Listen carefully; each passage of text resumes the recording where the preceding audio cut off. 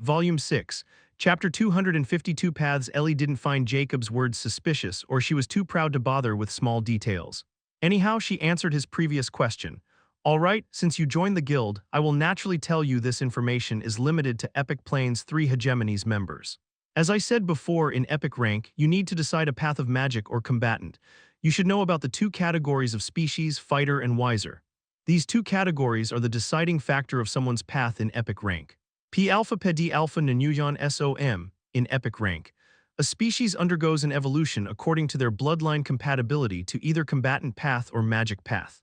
The fighter species are 99% end up evolving in the path of combatant, while the wiser species 99% end up in the path of magic. These 2 paths are essentially different from each other and have their own pros and cons. The combatant path is the path of battle in which a species evolved in the way toward fighting, like stronger physiques, melee innate abilities, combat magic, battle sense, and such. We called them combatants and the bank's mercenaries, and the alliance is mostly filled with them. However, the path of wiser species is the pure path of magic.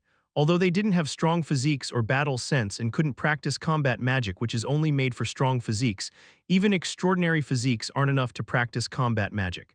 But the magic destructive power, superior analyzing abilities, natural talent in alchemy, larger mana reserves, and such are far more than enough to put a wiser above those combatants. They are known as sorcerers, and I'm also a sorceress, Ellie proudly stated. Jacob was in deep thought after getting this new information on the 2 categories. He always thought there was a huge difference between the 2, and now it was quite clear. So the epic rank, in a sense, is a divided factor between 2 categories, and the difference between them becomes clear as day, unlike the extraordinary rank. Both sides had their own pros and cons, like a combatant will be able to kill a sorcerer as long as it closed the distance. The same goes for sorcerer if it spotted the combatant before it could reach it. Furthermore, this combat magic seemed quite unique, and in a sense, my strength is purely in the physical department with no trace of magic whatsoever. However, I appeared as a blanker back then, and even Immortality dropped some subtle hints at something then. I'm missing an important piece of the puzzle, and it might be the key to awake magic. Jacob couldn't help but think in this direction, as magic power was always a sore thumb in his heart, but he couldn't find the answer and always reached a dead end. Vice President, is there more information on combatants and sorcerers in the market? Jacob asked. He didn't want to show his lack of magic knowledge in front of Ellie since she seemed well-versed in magic. Because he was an anomaly because he had an epic rank physique but not a corresponding magic core, he was pretty sure he would appear as a valuable test subject in many people's eyes if this fact were made public. Besides, he wasn't sure if Ellie would even spare the time to give him more information than she had already promised. He had already sensed the change in her attitude after he accepted her invitation. So he didn't want to fall off with her, not before he consolidated his position in the Alchemy Guild, or he might repeat the same incident with Gunnar. Furthermore, the Alchemy Guild president didn't approach him personally, so that guy was still a mystery and his attitude toward him. So he was quite careful now. Just as he thought, Ellie seemed slightly impatient as she replied, "There is naturally all kinds of information in our private server, but it is bounded by the rank of a plane. So you need to enter Epic Plains to see the information about Epic Plains. It is that simple. Now that you are already a reserve member, I want you to become an official member in 3 years. Because in these 3 years, including you, there will be 11 more alchemists joining you in the voyage toward Epic Plains. Someone will approach you in the Alchemy Guild in the Dark City when the time arrives. The Rare Plains situation is getting worse as those dark beings are totally going for the annihilation of the Freedom Plains before the reinforcement from our side reaches the Rare Plains. But you don't have to worry. As long as you stay in the Dark City, you'll be safe. I want you to focus on getting rid of the reserve member status in these 3 years. I'll give you 10,000 ZC. It should be more than enough for your studies and meet the requirement to become an official member. Don't disappoint me or slack off or you'll regret it. My eyes are always on you." With this mysterious statement, Ellie ended the projection call, leaving Jacob frowning. Why is her end goal? Whatever it is, it can't be achieved unless I reach the Epic Plains, it seems. Jacob thought as he felt Ellie was hiding her motives related to him. Although she didn't have malicious intent, he could tell she was more like a control freak who wanted everything under her thumb and enjoyed suppressing people. What a strange day. Jacob sighed as he felt too much had happened in one day, and it all started after he passed the senior Grandmaster test. If he knew so much trouble would follow, he might not even take the test. But he knew he needed the Alchemy Guild's Magic Smith workshop, so this would have happened sooner or later. Since things were over, he now had some more information about the Epic Plains power structure. That place seemed completely under the control of three hegemonies, and their means were quite imposing. Afterward, he opened the messages he received after joining the Alchemy Guild. Like the Alliance, the first message was about the rules and regulations of the Alchemy Guild and their ranking system. There were 9 stars ranks for reserve alchemists. He was again given 2 types of identity badges, one for reserve alchemist, which was his real identity. The second one is for the rare planes, and they were plenty of them. Even Magic Smith's badge was among them, and all of them could be shown up to senior grandmaster ranks, so he was quite content with it. In the third message, he received 100 Zodiac credits after entering the Alchemy Guild. As for the fourth message, the moment he opened them, he received 2 promotions, and they were quite familiar. You have successfully joined the private star server Rare Alchemists. You have successfully joined the private star server Freedom Plains Alchemists. Jacob scoffed and opened the last message, knowing what it could be. He saw a star network link and opened it without hesitation. An application started to get installed in his Star Watch, and soon, he saw the emblem of the Alchemist Guild appearing in his Star Watch. His lips curled up as he opened the Alchemist Guild's application. Chapter 251 Alchemy Guild Member Benefits. Welcome to Alchemy Mission Application.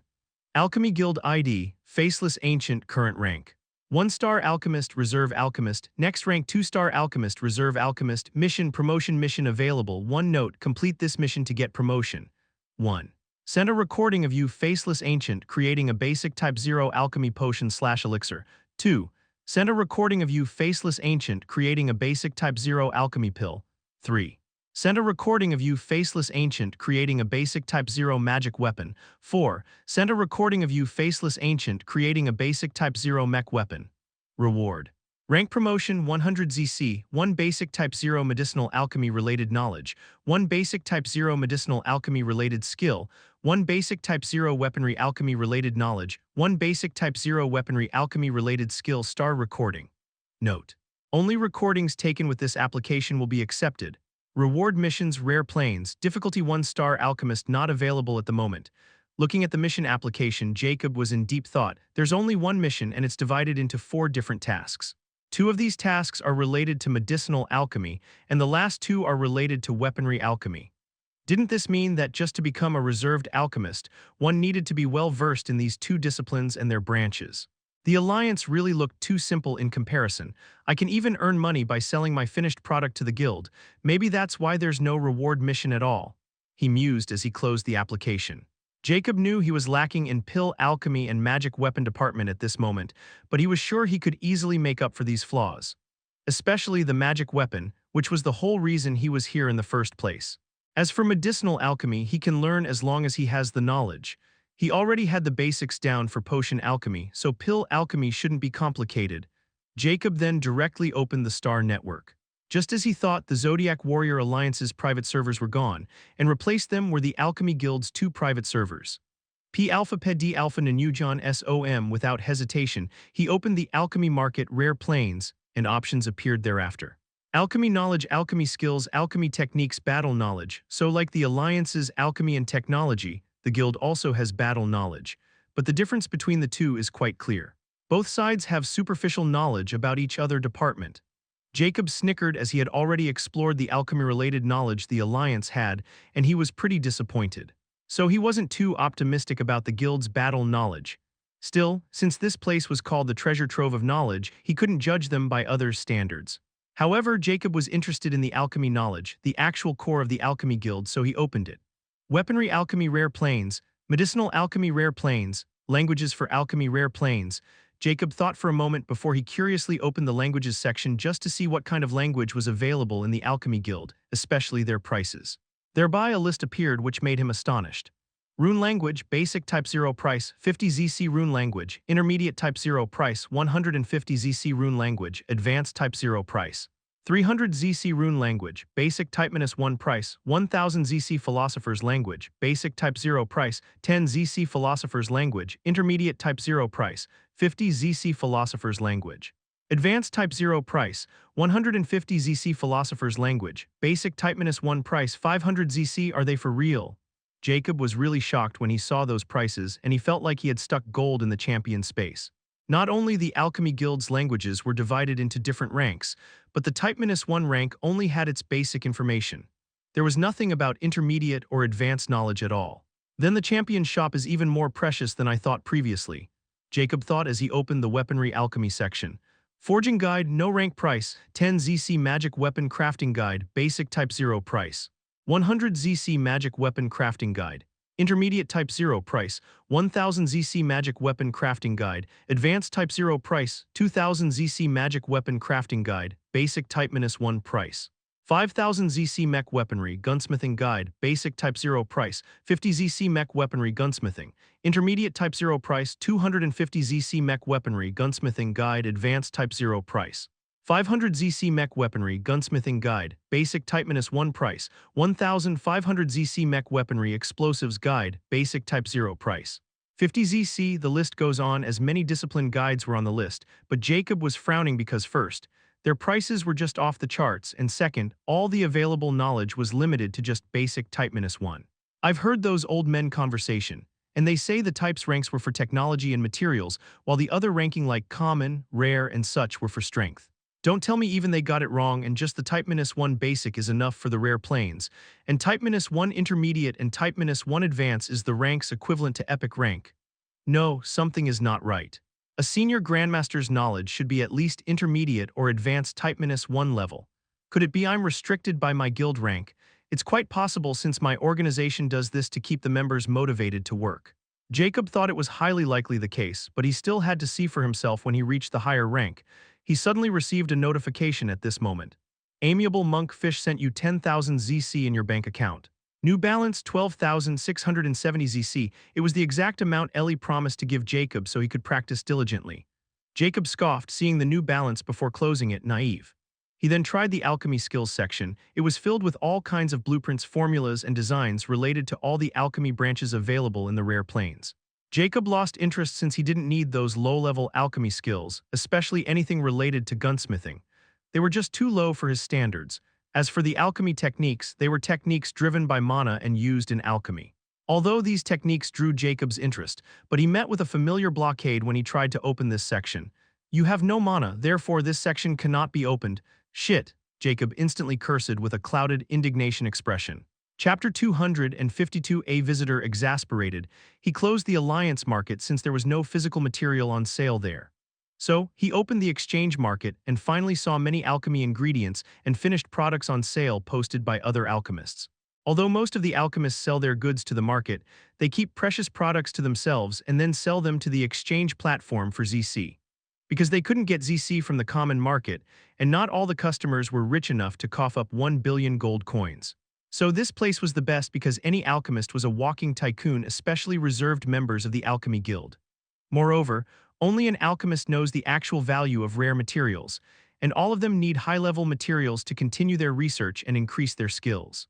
So whenever a precious material appeared, many tried to buy it, and that's why the guild had installed a particular function called item auction. It was pretty simple to use. The interested buyers could place their bids within the time limit of the auction item on the post, and when the time ends, the highest bidder would be eligible to buy that item. Whether it's the seller or buyer, after a successful auction they can't back down or they will be punished according to the Alchemy Guild's rules. That's why no one dared to mess around because the star IDs were like their identities, and without one, you would never be given access to any high-end place. Jacob was quite pleased with this function since he didn't need to negotiate with the seller and could buy the item directly as long as he won the bid. Furthermore, there was an anonymous function for both buyer and seller. This Alchemy Guild is quite considerate. Even I started to think the Alliance is really a place for brutes. Jacob snickered as he suddenly thought of materials required for the blood insect enslavement ritual array. One by one, he tried searching the materials to see if anyone was selling them. However, he didn't know what these materials looked like yet since he was still far away from completing the encyclopedia. But it didn't mean someone else won't know, either. However, he could only sigh ruefully when he didn't find anything, and after thinking about it, he wrote a post with the 5 materials names under anonymity and posted it in the exchange market. He will later check if someone responded to it, and then close the star network since he wasn't interested in anything else for the time being, especially in rare planes. This time there was no more disturbance, and he was again absorbed in reading. 3 days passed since Jacob was just sitting at his table without moving an inch. He didn't feel hunger or fatigue, just a little bit of mental exhaustion. But it was far better than paying attention to his surrounding and reading at once. Furthermore, he was already half done with Universal Magical Materials Type -1, and he had already spotted the rainbow star dust and its picture. However, his focus was broken when he heard footsteps approaching and his eyes narrowed. Thereupon, knock knock, light knocks rang on the apartment door. Jacob could hear the heartbeat of this person. It was pretty fast, and he was somewhat familiar with its unique rhythm. He closed the virtual book and headed toward the door before opening it. Rita appeared in a pink dress, flaunting her elvish charm, looking absolutely stunning. Her lips curled slightly when she saw Jacob's masked face and said, "Senior Grandmaster, how have you been?" Jacob didn't want to indulge this woman as he was pretty busy in his own study, so he annoyingly asked, "I'm fine." "What do you want?" A hint of resentment flashed past Rita's beautiful eyes when she heard Jacob's dismissive tone. She pursed her lips and said, "Can't I be here to visit a fellow gunsmith?" P Alpha Pedi Alpha Nanuyon SOM, you didn't inform me. "So you're disturbing me," Jacob said matter-of-factly. Rita was even more annoyed. "How can I inform you when you blocked my ID?" she spat resentfully. Realization dawned upon Jacob, so she tried to find my ID but she couldn't because of my privilege, and she assumed that I had blocked her. He knew Rita had already given him her star ID, so the fault really lay on him this time, so he didn't argue with her anymore. "I might have pressed the wrong button then," he shamelessly stated, as he had no plan of telling anyone about the privilege system of the Star Network. "Like hell, I believed you," Rita thought as she glared at Jacob but didn't reveal her thought. Her lips twitched slightly as she said, "It can't be helped then. As for a reason for my visit, the first thing is I want to inform you that the Magic Smith workshop has been arranged, and you might be able to use it as much as you like." A hint of pride appeared in her beautiful eyes. "Oh, I almost forgot about that matter. But do I really need to ask for a favor anymore with my current identity?" Jacob thought as this really wholly left his mind, since his identity was now vastly different from 3 days ago. He can easily gain access to any facility in this building as long as he shows the corresponding rank's Grandmaster level badge. Still, it might be too cumbersome since these guys would definitely make a fuss if he told them his identity as a permanent member. So he wanted to hide it as long as possible and even leave without telling anyone. "All right, since this is the case, then I'll contact you in a week." Jacob nodded and was about to turn around, wait, when Rita quickly stopped him. "Is there anything else?" Jacob looked back and frowned. Rita was speechless and had the urge to kick this dismissive guy in the guts. She pursed her lips and said, "Don't you want to know why you could be given a free pass to the facility?" "Why?" asked Jacob. Rita curled her lips. "It seems Senior Braylon had taken a keen interest in you. He is coming here tomorrow from the dark inner circle of the Dark City to meet you." Chapter 253, Don't You Feel Remorse? It seems Senior Braylon has taken a keen interest in you. He is coming here tomorrow from the dark inner circle of the Dark City to meet you. Jacob's eyes narrowed. "You mean the only Senior Grandmaster Magic Smith in Dark City?" Rita nodded with a prideful expression as if she was talking about herself. "Not in the Dark City but in the entire Rare Plains. If I'm not wrong, he might invite you to join as a permanent member of our guild." Rita revealed with a mysterious smile as she thought Jacob would be shocked hearing the term permanent member, but he remained as stoic as ever, which made her lost for words. "I should have guessed," Jacob thought, but his interest in Braylon only amounted to this much. If it was before he got Ellie's invitation, he might give the guy some face, but now in Jacob's eyes, Braylon was like any other person in the Rare Plains, someone he could crush at will. But he can't be too obvious, so he ended up asking about a permanent member as well, and Rita was instantly enthusiastic. She even infiltrated his apartment without his consent and started to tell him about a permanent member. But like any other person on the Rare Plains, she didn't know what was a permanent member's statue actually meant. She just knows that a permanent member was a genuine upper echelon of the 3 hegemonies, like Braylon, who was an overseer of the Dark Inner Circle's alchemy branch's business. In her eyes, Jacob really deserved this place since he was the youngest of them all. "I ever heard Senior Braylon's disciple in Freedom Plains is also coming to the Dark City tomorrow, and he will be here as well." The moment she spoke about this disciple, a hint of coldness flashed past her eyes as she continued, "That guy's character is like a real piece of trash. Although he's very talented, he's too ruthless and arrogant." She was like a gossiper as she talked about Braylon and his disciple. However, Jacob had no interest, and he suddenly thought of something and asked, "Do you know about Freedom Lords?" He was hearing this term from big characters, so he decided to ask Rita since she seemed to know a lot. Rita glanced at him as if she was looking at an alien. "You didn't know about Freedom Lords despite living in Rare Plains?" "No," Jacob answered dismissively. Rita's lips curled up. "You're really like a hermit old man despite your age. Let me enlighten you then.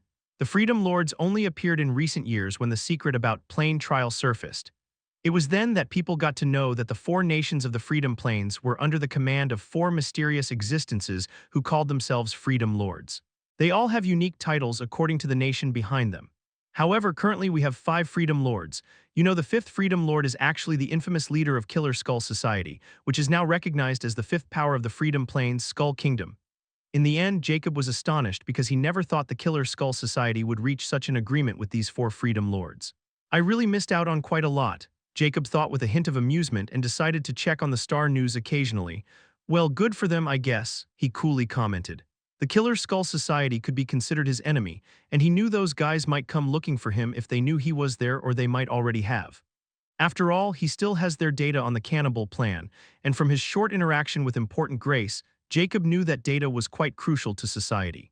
So they might never give up on him until he hands over the data. But he was pretty sure they had to move even more carefully if they wanted to attempt to capture him in Dark City, and with his current strength, he was not overly worried about them as well. Heh, you got that right. Rita giggled as she took his words for an entirely different meaning. They really chose the worst time to strike such a deal with the Freedom Plains. Everyone knew that they had taken advantage of the dark beings' looming threat on the Freedom Plains to negotiate the terms of becoming the 5th power of the Freedom Plains. However, the plane trial was cleared by some mysterious person before anyone could react, leaving both Dark Being and the Freedom Plains in shock. The barrier which prevents the two sides from approaching each other is also lifted because of it. The Dark Being's ruler, the Lich King, was furious as he mounted a full-scale invasion on the Freedom Plains and almost killed 3 Freedom Lords. If the newly appointed Grace Freedom Lord hadn't used a mysterious trump card and forced the Lich King to retreat, I'm afraid the Freedom Plains won't even survive to this day. Jacob was quite alarmed when he heard this. I was lucky I didn't encounter this Lich King at that time. Even 3 of the 5 most powerful beings were almost killed by him. It's quite evident that he was really pissed by the trial reward snatched right under his nose.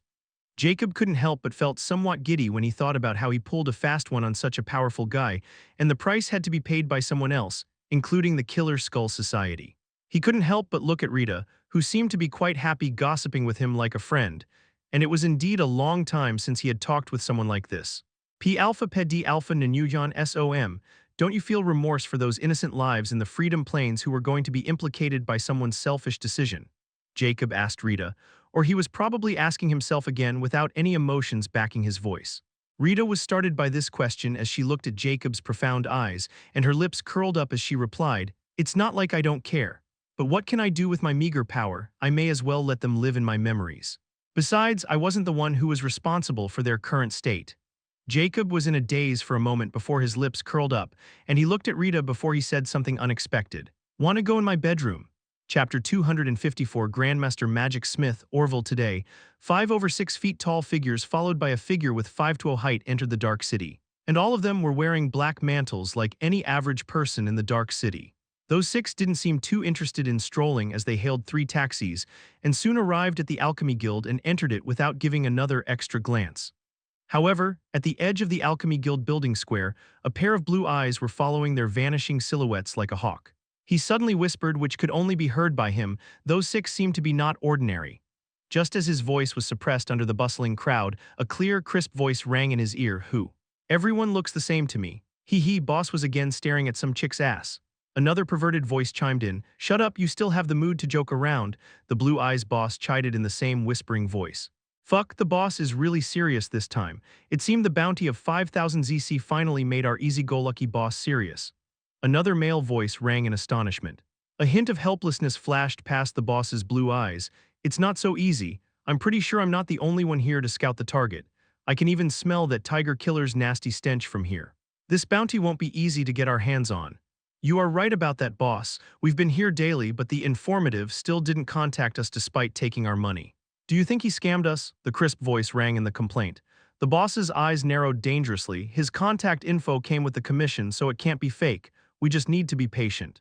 "Do you think the commission reward of the Rare Plains history is so easy to claim? How about I try to infiltrate the higher floors and search for the target?" a deep husky voice suggested at this moment. The boss rejected it without hesitation. "No, we can't reveal ourselves. According to the mission, the moment we were discovered, we will be abandoned by the bank. The Alchemy Guild is not to be trifled with. Almost all of our technology came from them, so their home-based security will be top-notch. Don't you remember what happened to the infamous thief of the Rare Plains when he tried to rob the treasury of the Alchemy Guild? He wasn't even past first-floor security before he was caught snooping. Then what should we do?" a woman asked in worry. "We'll wait. the boss said matter-of-factly as a cold glint flashed past his eyes as he continued to observe like a venomous snake waiting for his prey. P Alpha Pedi Alpha Nanuyan SOM, while many mercenaries were secretly camping in the Alchemy Guild's main entrance. The 6 newcomers quickly passed the security clearance and reached the highest floor, where they were blocked by Senior Grandmaster Bart and Senior Grandmaster Otto. Both old men had this strange stiff smile on their faces as they bowed slightly in front of the 5 to 0 feet tall person in front of the group. They greeted in unison, Grandmaster Magic Smith, Orville, welcome back. Although this seemed strange that 2 senior Grandmasters were bowing their heads in greeting in front of Grandmaster rank. But anyone who knows the identity of this Grandmaster would have no choice but to bow their head. Because Orville was not only a permanent member of the Alchemy Guild, but also one of Braylon's personal disciples, and a very talented one at that. Orville's journey in the Alchemy Guild could be said to be legendary because before he was found by Braylon in the Freedom Plains, he was just a servant of a small family in Light Nation. But he was extremely ambitious, and when he got his hands on some unknown inheritance, it was the turning point of this journey. He ran away from the family he served and then joined the Alchemy Guild after passing the test. The Light Nation also noticed his talent in alchemy, and like any other talent, they roped him in when he was still in his budding phase. Orville also completely submitted to the Light Nation and appeared absolutely loyal. They invested vast amounts of resources in his growth and even made him famous all over the Freedom Plains. Orville became the most popular magic smith in the entire Freedom Plains and was revered by many. It was also the start of Light Nation's nightmare because after Orville showed his talent, he caught the eye of Braylon, and he naturally invited Orville as a permanent member. If it were any other alchemist, they would have thought twice before they broke the contract with the Light Nation. It was a straight-up betrayal, but Orville did it in a heartbeat without even caring about he was in the middle of their core area. When the upper echelon of the Light Nation found out about his betrayal, they were naturally furious. Rumor has it that they wanted to enslave Orville in secret. But to this day, Orville is still living in the Light Nation like a king, and the Light Nation never does anything to him, which is the strangest part, and it is shrouded in mystery about how Orville did it. As for Orville's popularity, it skyrocketed even more, and there are many biographies on Orville's life, but no one knows how much truth was in them. However, one thing which was common in those stories was Orville's cruelty. He was portrayed as an inhuman monster who experimented on all kinds of living things, including innocent people of different races. Some even claimed he tortured his victims and enjoyed the whole process. There were thousands of deaths under his belt, but there was still no proof to this day that it was true or not, and Orville had never come out to explain himself as he seemed to care less about what was going on around him, and he was always in his lab doing who knows what. However, the people closer to Orville knew all those rumors weren't even half the things this guy had done to reach this point. Chapter 255, A Spy of Society. Orville removed the hood from his face, revealing his ash-gray goblin face. A golden monocle was resting in front of his left beastly eye. Although he looked like a scholar, there was a strange, vile vibe around him that made anyone think twice before approaching him. Especially his sharp eyes, which seemed to be cut right through any fabric and see every part of their body. Orville's lips curled up, revealing his beastly white teeth as he looked at Bart and Otto's stiff, smiling faces. He said in his hoarse voice, "Seniors, you're giving me too much face, please accept my bow. There's no need, you're too polite." Bart horridly waved his hands as his smile stiffened even more. "Yes. You young fellow, visit after a very long time, so we are very happy to see you." Otto also quickly denied it, as he was much more natural at showing his fake expression than Bart. Still, a hint of apprehension was deeply hidden in his eyes. Orville's smile widened even more as he nodded. "You both truly treated me quite well. It seemed the others were still busy with their own matter that they even come to greet me." Orville sighed ruefully. However, a chill ran down Bart's spine as he suddenly sensed a chilling aura leaked from Orville for a moment, and Otto was the same. Just many people did he kill to develop such a baleful aura, Otto thought gravely.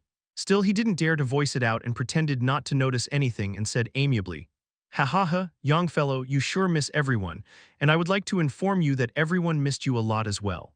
It's not like they were reluctant to meet you, but they are gone to the inner circle city gate to receive your master."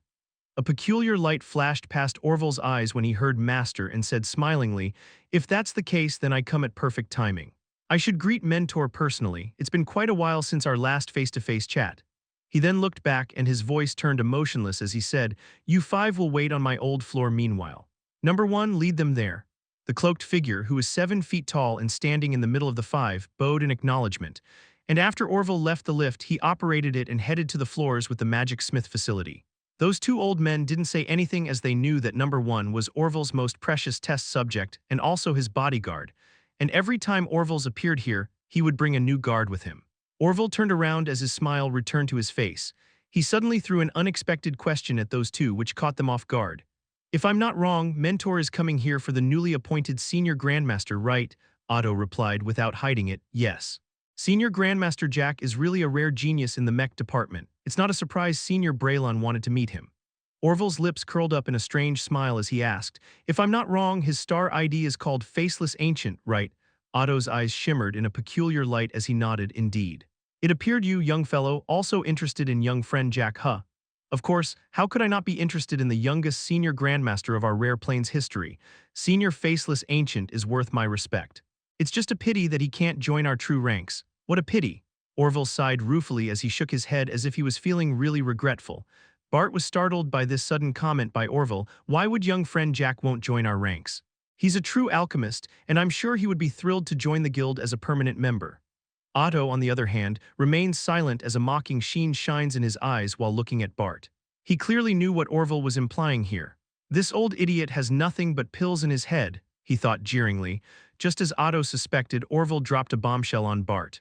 "That's the actual case, Senior Bart." He sighed ruefully. "If I'm not wrong, Senior Faceless Ancient is already a permanent member of Zodiac Warrior Alliance. Unless there's no second ID with the same name, he can't join our side as a permanent member at all. What a waste of talent." Bart was flabbergasted when he heard this unexpected piece of news and blurted, "How can that be? Have you mistaken him for someone else?" Bart has a very good impression of Jacob, and he pays attention to him, and he is quite pleased with Jacob's hermit demeanor as he didn't leave his lab to socialize with other grandmasters at all. In a sense, Bart sees his younger self in Jacob, who is full of potential and has nothing but alchemy in his heart. The person who recommended Jacob to Braylon was also Bart as well. However, now he heard that Jacob was already a member of the Alliance, he felt that fate was playing tricks on him. With a regretful expression, Orville revealed, "I hope this was the case. Because a few years ago, another person with the same name as Faceless Ancient became the center of attention in the Star News. Someone leaked the information that he joined the Alliance as a permanent member because he was a blanker. However, strangely, he got kidnapped by the Killer Skull Society after a concise period of time after he joined the Alliance. Thereafter, he never made a public appearance again, nor did the Nightmare Knight Legion comment on it. But this incident caused quite a strife among Knight Commander Nixon and the Killer Skull Society. However, now another Faceless Ancient has appeared in our branch. I couldn't help but wonder if they were the same person," he said with a sly sheen in his eyes. Otto, who was pretending to be shocked, finally blurted, and the words he spoke were out of Bart's and even Orville's expectations. "Could it be he's a spy sent by the Killer Skull Society to sow discord among Dark City? Don't forget Dark Extermination Order on Killer Skull Society members is still valid." Chapter 256 Tell him. Both Bart and Orville looked at Otto in unison when they heard his absurd reason. Orville, in particular, has this strange glint in his eyes as if he were mulling over something, while Bart was more direct and retorted with a frown, "Don't spout nonsense. Even if Jack has some connection with the Killer Skull Society, if he's really a permanent member of the Zodiac Warrior Alliance, then do you think the Dark City will dare to kill him?" The Dark Extermination Order of the Dark City was no secret to anyone. It was the highest-ranked kill order issued by the Dark City, a kind of wanted order the city would release against their enemies. Normally, this order is only issued against individuals, but a few years ago, the Dark City released this order against the entire Killer Skull Society. This leaves many curious about what society had done to make the Dark City so furious, but the reason remains a mystery to this day. Anyhow, this makes the life of the Skulls extremely difficult in Dark City, and they all have to hide their real identities and tread extremely carefully whenever they are inside the Dark City. Not only that, but many people who were interested in becoming Dark Noble were hunting skulls like mad dogs because it would give them dark merit points, which generally could only be earned by clearing dark missions. That's why those skulls didn't dare to reveal their identities because once discovered, anyone could kill them in Dark City. There was no punishment.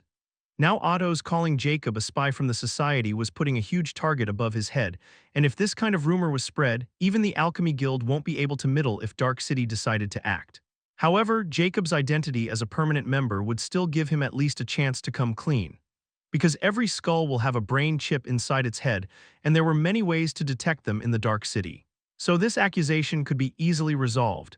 Still, it would be a stain on the person's reputation. Otto also knew this, and he was planning to use this method to cause some strife between Dark City and Jacob. At the very least, it would make him leave the Alchemy Guild building. But this plan was supposed to activate after Braylon's visit. However, now that Otto saw Orville's unusual interest in Jacob, he knew Orville was up to something here and he couldn't be good. So he just lit the fire and decided to see if the winds would come or not. Oh, my mistake. It was just a slip of the tongue. How could young fellow Jack have belonged to that society of misfits? It could be that he was able to escape from their grasp. We should ask him some time on a drink. Otto laughed in embarrassment as if he really blurted it out without thinking. Everyone knew the dwarf race was quite straightforward, so Bart nodded in understanding while Orville merely chuckled without saying anything. Afterward, Bart and Otto led Orville toward the meeting room, where the meeting would start after Braylon's arrival. As for Jacob, they no longer mentioned him again since they knew things would become apparent in this meeting. Jacob was already invited by Rita, so he should be here. At least that's what they thought. Jacob at this moment was still reading the book and had been since Rita ran away after his abrupt invitation. Still, she didn't forget to slap him though, which dodged by Jacob without much effort. This only made the blushing elf even more embarrassed and furious, and she could only run away while calling him scoundrel beast. However, Jacob has little impact since he was used to the term one-night stand and wasn't embarrassed at all after being rejected. It was just a fleeting emotion that was suddenly aroused after he heard Rita's answer. Now, he has completely forgotten about it as he was immense in his studies. At least Rita won't look to disturb him anymore, and he will look for her himself when he wants to enter the magic smith workshop. As for Braylon, he was even less important. However, when another knock on his door rang, Jacob knew he should create a sign of do not disturb and hang it outside his door. But he knew it wasn't needed because only a few people could approach his door because his apartment was inside a senior grandmaster rank level workshop, and not anyone could enter. Furthermore, if Jacob had bothered to look around the facility, he could have easily discovered a function of this facility that would completely block it for even the senior grandmasters. Frowning, Jacob stood up and moved toward the door as he knew it wasn't Rita because this heartbeat was quite different from hers. Just as he opened the door, he looked down and saw a gnome standing there with a pale expression. He was the same gnome who led him to the test facility when he was taking the senior grandmaster test. "What is it?" he coldly asked. The gnome named Sidery felt he was standing in front of a terrifying existence and quickly blurted, "Senior, I'm your floor assistant. Please forgive the intrusion, but I just received a message from the top floor that Senior Braylon has arrived, and now everyone is waiting for you." Jacob remained expressionless. "Why are they waiting for me?" Sidery was speechless by this response and didn't know how to answer, so he uttered while stuttering, I do. "Don't Kano, then go find out." Finished saying, he closed the door before Sidery could react. Having no choice, Sidery could only run away to get the answer with an ashen expression. This was his first time experiencing such a situation. Usually, a senior grandmaster would just go as long as they were summoned to the top floor without asking for any reason. However, Jacob not only didn't go, but he was asking for a reason. Thereupon, Sidery again came back with a pale expression and knocked on the door again. When Jacob appeared with the same dismissive look in his eyes, he quickly reported, "They say Senior Braylon wanted to meet you." Jacob then nodded his head before he closed the door, leaving one sentence behind when he almost made Sidery faint with trepidation. "Tell him to get his ass here if he wants to meet me." Chapter 257, Are You Qualified? On the top floor of the Alchemy Guild's building, the meeting hall was fully occupied with top figures of the Alchemy Guild in the Dark City. Everyone was looking at a handsome elf sitting on the chair of honor. He was wearing a scholarly gray robe, and he had this amiable scholarly aura around him that made everything feel closer to him. He was none other than the senior grandmaster magic smith, Braylon. However, the atmosphere of this meeting room was not joyous as a few moments ago, as everyone had different expressions on their faces. Most of them were shocked silly. As for why they were shocked, it was all because of Jacob's response to their summoning. Not only did he not appear despite being given an invitation, but upon summoning, he even asked why he was being summoned. This wasn't even as offensive as what he said after he was given the reason. According to the floor assistant, Jacob bluntly said if Braylon wanted to meet him, he could come to his workshop. This was a blunt provocation and slapped on Braylon's face, who was probably the most respected figure in the alchemist circle of the Rare Plains. Everyone gave him a face, but Jacob just didn't play by the rule at all. Bart, who was sitting 2 chairs behind Braylon, quickly said with a stiff smile which was quite ugly even for him, "Senior Braylon, please don't take offense by the lack of manners by Senior Jack. You see, he's a kind of eccentric and always behaves like this." Although Bart was angry as well, he still decided to defend him because Jacob didn't break any rule here and he was in the complete right. They were the ones who were disturbing him, and he was not like these old guys who were losing interest in alchemy after their progress stagnated for decades. They were all like Rita as they were happy with what they had already achieved, and their ambitions were now exhausted. That's why they no longer do long research. Only official alchemists like Braylon and Orville, who still have huge alchemy potential, were always busy with their research and seldom made appearances. Braylon also appeared only because he got spare time, or he would never have made an appearance if Jacob had gone there and requested an audience with him. Everyone in this room knows in their heart that Jacob had done nothing wrong, but they were all forgotten about the true essence of alchemy, which was to find the truth about everything. Why are you still defending him? This is a blunt disrespect toward all of us, not just Senior Braylon. Senior Grandmaster Spellcrafter Lawrence slapped his hand on the table angrily. Everyone nodded in agreement with Lawrence's words since Jacob was going too far by not showing them any face. Heh, don't be so angry, old Lawrence. He's still young and inexperienced and who didn't have a temper when they were young. Furthermore, don't forget Senior Jacob is arrogant by nature because of his potential. Otto sneered as he also took a stand for Jacob, but his last words were quite vicious since he was directly calling everyone talentless by bringing out Jacob's potential. He had indirectly created scorn in everyone's heart for Jacob. So, what if he's full of potential? This didn't mean he could be disrespectful toward his elders. Senior Grandmaster Apothecary Boone refuted with a cold glint in his eyes. Elder, he has the same rank as us. If you want to talk about the age factor, then I'm afraid you're just a toddler in front of Senior Bart, Rita retorted with narrowed eyes. But she had this strange pinkish hue when she spoke about Jacob, and a hint of resentment flashed past her beautiful eyes. Although he's a beast, he's still a beast of my gunsmith apartment. I'll deal with him personally, she thought as she silently glinted her teeth and her blush intensified. It was her first time seeing someone so direct as Jacob, who said it bluntly that he was after her body while he didn't even bother to show his face at all. The more Rita thought about it, the angrier she became. She even wanted to use the Silver Killer to teach Jacob a lesson, but when she thought about the formula of Friction Killer, her heart always wavered, and a complicated emotion gathered in her heart. At this moment, Braylon, who didn't speak a word since hearing Jacob's reply, finally spoke. That young man is really interesting. Everyone looked at him and was speechless when they saw Braylon smiling instead of fuming. Orville, who remained silent all this time without saying anything, finally spoke coldly. Mentor, he's just over his head by his small success. He was the only Grandmaster present in the meeting of the Senior Grandmaster, and only he dared to raise his opinion without fear of anyone.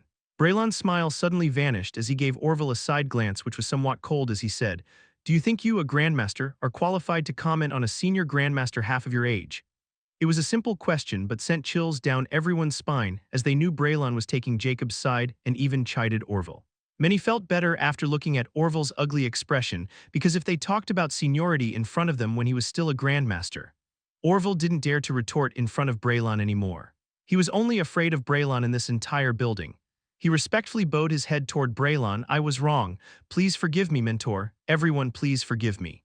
I shouldn't have spoken." However, when his head was lower, a ruthless glint flashed past his eyes and quickly vanished. Braylon's expression softened and he nodded his head. "Your temperament is still the same. As long as you let go of your ego, you'll be able to become a senior magic smith." Everyone nodded in agreement since the path of magic technology was entirely different from mech technology. "I'll remember it." Orville nodded before he returned to his seat and became silent as if he wasn't there anymore. Braylon stopped paying attention to Orville and looked at everyone as he smiled amiably and said while standing up, "Let's go meet Senior Jack." Chapter 258 Jacob's Act. Part 1. After giving his impolite reply, Jacob returned inside, but this time he didn't start reading right away and instead headed toward the bathroom to take a shower. As for the repercussions of his blunt disrespect toward Braylon, he was worried in the least bit. It could be said Jacob was looking forward to Braylon's reaction, because he wanted to see if Braylon was another hot-headed, power-hungry idiot or if he was someone with patience and looked at the bigger picture. Jacob knew he had done nothing wrong by rejecting the request for this abrupt meeting. After taking a long, relaxing shower, Jacob headed toward the kitchen for the first time in a while, as he was now used to eating raw meat because of his particular situation. But it didn't mean he enjoyed that. He was just flexible. P alpha P D alpha Nanujan SOM. Jacob nodded in satisfaction when he saw the entire kitchen was filled with all kinds of ingredients, herbs, and even spices. But before he could even light the stove, his eyes narrowed as his moments came to a halt. 19 people. He was really speechless when he heard so many footsteps approaching. Don't tell me those guys really wanted to cause trouble. His eyes turned cold as his mask appeared over his face before his silver head was covered under his hood. Without waiting for them to approach the apartment door, Jacob had already opened the door and walked outside, and all those footsteps came to an abrupt halt. Those senior grandmasters were startled when Jacob appeared when they were only a few meters away from knocking on his door. At the very front, in the lead, Braylon was also quite surprised before he started to look at Jacob's tall and muscular figure from top to bottom. While Rita's eyes flashed with anger the moment she spotted Jacob's masked face and bit her lips. "Aren't you busy, Senior Jack? Don't tell me you were playing plank on us and were just coming to the meeting room." Otto couldn't help but jollity comment. But this comment made many narrow their eyes, especially Orville, who was looking at Jacob in scrutiny. Jacob glanced at the dwarf, who looked quite silly, but he always had this strange feeling of foreboding whenever he saw him. Still, he wasn't interested in indulging the dwarf right now as he looked at the handsome scholarly elf who was smiling amiably at him. "Senior Grandmaster Braylon, I presumed," he uttered emotionlessly. Braylon nodded in acknowledgement with a friendly smile and replied, "In the flesh. And you, sir, must be Senior Grandmaster Jack. You're indeed extraordinary." Jacob narrowed his eyes ever so slightly as he didn't feel any kind of malice from Braylon at all, and he was speaking earnestly. This slightly evaluates Braylon's image in Jacob's eyes. "I'm nothing worth mentioning," Jacob coolly stated. "I know you come from a long way to meet me, but I only heard about it from someone else and it doesn't seem to be a request either. So tell me, do you think what I just did was wrong?" Everyone was shocked by Jacob's blunt, disrespectful question, which was quite piercing to the ears. But before Braylon could reply, Lawrence beat him to it and berated, "Presumptuous is the way you treat Ek." However, before Lawrence could finish, his words came to an abrupt halt because his throat was grabbed by a menacing claw and his words were jammed within his throat. But what gobsmacked everyone was who claw it was. It was none other than Jacob, who had somehow appeared from right in front of Lawrence in a blink of an eye and from over 5 meters away. Furthermore, the most shocking fact was Lawrence, who was an extraordinary Tier -5 kobold, got manhandled by Jacob without even being able to put up any resistance at all. Jacob's cold voice rang at this moment, awakening everyone from their stupor. According to Alchemy Guild's rule number 31, if someone entered a personal workshop of alchemy without his permission, this action can be taken as an offense toward the owner of that workshop. Thereby, the owner can take drastic measures such as he can kill a non-guild member, and in the case of a guild member, breaking one limb as a first and last warning. Then he should be thrown out of the owner's workshop and forbidden entry for the rest of his life. Am I right, White Sage? The entire workshop was deadly silent, and only Lawrence's whimpers and choking sounds could be heard. A mechanical voice suddenly buzzed from Jacob's wrist at this moment. "Alchemist, faceless ancient state, no false." Everyone's expression changed because they all were familiar with this AI voice. It was the Alchemy Guild's AI, the White Sage, who could monitor their every move while they were on the Alchemy Guild's property. But they almost forget about it since they only interacted with White Sage when they were exchanging resources and received its notification from the Alchemy Guild. However, no one had ever used White Sage like Jacob just did, and their expressions started to pale when they heard Jacob's following words. "Then I want to confirm another thing. According to Alchemy Guild's rule number 513, if an alchemist is using the Alchemy Guild's property for their own personal use, like holding an event which involves more than 10 Grandmaster rank alchemists without informing the guild, what is their punishment?" Jacobs coolly asked without any ripple in his voice while he was still choking Lawrence.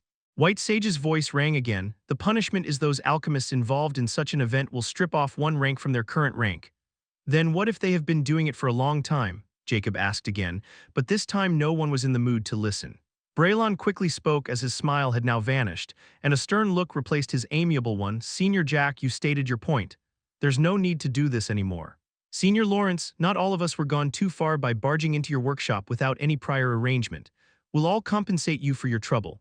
Everyone nodded in agreement as they were now entirely spooked by Jacob's current attitude, especially his ruthless personality was now apparent. "Senior Jack, it won't happen again, just give us all some face." Bart was sweating buckets now as he looked at the young man who was holding a kobold like a baby. "Stop it now. No one will disturb you anymore." Rita also chimed in with a complicated look in her eyes as she never thought Jacob was so strong, not to mention ruthless. The White Sage's static voice sounded again, which sent shivers to almost everyone in this room. "If they do it more than 3 times, they will expel from the Alchemy Guild." Chapter 259 Jacob's Act, Part 2. If they do it more than 3 times, they will expel from the Alchemy Guild. Jacob ignored the ghastly expression on everyone's faces and looked at Braylon, who was looking at him with narrow eyes. His lips curled up before he said, "If I'm not wrong, White Sage informed about these infractions to the guild leader of the Dark City. But for some reason, the guild leader never took any action, so these guys always go as they pleased. So let me ask you, Senior Braylon, are you the guild leader of Dark City's Alchemy Guild?" Jacob had spent some time looking through all rules and regulations of the Alchemy Guild after he became a permanent member. He found many interesting things there, but he never expected he would be using them so soon and like this. He now got thoroughly annoyed by this group of nuisances, especially those old members who were acting like a bunch of bootlickers, as if they could ride on Braylon's coattail while the other guy clearly didn't give a damn about them. Especially when he felt extremely malicious intent from the goblin standing right beside Braylon. It was like he was meeting Decker once again, and this brought back some very bad memories. So Jacob just decided to teach them a very painful lesson as well as harvest some benefits. If these guys didn't show up, he won't have done it, but now that they were here, he would not let this chance pass by. Braylon narrowed his eyes as he replied, "I am indeed the acting guild leader of Dark City. Why don't you let Senior Lawrence go before he dies? This didn't need to get any uglier." Braylon was no longer polite and amiable as before. But now he was quite apprehensive of Jacob and vigilant. Because from start to finish, Jacob has never shown any discomfort or a sliver of fear, as if he was utterly in control, which was not a very comfortable feeling and a first for Braylon. The truth was he came here with another motive besides meeting him. Or he won't even be bothered by the appearance of another senior Grandmaster Alchemist if it was any other person than Jacob. But things suddenly started to go south the moment he met Jacob, which was simply too abrupt, no matter how much Braylon thought about it. Not only he but the other alchemists were now completely silent because they were afraid that they would replace Lawrence if they annoyed Jacob, so they let Braylon talk. This all damn thing started because Lawrence interfered in their conversation, so they no longer dared to utter anything, as Jacob was even more dangerous than Braylon since he didn't care about their faces. Even Bart and Rita, who have some goodwill toward Jacob, were now complete silence because from start to finish, Jacob didn't even look at them, which was a clear enough indicator that Jacob didn't care about them at all. Bart was still fine, but Rita felt knives stabbing in her heart as she saw just how indifferent Jacob was toward her, as he didn't even bother to reply or react. Jacob really didn't care about any of them, as he never even considered them his equal from start to finish. They were just like passers-by in his eyes, who would be left behind once he left the rare plains, so what was the point of creating connections? Jacob replied to Braylon as his voice turned appalling, "Even if I kill him, I won't suffer any punishment at all. Do you agree with me, guild leader?" Lawrence started to struggle even more intensely after he heard what Jacob had just said. Braylon was now really alarmed, as he could tell Jacob wasn't joking at all. After a very long time, a feeling of fear started to surface in his heart. But he quickly hid his fear and said in a cold tone this time, "Look, we all make mistakes by coming here, and I'll personally take full responsibility for this and compensate you. I know you are a permanent member of the Zodiac Warrior Alliance, and no matter what kind of mistake, it's not a place of the Alliance to interfere with the guild's affairs. I can easily revoke your temporary guild membership, which won't benefit you at all. Just let him go and we can have a nice chat." Everyone was shocked at this revelation, even Otto and Orville, who were quite sure that Braylon was here to recruit Jacob. But it turned out Braylon was hiding the fact that he also knew about Jacob's background and feigned ignorance all this time. This made them even more curious about his true purpose for coming here, and he pretended not to know about him. Jacob's lips curled up behind his mask as he looked at Braylon, who was now coldly looking at him, completely different from his amiable self a few minutes ago. Crack. At this moment, an eerie sound of bones getting crushed rang in the entire workshop, and a chill ran down everyone's spine because they knew where that voice came from. They all looked at Lawrence, was now stopped struggling, and Jacob's hand was now completely clenched around his neck before he released him. Thud, when Lawrence's lumpy body fell on the ground, everyone's heart skipped a beat. "Why, you killed him," Braylon spoke hoarsely while feeling he was dreaming. A senior Grandmaster rank figure was killed right under his eyes, and he was watching like a fool. However, before anyone could react, Jacob vanished from his spot again, and this time he appeared only a few inches away from Braylon. Braylon's heart almost jumped out of his chest as he wanted to retreat by using his magic, but he was simply too slow, and before he knew it, Jacob's hand was placed over his shoulder, and he froze as he could feel the aura of death enveloping him. Jacob's icy voice rang as he looked Braylon straight into his horrid eyes and said coolly, "As an acting guild leader of Dark City, not only do you collude in breaking the rules with other members, you take a direct part in infiltrating my personal workshop without any prior notice by using your rank. Even if I kill you hundreds of times, not even God can find fault with me. Yet not only did you dare to threaten me by using your measly authority, you even have the gall to lie to my face. Who the fuck do you think you are?" Jacob's voice was now like a death knell to everyone's ears, especially Braylon, who seemed to have lost his soul. Chapter 260 now chose. Braylon's breath was caught between his throat and mouth as he looked at Jacob's icy amber eyes while Jacob's hand was placed over his shoulder. Despite wanting to retaliate, he can't. Although Jacob wasn't holding him like Lawrence, But with how easily Jacob had appeared right in front of him and placed his hand over his shoulder and suppressed Braylon, an extraordinary Tiermanus 6 elf, it was quite apparent that he was the strongest in this room. No one expected things to escalate to such a point. They only gathered today because of Braylon and came here because of him as well. However, now they were regretting it so much that they wanted to curse Braylon for provoking that Death Star.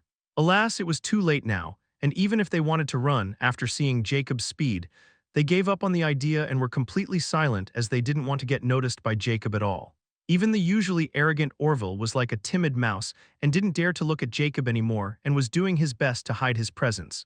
He finally understood why he was able to join the Alliance and why it was the most powerful organization of 3 hegemonies.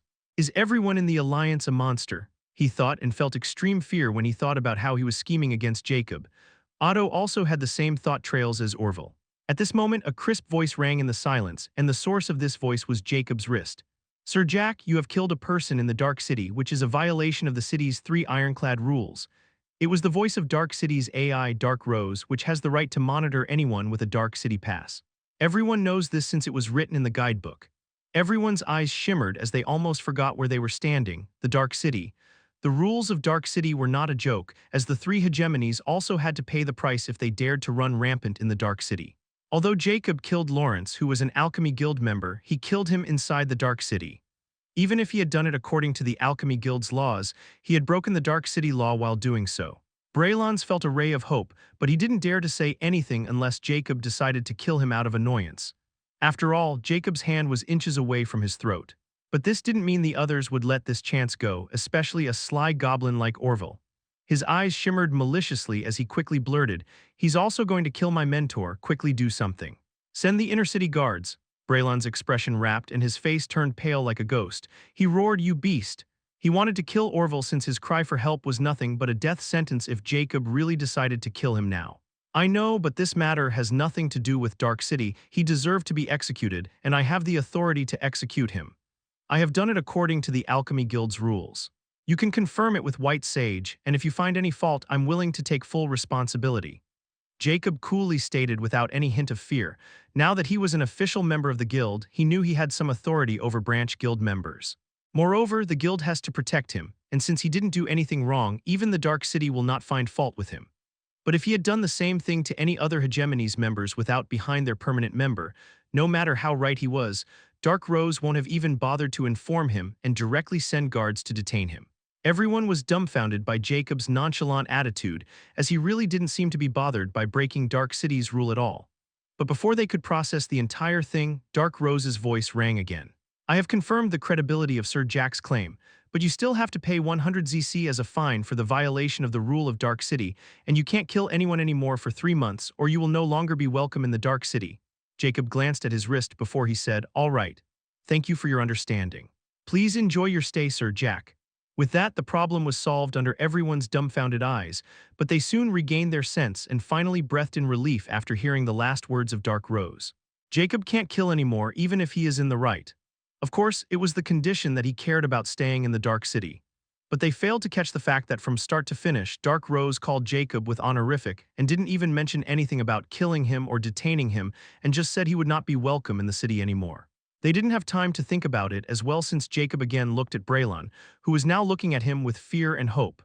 If he managed to escape with his life today, he would never come back and hide in the inner city as long as this lunatic was here. With his current state of mind, he also didn't notice the fact that White Sage really stood up for Jacob. "Hess, do you think I can't drag you out of the Dark City? Or do you really think you could save in the inner circle protection after 3 months? As for leaving the Dark City, you guys are a bunch of spineless dogs who were hiding in this place for years without going out, and this might not change anytime soon with all those dark beings wreaking havoc out there. Even if you cowards collect some courage, trust me, I'll be there, waiting for you outside where no one can stop me or find any proof that I did it. I can assure you of that in the least." Jacob's voice became colder and colder until his killing intent enveloped the entire room. Those alchemists started to tremble while sweating profusely while Braylon, who was experiencing that ghastly killing intent up close, was on the verge of kneeling. Jacob uttered with a cold smile on his face, "Now, Senior Braylon, you will hand over your authority as the guild leader as well as empty your account as well as your storage ring, and I will consider this matter over between us." He then turned his eyes toward the others and coolly said, As for you lot, I'll be satisfied with your empty accounts as ramification. Or I can always make your life worse than death. Now choose. Chapter 261 Alchemy Guild Leader of Dark City in the Dark Noble City Circle of the Dark City was a black castle in the very center of the Noble City Circle. It was the Dark Castle where the mysterious highest-ranking noble of the Rare Plains Dark City lived, the Dark Earl. Only a Dark Baron rank noble was eligible to meet with the Dark Earl. For others, the Dark Earl was only a ghost. However, if others knew this mysterious, enigmatic Dark Earl was laughing crazily while holding a silver pill with a red threads-like marking, and his appearance was not any better than coal mine worker, the Dark City would lose all face. Ahaha, I finally made this damn basic Type-2 berserker pill. I can finally be a dark alchemist and leave this forsaken place. Hallberg guffawed as he was on the verge of shedding tears from pure bliss. However, Dark Rose's electric voice rang, almost making him drop the berserker pill. Lord Hallberg, there is a level -3 alert. A sense of déjà vu hit Hallberg as he remembered the last time Dark Rose contacted him over a week ago, was also telling him about the level -1 alert and nearly blowing his lab in the process. Now there was a level -3 alert, and he became vigilant as he asked with a frown, what is it this time? Faceless Ancient had killed a senior Grandmaster rank alchemist a few moments ago, Dark Rose reported emotionlessly. Hallberg's eyes went wide as he exclaimed, what, are you joking, and no one stops him? He was really astonished since he had never expected to hear such news because it had been a long time since someone had killed someone in the Dark City, and the person in question was a senior Grandmaster nevertheless. I can't joke and no one was able to stop him. Dark Rose emotionlessly replied. Hallberg frowned, no one was able to stop him. Is that guy really that powerful? But why did he kill a senior Grandmaster, and how did you handle it? Hallberg knew Dark Rose had full authority to act and then report it to him. She wasn't like those AIs of the three hegemonies who couldn't act unless they were given order and bonded by authority restrictions. Dark Rose was even more special than the Alchemy Guild's proud creation, the White Sage. She was given full authority over the Dark City and could make independent decisions according to the situation. Even a Dark Earl like Hallberg could not interfere if his decision were harmful to the Dark City, and he would be punished if he overstepped his boundary. That's what truly makes the Dark City impartial.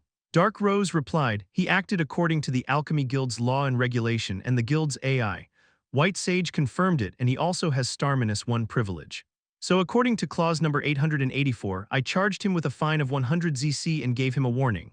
As for his prowess, I have no authority to break into his personal data or spy on him, or Star Network will erase me. Hallberg's expression went strange. White Sage confirmed it. Do you mean he's an official Alchemy Guild member? Wasn't he a member of the association? Over a week ago, Faceless Ancient Identity Badge had been changed from the Alliance to the Guild's Senior Grandmaster Gunsmith, Dark Rose emotionlessly replied. Hallberg's expression turned even more strange. A Senior Grandmaster Gunsmith, and he's as strong as an 8-star knight. Is he an official member of the Alliance or the Guild? Nevertheless, he would be a genius if he could reach these ranks in both hegemonies.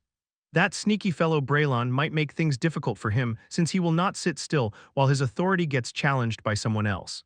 Well, it's good, I guess. It will be far better to make a move and have a good impression by getting him out of this trouble. Hallberg's eyes lit up as he felt it was a great plan to play the good guy to win over talent. However, Dark Rose's next words instantly burst his bubble, and the pill in his cracked by the sheer force he put in his finger because of the surprise. Lord Hallberg, the Rare Plains Dark City Alchemy Guild's leader authority has just been transferred from Senior Grandmaster Braylon to Sir Faceless Ancient. According to our contract with the Alchemy Guild, he can now enter the Dark Inner Circle City's Alchemy Guild. At this moment, a masked figure walked out from the exit of the Alchemy Guild's building. This person was none other than Jacob, who was in quite a good mood after getting unexpected benefits after robbing Braylon of his items, money, and authority. Jacob never believed that Braylon would resist unless he didn't cherish his life, which he did very much. Jacob knew such a person who cherished his life above anything when he saw one and would do anything to have a chance at living. He was such a person as well. However, unlike Braylon, he never goes out scheming and causes trouble unless he is absolutely sure of his victory. Anyhow, talk about benefits. The first one he got was naturally an extra 58,139 ZC balance, of which 20,594 ZC came from Braylon, and most surprisingly, 31,193 came from none other than Otto. At the same time, the rest belonged to those other senior grandmasters, including Rita. Otto's balance instantly drew Jacob's attention, and he gave the dwarf a meaningful look which made the other party shudder with bloodshot eyes.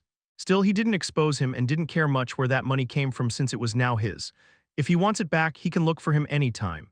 In the end, out of the kindness of his heart, Jacob still left them with 1 ZC each so they could still pay for their dwelling expenses in the Dark City. The second benefit he received came from snatching Braylon's authority as guild leader. It turned out the guild leader of the Alchemy Guild in Dark City has a status equal to an upper-ranked Dark Noble. This means now he could enter the inner circle of the Dark City and didn't have to pay to prolong his stay in the Rare Plains Dark City. That's also the reason for him leaving the guild building right away. He wanted to go to the inner circle post hastily. Just Braylon's workshop in the inner circle was enough for Jacob to head there immediately, not to mention other things unique to the inner circle. There was nothing left here for him anyway. Lastly, the third benefit also came from Braylon, which was none other than material for Blood Insect Enslavement Ritual Array, the Rainbow Star Dust. Chapter 262, A Mysterious Place. Jacob exits the taxi after paying 50 gold coins. 1,000 meters away from him was a colossal wall that went all the way to the ceiling of the Dark City. There were no gates in this wall, but instead there were skyways built for cable lifts. At this moment, Jacob was standing right outside the station of these cable lifts, so behind that wall is the dark inner circle of the Dark City. Quite a brilliant idea to make skyways instead of gates. They took full advantage of the underground terrain and made their core areas almost impossible to sneak into. Jacob thought with a faint, cold smile, let's see if I can find more interesting things in there. Without hesitation, he walked inside the station, which was quite empty since those nobles of the inner circle seldom appeared in the common circle, just like Braylon. Jacob was stopped in front of a closed door that led toward the upper level of the station. Just he was wondering if he would push it or not. Dark Rose's voice rang from a metal speaker beside the door. Sir Jack, would you like to book a ticket for your journey to Dark Inner Circle? Jacob glanced at the speaker and nodded sure. It would be 10,000 gold coins. Would you like to continue? Continue, Jacob said without hesitation. He just got over 50,000 free ZC, so he was quite rich. A few thousand gold coins were nothing but chump change for him. The very next moment, a payment was deducted from his account, and with a mechanic's beep, the metal door was opened, revealing an escalator that started moving right after the door was opened. Jacob walked forward without much surprise, and the thick metal door behind him closed automatically. Unbeknownst to Jacob, a few pairs of eyes were staring at the entrance of the Inner Circle Dark Cities station where he had vanished a few moments ago. What now? The target is already left for the Inner Circle. We don't have the lower Dark Noble title to enter that place. A cloaked man helplessly stated. Who would have thought our target is also a Dark Noble? This made things complicated. Because even if we had killed him in the Dark City, we won't be able to escape alive since killing a Dark Noble within the Dark City is directly punished by death by torture. Another male voice exclaimed with a hint of terror. A small 2-foot figure looked at the entrance and sighed ruefully. Our information is still dormant and it doesn't matter anymore. We are no longer qualified to claim this target. Only those members in the inner circle are. Let's just report it to our leaders.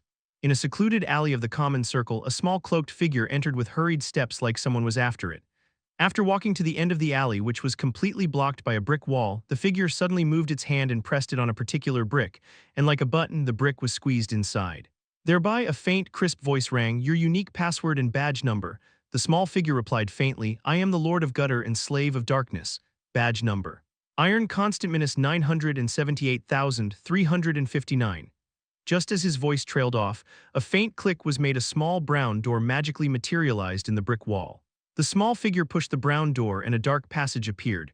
Without hesitation, he walked into this dark passage, submerging into the darkness. The next moment, the brown door was closed, and just like it appeared, it vanished, turning back into the old brick wall like it wasn't there at all. Walking in the dark passage, the small figure wearing a black mantle saw the light a few meters ahead, and without hesitation, he removed the hood from it and then the white wooden mask, revealing an old gray-beard face. If those senior Grandmaster alchemists were here, they would have instantly recognized this face because it was none other than Senior Grandmaster Potion Alchemist Otto. It would appear after getting robbed by Jacob, Otto also didn't stay in the Alchemy Guild and appeared in this shoddy place for some reason. Otto walked out of the dark passage and appeared in a spacious hall that was filled with tall bookshelves filled with books. It seemed like a library. Furthermore, there was a huge hourglass filled with black sand hovering in the top center of this library, and the black sand was going upward instead of downward. Strangely, the sand in the lower half of this hourglass wasn't getting lesser, and neither the upper half seemed to get filled. The sand just vanished after it touched the top of the upper half. Otto seemed to be unbothered by this strange phenomenon and directly walked toward the wooden counter of this library, where a green goblet with a strange pattern under her right eye was looking at Otto impassively. Otto stopped in front of the counter and said impassively, I would like to change my star ID as well as my current appearance. The Goblet didn't even flinch at Otto's absurd demand and emotionlessly asked, how many organizations are you part of and what are your rankings in them? I have two organizations' identities, the Killer Skull Society, ranking A Skull, and the Alchemy Guild's Alchemy Potion branch, ranking Senior Grandmaster. Otto replied without hesitation. The Goblet was still emotionless as she asked again, do you want to get rid of your brain chip as well? Yes. I would like to recommend the Bronze Class Erase. It will cost 1 million ZC, the Goblet impassively stated. Otto didn't seem surprised by this absurd price since he knew this place was not a place where he could negotiate or raise his opinion on the price. Once the price was given, it was final and unchangeable. So he flipped his hand. A milky white diamond which was shining like a white star appeared in his hand and he placed it on the counter and asked, will this be sufficient? The Goblet didn't agree or deny, as she suddenly pressed her claw-like hand on the white diamond before it shimmered with dark haze, and then it returned to normal. She then looked at Otto and said, a growth-type light magic core 1-star, price 1.2 million ZC. It is sufficient, and the remaining 200,000 ZC will be transferred to your new Star ID bank account. Otto shook his head as a hint of hatred flashed past his eyes as he said, I want to use 100,000 ZC to buy a ticket to Epic Plains. And reaming 100,000 to issue an iron-class kill order on someone. The Goblet nodded and impassively asked, Star ID? Otto gritted his teeth as he said with naked killing intent in his eyes. Faceless Ancient. Chapter 263, an auction post. While sitting in the cable lift, Jacob decided to check the post about the ritual array materials he posted a week ago in the alchemy exchange market. Since he already got the rainbow dust from Braylon, he could cross this material from his list. And if the blood flower was really the crimson flower he already had, then he only needed 3 more materials. But it still remained to be seen if the blood flower needed for the array and the one he had were the same or not, since he still didn't spot it in the encyclopedia. Now that he was going to the Inner Circle City, he was hoping to get some peace and could research without getting interrupted again.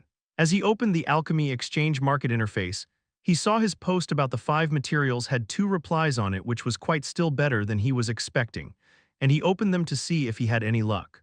Search post by Faceless Ancient, I'm looking for these 5 materials, price is negotiable.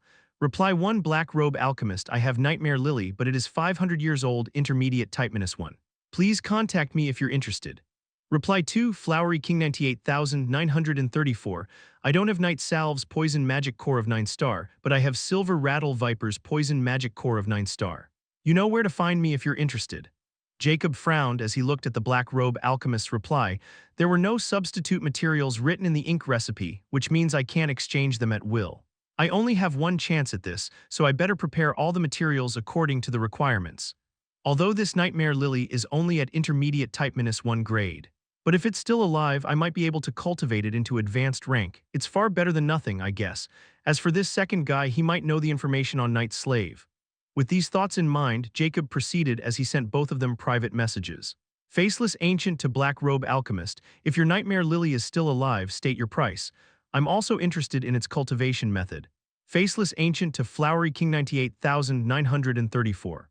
I want full information on Night Salve, state your price. Done writing his responses, he started to browse through the market, especially those auction posts. He was not very hopeful of getting something that could draw his interest. However, Jacob's finger stopped on a particular post with a picture of a palm-sized silvery rock with a smooth, edgy surface. Auction post by Great Earth Miner, I have discovered this unknown mineral. If anyone is interested, please feel free to bid, and if you have information on it, I'll give you a 25% discount on your final bid. Thank you. Item type, mineral or magic property / rank, unknown quantity. 500 grams starting price, 1 ZC reaming time before the auction end. 1 hour current highest bidder, Dark Moon of Beast Forest, bid from Dark Moon of Beast Forest. 21 ZC. Jacob's eyes were affixed on the picture as he was confirming if his guess was right or wrong. If I'm not wrong, then this is raw plutonium and so pure. Jacob was too familiar with the radioisotopes which were used in making radioactive weapons. Even for someone like him, he didn't dare to play with these radioisotopes despite having worked on them for quite some time, because they were simply too dangerous. However, in this world, having these kinds of weapons was like having a trump card. In the champion space in the end, Jacob tried to buy radioactive minerals like uranium, radium, or even plutonium, but SAAI said they were not available in the rare plains. However, he bought other things that could cause as much damage as a radioactive bomb, which resulted from his lifelong research and obsessions with weaponry. He wanted to make a weapon that he didn't dare to make in his old world before going to the epic plains with those materials. The Titan sniper was no longer enough. And now that he saw someone was selling raw plutonium, how could he miss this chance? It would save him a lot of time if he had plutonium. So without hesitation, he placed a bid of 30 ZC and then contacted this great earth miner. Faceless Ancient to Great Earth Miner, if you have more of this mineral, I'm interested in buying them all at the same price as my bid. Jacob was decisive as he knew finding raw plutonium could be said a stroke of luck, and he was very interested in the location where this guy found it. He might be able to discover even more than plutonium. But he didn't want to push his luck when he didn't even know the guy, so he first decided to see if he had more of it or if he only had that one piece. However, Jacob received a notification when he was done sending a message of Great Earth Miner. Dark Moon of Beast Forest outbid you. New bid on auction post number is 31 ZC. Jacob squinted his eyes. Does he know what it is? His eyes turn cold as he goes back and places a new bid of 50 ZC. He wanted to see if his guess was right or wrong, and he also wanted that piece of plutonium. The very next moment, the same notification rang again. Dark Moon of Beast Forest outbid you. New bid on auction post number is 51 ZC. Jacob didn't react much this time as he went back and placed a new bid with cold eyes. Somewhere in the Beast Forest was an underground workshop that was filled with high-tech equipment. A tall figure in a black lab coat was sitting around a glass table that was filled with all kinds of explosive blueprints like grenades, landmines, and even RPGs. However, the person in a black lab coat was coldly looking at his wrist with its astute foxy eyes. At this moment, a notification rang. Faceless Ancient outbid you. New bid on auction post number is 100 ZC. It instantly spat a curse. Spineless bastard, unblock me if you have guts. Chapter 264. Go ahead. After a small bidding war with Dark Moon of Beast Forest, Jacob ended up placing 350 ZC, and only then did Dark Moon of Beast Forest back off. He was adamant about winning this plutonium, so he was keeping an eye on this prick if he played any trick and placed a last-minute bid. Since he still had time, Jacob then decided to look at the Star Network news since he was just entering the Skyway, and it was a 50-meter-long tunnel which could explain just how thick the wall of the inner circle was. He was interested in seeing how the Freedom Plains were fending off the dark beings. There were top 10 news on the platform, and the first news instantly drew his attention because of the star ID. 1. Freedom Lord Golden Sword. We are going through difficult times. The dark armies are upon us. They have already conquered 10% of our territories. Please join the United Freedom Army Front to protect your homes.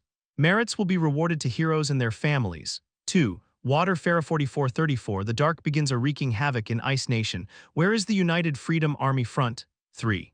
Goblins Senior 943,032. Don't go in the United Freedom Army Front. They are using people like cannon folds, while those FK lords are hiding behind their bunkers and their family members. 4. Cloud of Public. The dark beings are getting out of hand. They already conquer 40% of the Freedom Plains and millions of people are dead. Where is the United Freedom Army Front? Where is the Freedom Lords? The borders are blocked by the dark beings. Will the Freedom Plains be annihilated? 5. The entire Start Network news was filled with gloom and pleading posts. People were desperately crying for help from the United Freedom Army Front, but they got no response. Even their so-called Freedom Lords were dormant and had vanished after getting beaten black and blue by the Lick King.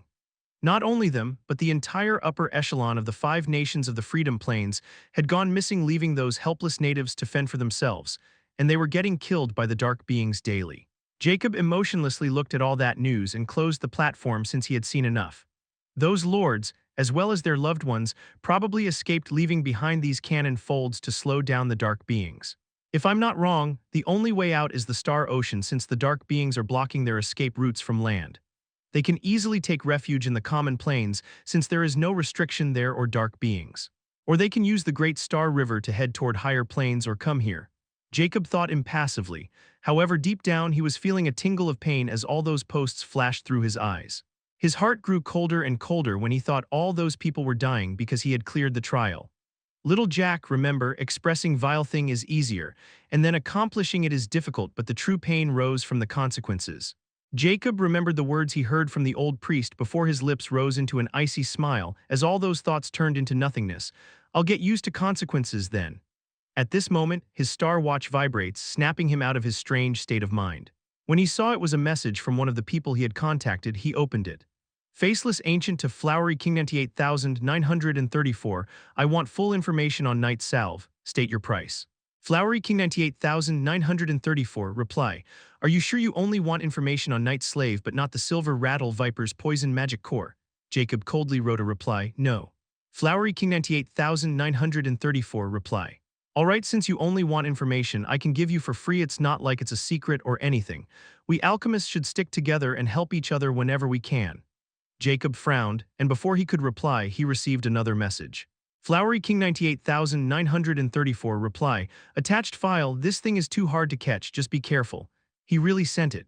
Jacob opened it and saw the picture of a pitch-black round ball filled with meter-long spikes at every nook of its surface.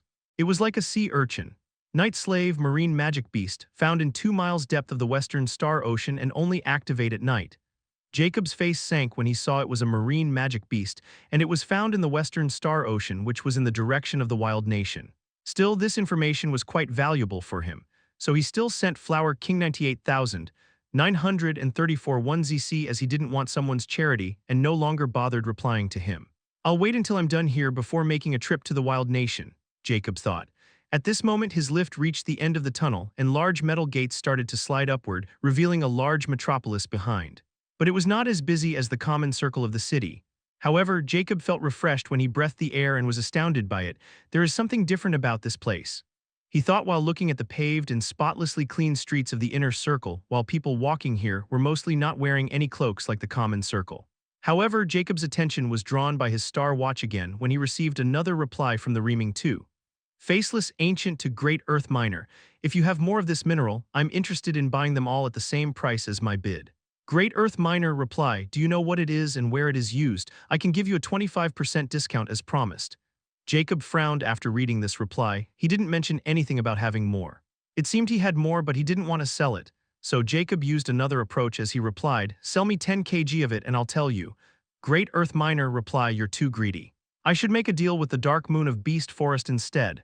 Jacob coldly sneered, so you want to play this game, he replied decisively. Go ahead, Chapter 265 Black Robe Alchemist replied. Jacob didn't receive any more messages from the Great Earth Miner after he sent go ahead. However, a few seconds later, that prick retracted his auction post, which could only mean he had made some kind of deal with the Dark Moon of Beast Forest.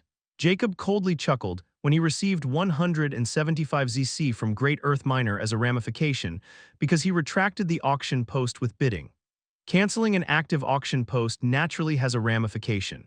The seller has to pay half the amount of the current highest bid to the bidder. Although Jacob really wanted that plutonium, it doesn't mean he can't do without it. He already had materials for his needs to create a new weapon. The plutonium could have made the process faster. Furthermore, Jacob knew no one in the rare plains could handle plutonium better than him, and those guys would soon regret it if they started experimenting with it without prior knowledge. With this thought in mind, Jacob sent a message to Great Earth Miner before he closed the interface without caring about the reply. The lift also stopped at this moment, and the door slid open. Welcome to Dark Inner Circle of Dark City, Dark Rose's mechanical voice rang. Jacob stood up and walked into the new station, which was the same as the common circle, and soon he exited the station. However, when Jacob was about to hail a taxi, his eyes suddenly moved toward a particular direction, and he just happened to see a few cloaked figures looking in his direction. As if they were startled by Jacob's sudden gaze, they instantly started to move as if it was coincident. Who is monitoring my movement? Jacob knew when he was being monitored, and he was feeling this from the moment he left the Alchemy Guild building. But he ignored it since those were small fries, but now the moment he exited, someone was there waiting for him. Well, whoever it was, they won't pester me in the Alchemy Guild. Jacob stopped caring about them, hailed a taxi, and headed into the Alchemy Guild in the inner circle. The Alchemy Guild in the inner circle was quite different from the common circle, the biggest difference being they didn't conduct entrance tests there, but only did business like selling their products. The alchemists here were all lower-ranked dark nobles, but their guild ranks were below senior grandmasters. For some strange reason, Braylon was the only senior grandmaster present in this place. Furthermore, most of these alchemists were quite loyal to Braylon, but the thing was going changed as Jacob walked into the building and directly headed toward the workshop area. Who are you? Stop right there, a cold voice sounded when Jacob was about to take the elevator toward the upper floors. Jacob coldly looked at a handsome elf approaching him with an unkind expression. The elf coldly said with squinted eyes, "Who are you? This area is restricted to just alchemists. Get out of here before I call the guards." Jacob didn't move and merely tapped his finger on his wrist before a projection materialized. It was the projection of the Alchemy Guild badge, and below this badge were written golden words, Guild Leader Dark City. The elf was shocked when he saw the Guild Leader badge, which was supposed to be with Braylon, had appeared on this mysterious guy. His eyes turned ruthless as magic power suddenly started to gather around his palm. Do you think I'm a child and followed by this fake badge? You have dug your own grave by using this fake badge. However, before he could use his magic power, he was rooted in his place because Jacob somehow appeared right behind him, and his finger was right where the elf's heart was. Jacob's impassive voice rang at this moment. I will repeat this only once. Braylon has given me his position and will no longer come here. I will not interfere with the guild matter and let them run as they were running before. Unless the guild building is about to get destroyed, no one is allowed to approach Braylon's old workshop, which is mine from now on. Because if anyone did, I'll chop off their limbs before throwing them out. Do I make myself clear? The elf felt icy, although his entire body was sweating profusely, and just as Jacob's voice trailed off, he again appeared right where he was standing. The elf felt deadly chills as he saw the masked man standing in front of him as if nothing had happened. Do you want to leave behind your limb before you decide to scram? Jacob coolly questioned. The elf then quickly snapped out of his stupor. I'll scram. Without wasting even a second, he ran away. He had never felt so close to death before and didn't want to stay to see if Jacob was just kidding.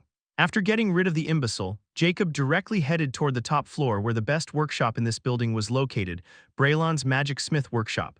Since Braylon didn't think that he would be forfeiting his position this morning when he went to meet Jacob, everyone in his workshop was the same. There were many equipments and materials. Even some blueprints were lying on the study table. Those blueprints should be Braylon's current projects. There was also a large bookshelf with over 100 books about magic smiting. Now everything belonged to Jacob, as he also had acquired everything in Braylon's space ring as well. Jacob was quite satisfied with this Magic Smith workshop, and without wasting more time, he continued his study. He wasn't planning on leaving before he would be a full-fledged senior grandmaster magic smith, as well as get rid of his reserve alchemist status. After what happened with Gunnar, he didn't want the tragedy to repeat itself with Alchemy Guild. But before he could start, he received a reply from Black Robe Alchemist. Faceless Ancient to Black Robe Alchemist, if your Nightmare Lily is still alive, state your price. I'm also interested in its cultivation method. Black Robe Alchemist reply, I only have one Nightmare Lily and it just happened to be planted in my herb garden. However, I'm hiding in the Freedom Plains and the situation is not optimal for any kind of travel for obvious reasons. So if you want the Nightmare Lily, you have to come to my place. Chapter 266 Official Guild Member. The bare-chest man stood in front of a blazing forge as he was filled with sweat, which showed the carved muscles on his pale skin even more apparent. He was holding long smith tongs and impassively looking at the piece of some metal within the forge. The strange thing was, not only was this piece of metal wasn't turned crimson with heat, but it was glowing in dark blue color. This man was naturally none other than Jacob. Jacob suddenly the tongs and pulled the dark blue metal from the blazing forge, and he quenched it into a metal barrel filled with a glossy blue liquid prepared beforehand. However, upon placing the heated metal into that blue liquid, there was no smoke at all.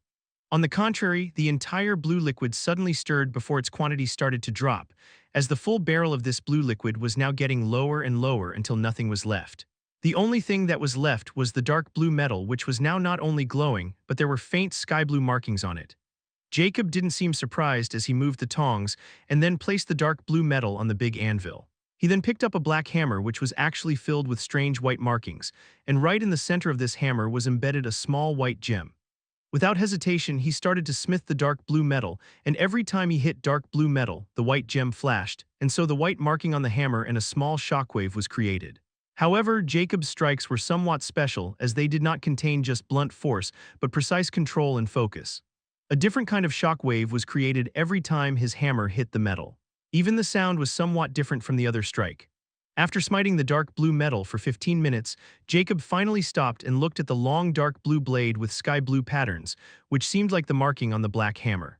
The next moment, a T-shaped hilt appeared and the handle was embedded with another small white gem.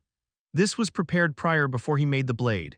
Without hesitation, he combined the sword hilt with the sword blade and something amazing happened.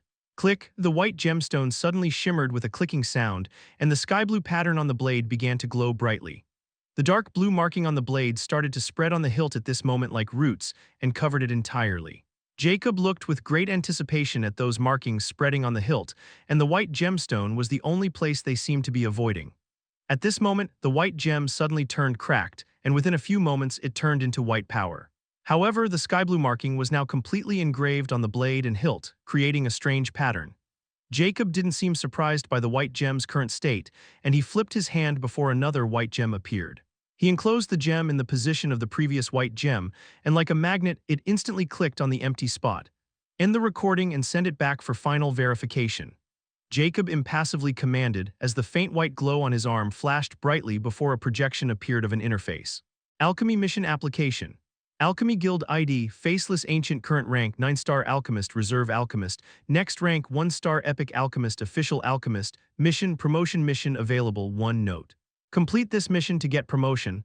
1. Send a recording of you Faceless Ancient creating an advanced Type-1 Alchemy Potion/Elixir. Status, complete 3 months ago. 2. Send a recording of you Faceless Ancient creating an advanced Type-1 Alchemy Pill. Status, complete 2 months ago. 3. Send a recording of you Faceless Ancient creating an advanced Type-1 Magic Weapon. Status, complete just now. 4. Send a recording of you Faceless Ancient creating an advanced Type-1 Mech Weapon. Status, complete 16 months ago. All the recordings have been verified. Rewards has been issued. Reward. Rank promotion, new identity badge 1000 ZC, 1 advanced Type-1 medicinal alchemy related knowledge, 1 advanced Type-1 medicinal alchemy related skill, 1 advanced Type-1 weaponry alchemy related knowledge, 1 advanced Type-1 weaponry alchemy related skill. Extra rewards for becoming a 1-star Epic Alchemist. Note: please head to Epic Plains to receive these rewards. Jacob frowned when he looked at the last part. At this moment his interface refreshed automatically. Alchemy Mission Application, Alchemy Guild ID, Faceless Ancient Current Rank 1-star Epic Alchemist. Next Rank 2-star Epic Alchemist Mission Promotion Mission Available none. Note: please head to Epic Plains to receive star Epic Alchemist missions. Reward missions. Rare Plains. Difficulty 1-star Epic Alchemist. Note: please head to Epic Plains star Epic Alchemist missions. Jacob thought grimly while looking at his new status in the Alchemy Guild. So after 1-star Epic rank, I can't gain access to higher level missions because I'm in Rare Plains. Didn't this mean all the information on Type-2 also can't be accessed? Jacob checked the shops, and just as he thought, no Type-2 knowledge was released, which could only mean his guess was likely right. Because whenever he achieved a certain threshold, new information would always be released by the White Sage. But now he got nothing but a note telling him to head to the Epic Plains. At this moment, he also received a new identity badge, which was branded with the Alchemy Guild's sigil. The blazing red flame rising from an 8-legged golden cauldron written under a silver ribbon with golden letters 1-star Epic Alchemist, Faceless Ancient. At least this badge could be useful within the Epic Plains. Jacob's expression returned to his usual cold self. I finally absorbed everything except Type-1 Universal Magic Manual. Now I can finally start preparing for my departure from the Rare Plains. In contrast, there are still 18 remaining months left before that woman's deadline approaches. I can either go with the Alchemy Guild entourage or AOWL them. I'll decide after acquiring information about the journey toward the Epic Plains. I need to start my manufacturing and end it in 1 month, and then I'll make a round trip to the Freedom Plains in 6 or 7 months. Time is quite short, I guess. Jacob thought as 18 months had passed since he had taken over as the Dark City's Alchemy Guild leader, and now he was finally an official member of the guild. But he was still far from being done with the Rare Plains, so without wasting more time, he started to take out all kinds of gun parts filled with those strange patterns like on the hammer and newly forged advanced Type-1 magic sword. Chapter 267 Bronze Invitation Unknown location above the sky was flying a 2-meter gray eagle with a wingspan of over 5 meters, flying at a terrifying speed. On top of this eagle were standing 2 figures, without any fear of blowing away with the wind current. On the contrary, the wind seemed to be not even touch their bodies as if they were corporeal. One was a tall, middle-aged man with purple skin and giving off a peaceful aura. However, the purple-skinned beautiful woman with a fierce expression beside him, who had a great resemblance to him, was giving off a completely different vibe than him. At this moment, the woman frowned slightly as she looked at her wrist, and a small projection with 1 notification appeared. Your bronze invitation, Faceless Ancient, has become a 1-star Epic Alchemist. The Bronze Initiation Benefits bib has been activated. Bronze Invitation Benefits, you amiable monk fish, will now receive 40% of Faceless Ancient earnings made through the Alchemy Guild channels. You have the right to issue 3 guild missions every year to Faceless Ancient. You have the right to revoke the Faceless Ancient Bronze Invitation anytime by paying a 10 million ZC process fee. Note: the Bronze Invitation benefits are only valid from 1-star Epic Alchemist to 9-star Epic Alchemist rank. A hint of surprise flashed past Ellie's blue eyes, reading the invitation so fast. It seemed I had underestimated this guy. Not only was he capable of robbing and snatching number one's guild leader position 18 months ago, but his alchemy talent is also top-notch. He's far superior to number 1 to number 11, but he's also quite rebellious and might hold it against me if he knew what the bronze invitation actually was. Although I didn't waste my bronze invitation on him, he's not like those obedient dogs. I have to put a tight leash on him once he comes here and show him the true difference between rare plains and epic plains. Once he's completely under my control, he'll earn me big profits. Calmness returned to her eyes as the small projection vanished. However, she was startled when Nelson was looking at her with this amusing grin on his face. He said teasingly, "Hee hee, my little girl, who are you scheming against this time? Tell your daddy quickly." Ellie threw a fierce punch right at his face with pursed lips. "Get out of my face, old geezer." However, Nelson kept grinning and wasn't panicked by that punch at all. He merely moved his finger between his face and the powerful punch was instantly stopped in its track. Nelson sighed ruefully, "You're so willful and brutal, you even punched your old daddy and tried to kill him. Sometimes I even wonder if I have birthed a wolf." "Shut up, and get out of my face before I kill this little rid of yours." Ellie instantly snapped as a powerful aura started to release from her. The eagle suddenly trembled in fear as if he understood what Ellie just said. Nelson knew when to stop with his little shenanigans, so he stood straight again and clicked his tongue in annoyance. "Tusk, Tusk, can you stop with threats of destroying my things? You were so cute when you were little." Ellie pursed her lips and spat. "If I don't threat you with your things, you don't know when to stop with your childish behavior." "Heh, but you know I love my baby girl the most," Nelson said matter-of-factly.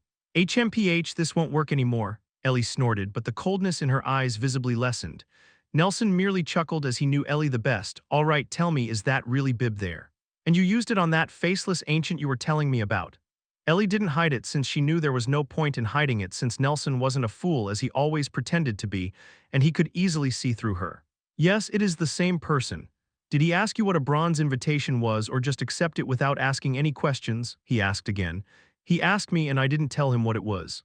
"What it had to do with anything?" she questioned with somewhat narrowed eyes. She knew Nelson wouldn't ask so many questions unless he wasn't interested in the topic, especially if a stranger from Rare Plains was involved. "You did well by not telling him, or he would never have accepted your invitation." Nelson chuckled as he commented, "Do you know something?" Ellie's interest was now piqued. "How about you tell me how much you love your daddy and I'll tell you 10. Nelson instantly pulled his mischievous grin again. Ellie's serious expression was replaced by exasperation, and she threw a vicious kick at Nelson's rear, but it was again blocked by Nelson's finger. "Ha ha ha, I got you again," Nelson guffawed again. However, he quickly said when he saw Ellie was really going to cast a spell on the eagle, "All right, stop, I'll tell you." Ellie then gave him a death glare but still stopped, but she was circulating the magic on the tip of her fingers, clearly ready to use a spell the moment Nelson pulled his nasty smile. Nelson sighed ruefully, "I truly spoil you rotten. Okay, stop, I'm telling you, it's about Lucy." Ellie, who was about to throw a spell without caring about the height, instantly stopped when she heard that name. "What about that tramp?" she asked with a dangerous glint in her eyes. Nelson sighed in relief when he saw she finally stopped and revealed without getting derailed this time. "From my sources, I heard the official members of the bank in the Rare Plains are getting restless and guess the place of their activities." Ellie asked with squinted eyes. "Dark City? Not just Dark City but the inner circle of the Dark City, and all the activities are happening right around our alchemy guild in there," Nelson coolly revealed. Ellie was surprised since she merely shot a blind arrow, but she never thought it would hit the bullseye. "Don't tell that old tramp is after Faceless Ancient, but why, and how did she know about him anyway?" "Are you tricking me?" She was extremely intelligent, and she easily guessed that it was about Jacob since the topic started with him. Nelson chuckled, "I don't have any reason to sow discord between you two when I know you guys are like fire and water. She most likely after him. I think it's time I tell you another thing about this Faceless Ancient character." Ellie was stumped by this. Chapter 268, Three Things Dark Inner Circle, Alchemy Guild, Top Floor. Almost all the important figures of the Alchemy Guild of the Dark Inner Circle were gathered here. The atmosphere was extremely gloomy and apprehensive as all of them were looking at each other with fear and agitation. "Old Sixth, do you know why we are being summoned by Guild Leader?" a gnome asked in a whispering voice while looking at the brown goblin. "How the hell do I know? That tyrant had never bothered with us after coming here, but now all of a sudden he's summoning us. No matter how you look at it, it's extremely unsettling," the goblin snapped. Almost all of them were talking in this manner, and the top was the same. There were 3 people in particular who had ghastly pale expressions and were isolated by the other alchemists for some reason. There was another thing common about them, which was each of them was missing an arm. One of them was Kobold as he asked the elf beside him grimly, "What do you think?" The elf with a missing arm gritted his teeth in hatred while replying, "How the hell did it matter what I think? Just don't provoke that monster and we'll be fine. I don't want to lose another arm." The kobold with a missing arm, as well as a rat-faced demi-human who was also missing an arm, also gnashed their teeth in hatred and pain. These three still remembered that day like it was yesterday when they found out that Braylon was replaced by a new guy, and went there to confirm it despite the elf's warning, who met Jacob at the entrance of the lift. They just wanted to know why Braylon was being replaced and what kind of attitude the new guild leader had. In truth, these three were Braylon's most loyal dogs and were also involved in a good deal of calumniation and denigration of many fellow members of the guild. Braylon was always busy with research, so these three had gained quite a power behind his back, and Braylon didn't seem to care about it either. That's why they had gone to Jacob to inquire about why Braylon, who had no plan on leaving just in the morning, was now abruptly replaced by him. However, not to mention questioning Jacob, the moment they came a meter close to his workshop, Jacob's figure appeared like a shadow, and without giving them any chance, he directly chopped off their limbs and threw them out. Many who were paying attention to this new guild leader were gobsmacked by this turn of events, and they finally understood that the elf early wasn't joking at all about the new guild leader's brutal warning. From that day on, no one dared to approach Jacob's workshop, even if they had 1,000 guts.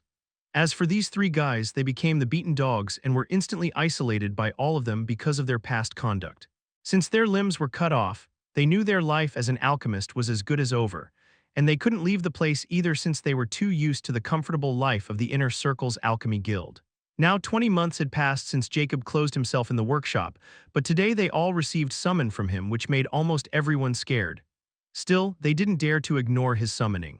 If Braylon was someone who liked to manipulate others by putting up an amiable front, then Jacob was like a tyrant who didn't care about his image or their feelings at all. He was terrifyingly powerful for them all, not be mentioned extremely ruthless. This was enough to keep them all in check. Click. The door was clicked open before a tall figure clad in black entered the hall, and everyone quickly stood up with sweat beaded on their foreheads because this person was none other than their mysterious guild leader. Jacob was wearing his usual black outfit.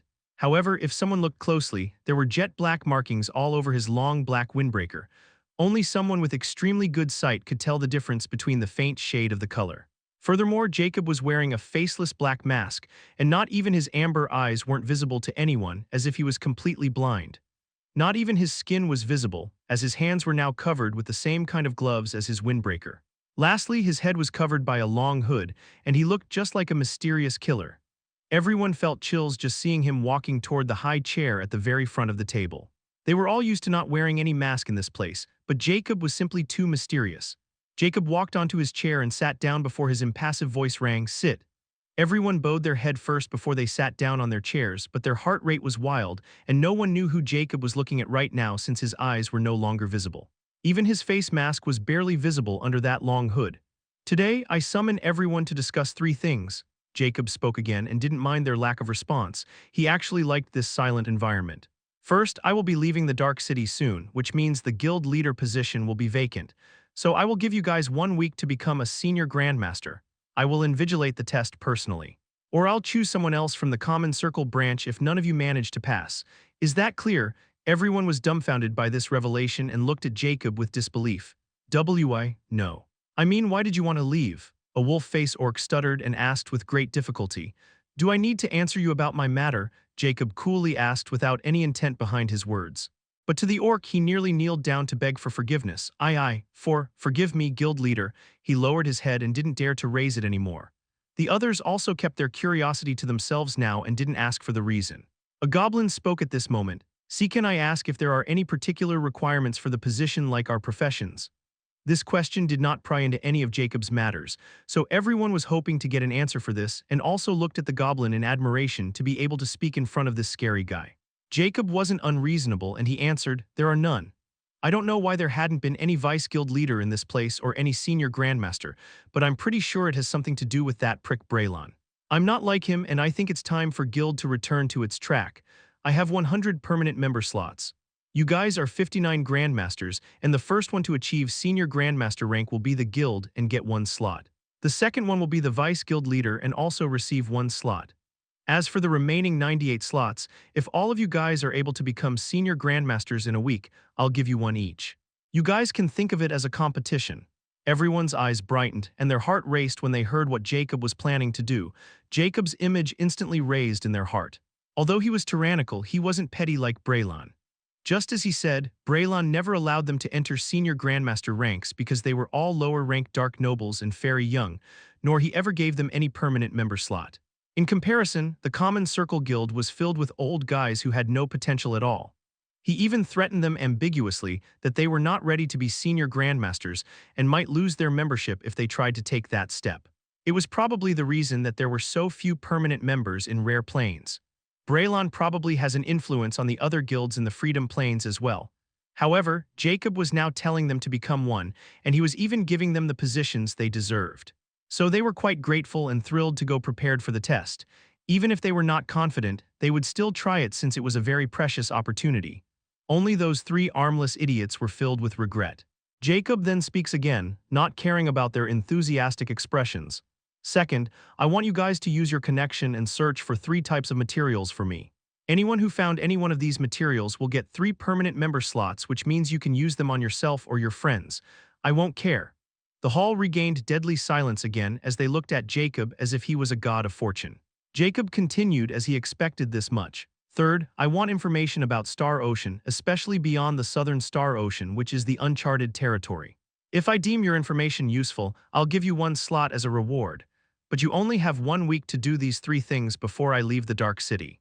You all dismiss. Chapter 269 Vice President Call. After Jacob's announcement, the Alchemy Guild started to buzz with activities as all those grandmasters madly started to prepare for the upcoming test, as well as they used every contact to search for the materials and information Jacob wanted.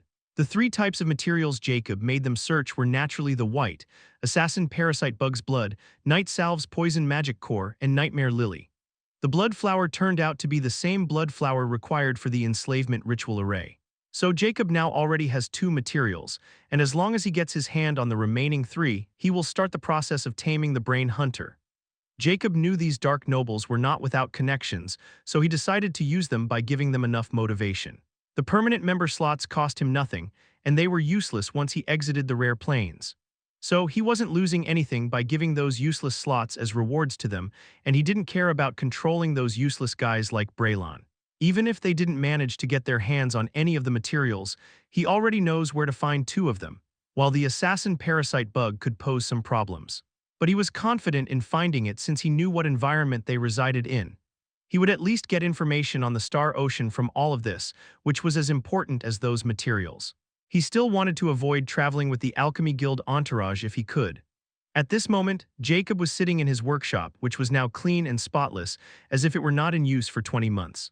He was looking at his Star Watch interface, and a message box was opened, and he was reading some unread messages which he didn't bother when he was busy. He even put his Star Watch away so he won't be disturbed. Faceless Ancient to Great Earth Miner, go ahead. 20 months ago, Faceless Ancient to Great Earth Miner, if you encounter any problem you're breathing, don't come begging me to save you. 20 months ago, Great Earth Miner, reply, what do you mean? 20 months ago, Great Earth Miner, reply. 20 months ago, Great Earth Miner, reply, fucking idiot. 20 months ago, Great Earth Miner, reply, hello. If you're still interested in our deal, I can forget about our past transition. 17 months ago, Great Earth Miner, reply, hey buddy, I was thinking about your offer lately and I would be happy to work with you. Please reply for further discussion. 16 months ago, Great Earth Miner, reply, man, please reply if you want the silver ore. I can even give you a discount and I have 13 kg. 16 months ago, Great Earth Miner, reply, alright, I was wrong back then and shouldn't have believed that prick Dark Moon. I'm suffering from a strange breathing problem and my lungs are always on fire, and with time past it is getting worse. So please help me, I'll fully cooperate with you. 15 months ago, Great Earth Miner, reply, why aren't you replying? 15 months ago, Jacob looked at hundreds if not thousands of unread messages from Great Earth Miner, except for the first 10 or 20 messages. The reaming was filled with pleading and begging as he was suffering from a strange illness that was getting intensified by the day. His lips curled up in an icy smile. If you work with plutonium without even knowing what it is, especially if you have a large amount, then the alpha particles will kill your lungs at terrifying speed, which will cause scarring of the lungs, leading to further lung disease and at the end terminal lung cancer. I wasn't sure if cancer could occur in this world since the species here had very powerful immune systems. So I was merely firing in the darkness, but it seemed diseases would find their way. But still, to get rare being effective by plutonium's radiation, It should be at least over 5 points, while it would take 10-point radiation to affect an extraordinary. In any case, he had to be exposed to more than 20 kg of plutonium to reach any aforementioned results. Jacob thought as he was calculating as if Great Earth Miner was his experiment subject. His eyes shimmered darkly. Well, I don't need it anymore, but having it with me will not hurt, I guess. Besides, I'm really immune to radiation of over 10 points, so my immunity to harmful objects is legit. Now I just need to test slave objects. Anyhow, Elle should contact this guy now before he dies with all that plutonium buried somewhere. Jacob types a message, "Give me your location," and then sent it before he opened another message which he was from the Black Robe Alchemist. Faceless Ancient to Black Robe Alchemist, I'll reach out when I'm done. Keep the Nightmare Lily safe for me. The price is not an issue. 20 months ago, Black Robe Alchemist reply. Sure, it's not like I can go anywhere with those damn corpses running amok outside. 20 months ago, Black Robe Alchemist reply. I'm texting you to inform you that I'm going to flee from my base because the situation is not looking good for the Freedom Plains. But I'm leaving the Nightmare Lily in my herb garden as well as its cultivation method buried right underneath it. So, if you're still interested, you can pay me, and I'll give you the location of my abandoned base, and you can retrieve it from there. 12 months ago, Jacob narrowed his eyes when he saw this message. It could be a scam, but I guess if I didn't get any luck in the Dark City or the Beast Forest, then it's still better than nothing. Jacob then replied to him, how much, and then closed the interface. He then looked at the brightly lit city outside and thought, I should take a stroll in the market, especially the ship company. I need a fast ship to travel in the Star Ocean, and its size should be enough to put in my pendant. However, he pulled out of his thoughts when his star watch started to vibrate and when he looked at the caller's star ID. He frowned deeply. Amiable monkfish wanted to send you a projection call, accept/reject/projection setting. What did she want? Jacob was still on guard against this woman, and her timing of the call was simply too impeccable as he had just exited his seclusion, so he was not going to believe that it was a coincidence. He thought of ghosting her since he was no longer a reserve member, but then he thought about that ride to the epic plains in 16 months. He still needed to be in her good books until he made the final decision about his traveling problem. So he accepted the call, and Ellie, wearing a white veil and silvery robes, appeared. She was sitting behind a desk, just like the last time she called him. Vice President, what do I owe the honor? Jacob coolly stated.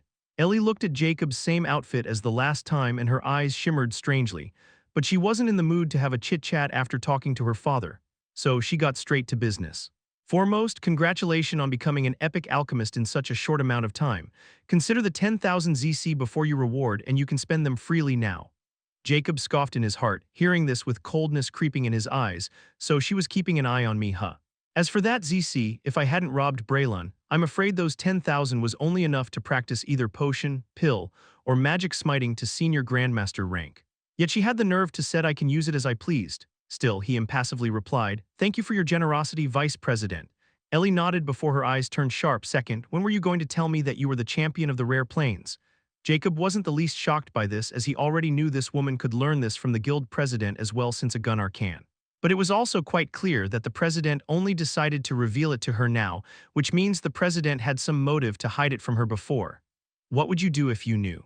Last time I recon, I'm not obliged to report to you about anything other than guild matter, and that is also under the condition that I'm under the suspicion of some crime against the guild. Jacob emotionlessly uttered. Ellie was lost for words when she heard Jacob's valid refute and narrowed her eyes coldly while looking at the hooded figure. She never thought he would dare to refute, but it wasn't out of her expectation either. Still, she didn't push the matter since it was not what she had contacted him for. She asked coldly, fair enough. Then tell me, were you contacted by someone named Rich Winter Lady? Surprised flashed past Jacob's eyes for the first time. Chapter 270, a mission. Jacob could feel the great hostility from Ellie's voice for the Rich Winter Lady. Something is going on here, Jacob thought before he replied. I was indeed contacted by bank manager Rich Winter Lady before your call, and I was given the same offer the vice guild leader gave me. Jacob decided to reveal this information as there wasn't anything worth hiding about it. Besides, the Rich Winter Lady gave him a bad feeling when he rejected her offer again and again. So now Ellie was bringing her all of a sudden could shed some light on this matter. He never believed that he was out of the woods after he rejected her offer, and he was most likely right. Furthermore, Ellie's naked hostility toward her draws Jacob's interest even more. So that bitch somehow found out about me giving that brainless idiot 1 million ZC to revoke Faceless Ancient's membership, and contacted him even before me. I won't be surprised if that greedy bastard told her himself and earned himself more money. Ellie's eyes went icy cold when he heard Jacob confirming it, and she asked, "Why did you reject her offer?" Jacob nonchalantly replied, "Because I found it lacking." Ellie narrowed her eyes as she clearly didn't believe what Jacob had just said. Still, she felt better. Because if he had accepted Lucy's offer, she would have wasted 1 million ZC on her archenemy, and she most likely has flown into madness. Since you decided to join the Alchemy Guild, I can assure you that it was the best decision of your life. However, you have offended Lucy in the process, and I can assure you that she is the prettiest person in existence. From my sources, I have discovered the Universal Mercenaries were snooping around the Alchemy Guild in the inner circle. From what I know about Lucy, it's most likely her who wanted you dead," Ellie revealed. Jacob's eyes narrowed behind his mask as he suddenly remembered those watchful eyes he felt when he was coming to the inner circle. So, those guys were the reserve members of the bank commissioned by that woman.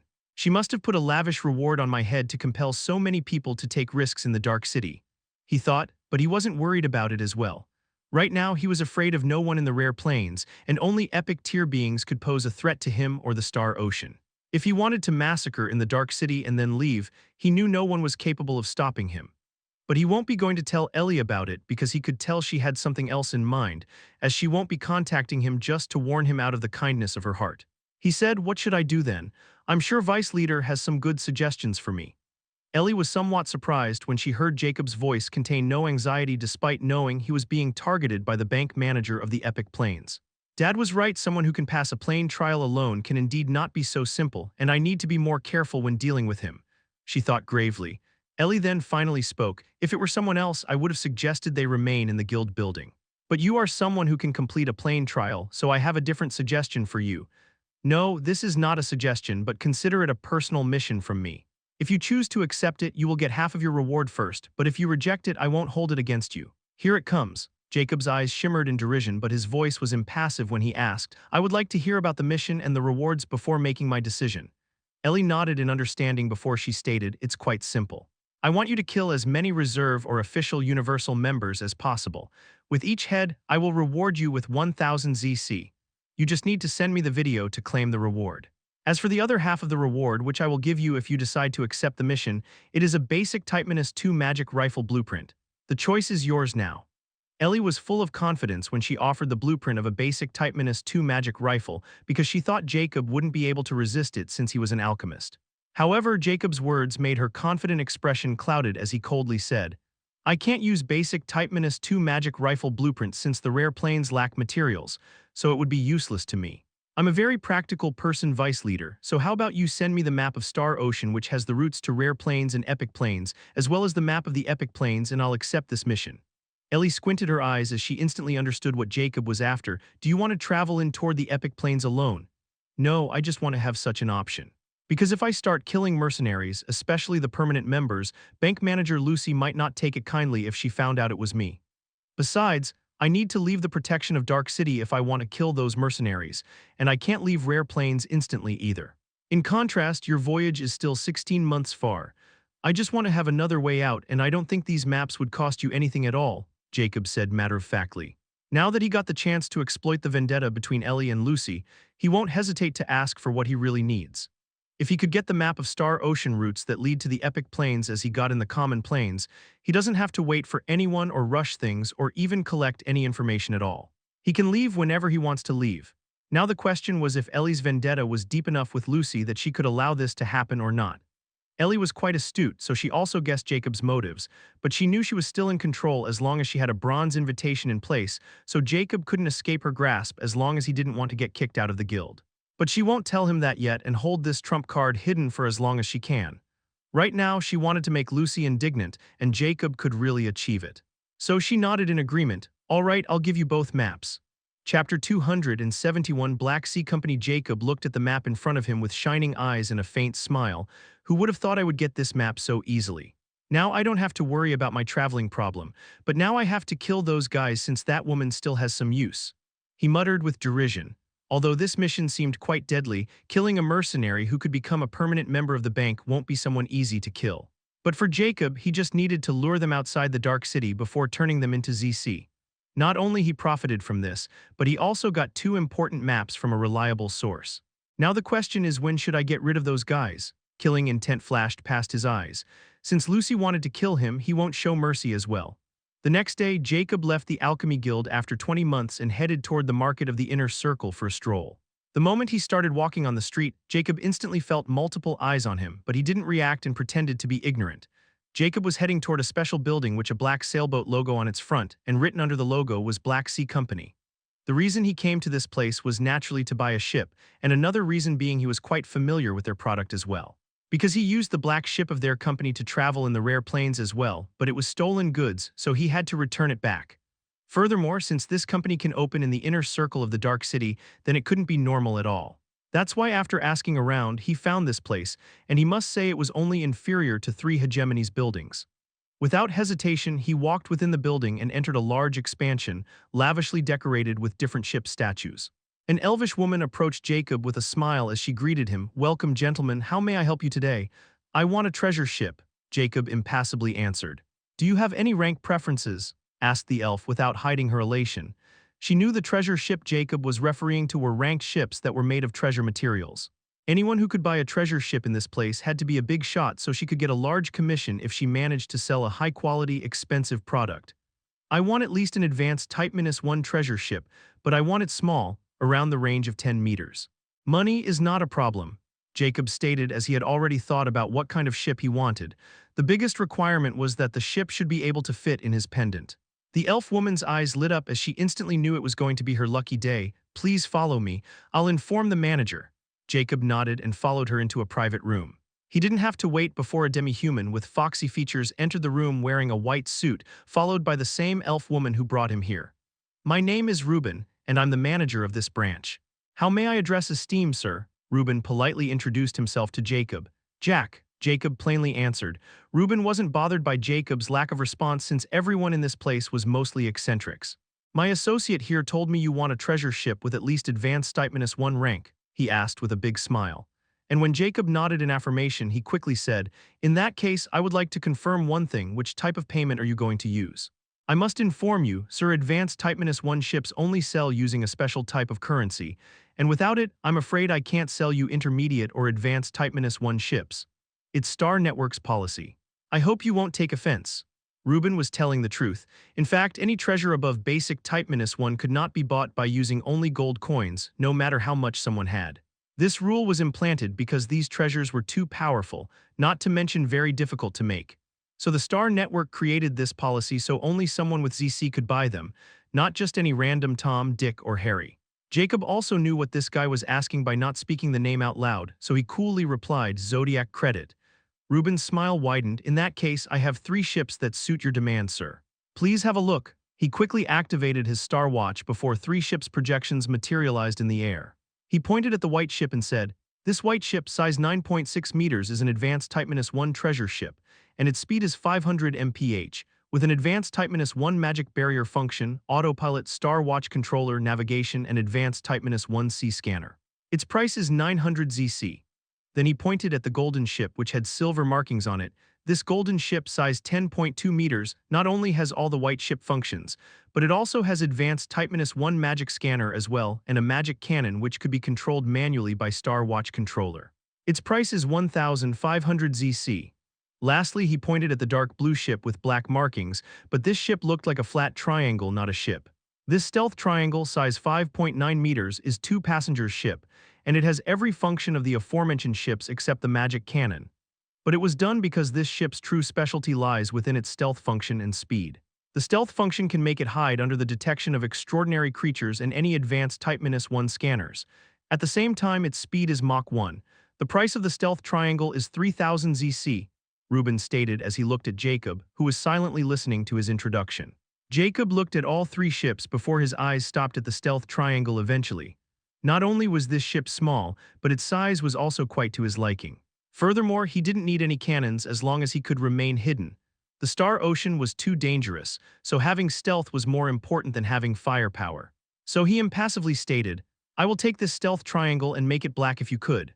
Chapter 272 Earth Great Miner and Dark Moon of Beast Forest. Jacob left the Black Sea Company with a content look in his eyes, and Reuben even walked him to the gates with a very respectful expression. Afterward, Jacob started to stroll the market while looking at materials available from different vendors. He was just trying his luck to see if he found any materials for the array. In the end, Jacob didn't find anything, and he wasn't surprised since even the Alchemy Guild, which was the biggest dealership of materials, didn't have them. The chances of others having them were even less. However, Jacob also had another purpose for doing this. He was making his presence known to his watchers and wanted to draw as many as possible. In the evening, Jacob returned to the Alchemy Guild and opened his inbox to see the messages he received when he was out in the market but didn't bother to reply. He even received a few calls which he also ignored, and he had some idea who they were from. Just as he suspected, the calls were from Great Earth Miner. With a cold smile, he opened the reply of Great Earth Miner. Great Earth Miner reply, so you finally decided to show your face. Great Earth Miner reply, you give me your location, I'll come to you. Great Earth Miner reply, why aren't you replying? Great Earth Miner reply, alright, let's meet in the Dark City's Alchemy Guild in 2 weeks. Jacob sneered when he saw those messages. He's replying to his own questions. Well, I expected no less from a desperate dying idiot. But does he really think he still has the initiative anymore? Jacob started to write his reply. Somewhere in the Beast Forest, 2 figures were hovering in 2 glass cells filled with black liquid. One of them was a fox face orc, while the other was a brown hobgoblin. Both of them were extremely skinny, as if someone had drained all blood from their bodies. At this moment, the star watch on the hobgoblin's wrist vibrates before he opens his beastly green eyes and looks at the message he just received. Faceless Ancient reply, I can't come to the Dark City. Select another place, and it has to be closer to the best forest, and I'll come when I have time. If you don't want to wait, then forget about it. If you agree, then reply, and if you spout any nonsense or rush me, I'll block you, and you will never be heard from me again. Don't even think of a second that I need you. You need me, so get your mind straight before you reply to me. This is your last chance. Killing intent started to rage in the hobgoblin's eyes, but he suppressed his urge to write a curse back and press a button within the glass cell before the black liquid started to sink. The fox-face orc also sensed something and opened its foxy eyes, and when he saw the hobgoblin was about to come out, he also pressed the button to exit the glass cell. After getting a clear look at the hobgoblin's ugly yet pale expression, the orc seemed to guess the reason behind it as he asked, Mason, did that prick reply? Mason, who was none other than Earth Great Miner, didn't reply and only pressed his star watch a few times before a projection of Jacob's message materialized in front of the orc. When the orc saw this, his expression also turned nasty like Mason, and he spat in an extremely eerie voice. What an arrogant bastard, what should we do? Mason hoarsely refuted, Lucas, you motherfucker, you still dare to call others arrogant and ask me what to do. When I'm in this damnable state because of you. Lucas, who was none other than Dark Moon of Beast Forest, couldn't help but smile bitterly because he knew Mason was right. When 20 months ago, Jacob didn't tell Mason about the plutonium. He turned to Lucas, who quickly agreed to Mason's demand and even invited him to his lab to research the material together. In truth, even Lucas didn't know the true properties of plutonium, and he was so eager to get his hands on it because he had an old picture of plutonium with only one description: intermediate type-2 material. This picture was something he found in an abandoned lab in the south of Rare Plains, and not only this picture but the entire research data of an explosive expert. And with that exact data, Lucas became what he was today. That's why when Lucas saw the plutonium in the market, he wanted to get his hands on it to see if it was really the same material in the picture. Because it was, he could become rich. Furthermore, by Mason's interest in it, Lucas guessed that he had more than what he was showing. So he became greedy and decided to lure Mason here by the lure of researching together. But he didn't tell him about that silver being intermediate type-2 material. Mason was also greedy, so he decided to agree with Lucas's invitation since he wasn't losing anything, and once he got a keen grasp over what kind of material it was, then he could sell it and gain huge profits from it. However, none of them had thought that things would go south the moment they started experimenting with that piece of plutonium, and within a few months, they started to experience grave symptoms. First, they thought nothing of them and ate some random healing pills to alleviate those symptoms. However, they soon found how wrong they were when they started coughing blood, and their conditions turned worse. It was at that time Mason started to understand the meaning behind Jacob's subtle words and tried contacting him, but he never received any reply. Now, their condition was so worse that if they couldn't contain their bodies within type-1 healing liquid for 8 hours, they would feel pain worse than death, and their life would start slipping away. They can't even breathe properly anymore. They were at the end of their ropes and were about to head to the Dark City Alchemy Guild to seek help from the Alchemy Guild when Jacob finally responded. However, they had lost all the initiative over him, and now they could do nothing but play on the palm of his hand. I know I was being greedy, but don't forget you were already experiencing light symptoms when you came here, which means the exposure to this metal was also as deadly as experimenting on it. The process just became faster. So, we should stop blaming each other and do something about our condition before we turn into living corpses. We can still stick to our plan and go seek the senior's help, or we can take the risk by inviting this guy here. Although it's risky, I'm confident he won't be able to do anything to us as long as he enters my base. Cough, cough. Lucas suddenly started coughing violently as drops of blood were mixed within his saliva spared over his hand. Mason's expression became extremely dark as he also stopped the urge to cough and weakly nodded. All right, I think this guy cough is more reliable since he knew the symptoms, so I'll give him the location of this base. But we should also be ready just in case the negotiation fails. Lucas smiled coldly. Don't worry. Although we get this mysterious illness, we still manage to create a weapon out of that deadly material. If he knew how dangerous this material is, I'm sure he won't try anything funny. Mason nodded with a grim expression as he started typing. Chapter 273. A wanted man in the noble circle of the Dark City. A masked man sitting behind a long chair was looking at the black-cloaked figure in the hologram in front. So that rat finally left his hole, huh? He coldly asked with a hint of ecstasy in his voice. The person in the hologram replied in a raspy tone, indeed. After months of waiting 3 days ago, that guy finally decided to leave the Alchemy Guild building. But he goes back after wasting half a day in the market. At least, it's confirmed he's still in the Dark City and hiding in the Alchemy Guild. Tell me, what did he do in the market? The masked man asked coldly. The cloaked figure in hologram respectfully replied, the only place he remained for more than 5 minutes is in the Black Sea Company. He stayed there for almost an hour. After bribing the assistant there, I found he bought an advanced Type-1 treasure ship for 3,000 ZC. 3,000 ZC, huh? It seemed the information about him robbing the senior Grandmaster Alchemist was not wrong. The masked man muttered with a hint of shock before he said, speaking of information, do you find how Skull know? Amanus too was killed. Did that dog get exposed and put down by this prick? The thing is, Lord Azero, we didn't have connections in the senior Grandmaster circle of the Alchemy Guild after Amanus II was killed 20 months ago before sending us the details about Faceless Ancient's actions. But I have some connections in the Grandmaster circle. According to my source, Senior Grandmaster Otto only vanished after Faceless Ancient left the guild for the inner circle. Furthermore, that guy had already killed a Senior Grandmaster before he left, and since he is still living in the Dark City, then it means it shouldn't be him who killed Amanus II. Other than that, I have no new intel about his uncanny death. Even his brain chip didn't contain any information, which was quite strange. Even a star hacker isn't capable of doing such a thing to our brain chip. The cloaked figure replied with uncertainty. The masked man or Skull no. Azero sighed ruefully at this moment.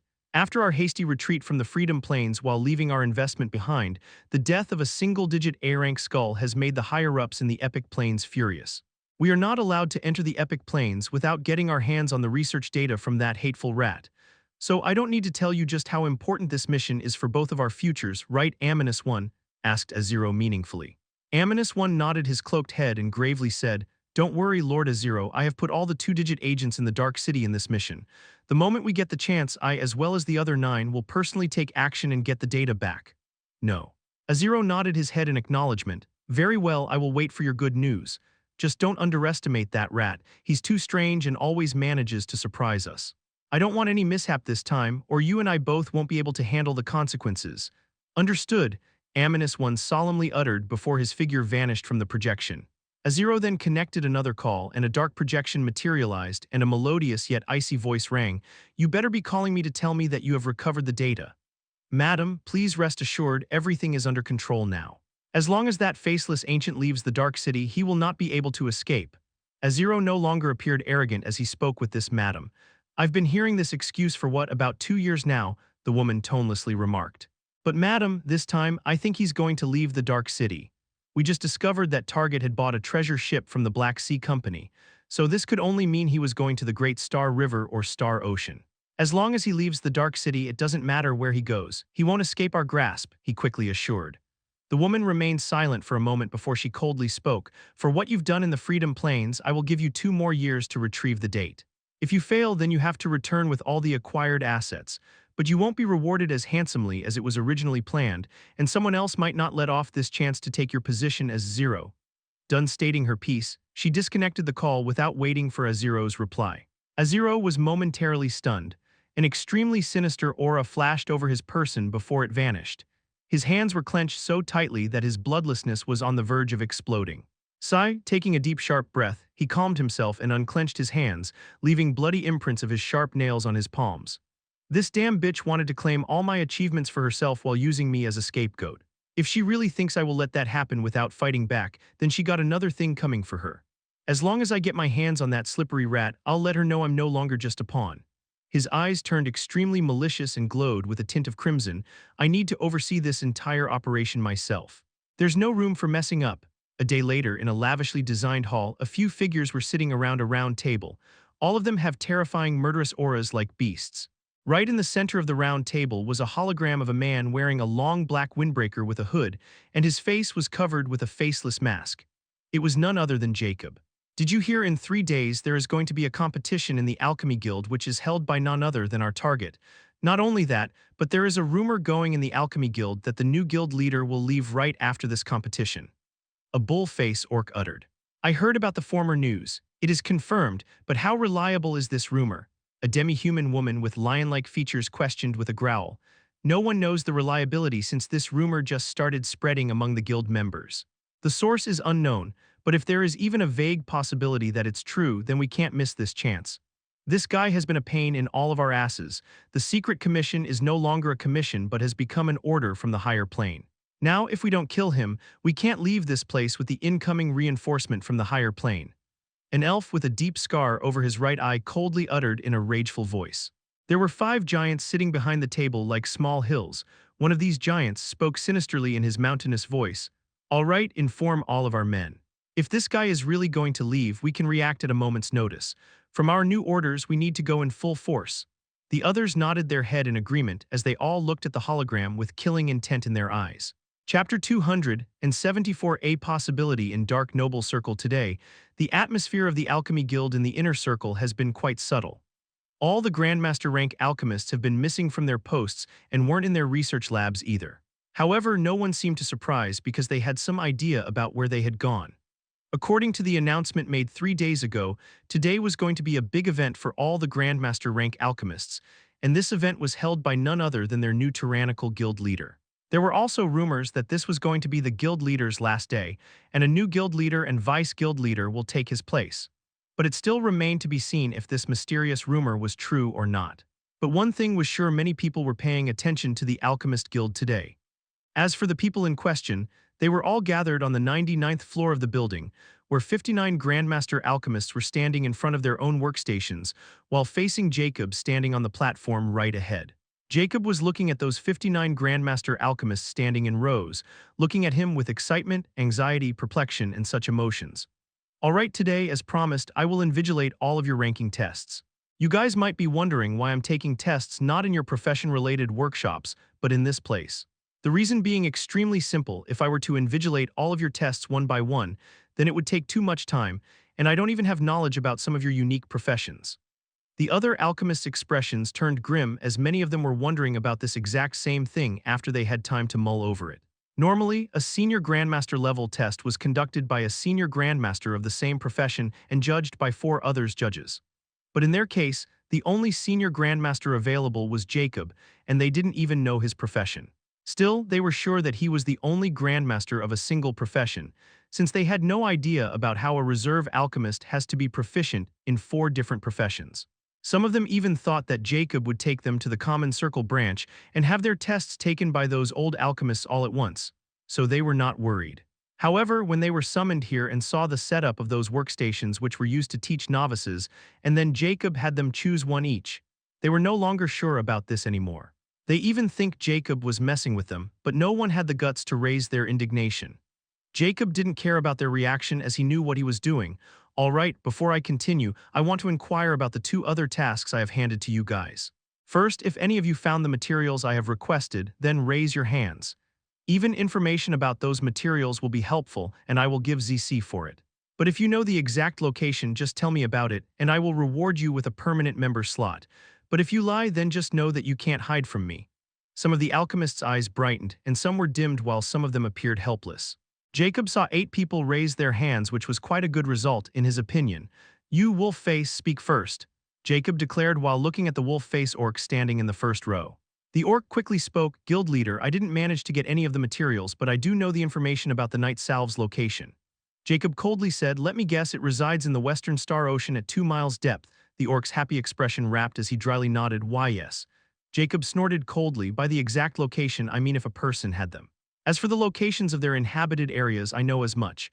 I want information about if someone had them already and where to find them. If you guys have information like this idiot, then don't waste my time and lower your hands. The reaming 7 people looking excited were startled by this new development, and 6 of their expressions turned hideous as they reluctantly lowered their hands. In the end, the only one whose hand was still in the air was a toned skin gnome. "Speak," Jacob asked dismissively. This was quite a letdown when he saw those 6 were like the orc, and he was no longer as hopeful as before. Replying to Guild Leader, when I was searching for these materials, I got a very interesting piece of news from my friend in the noble circle of the Dark City. According to him, there is only a single person in the entire Dark City who might have all 3 materials.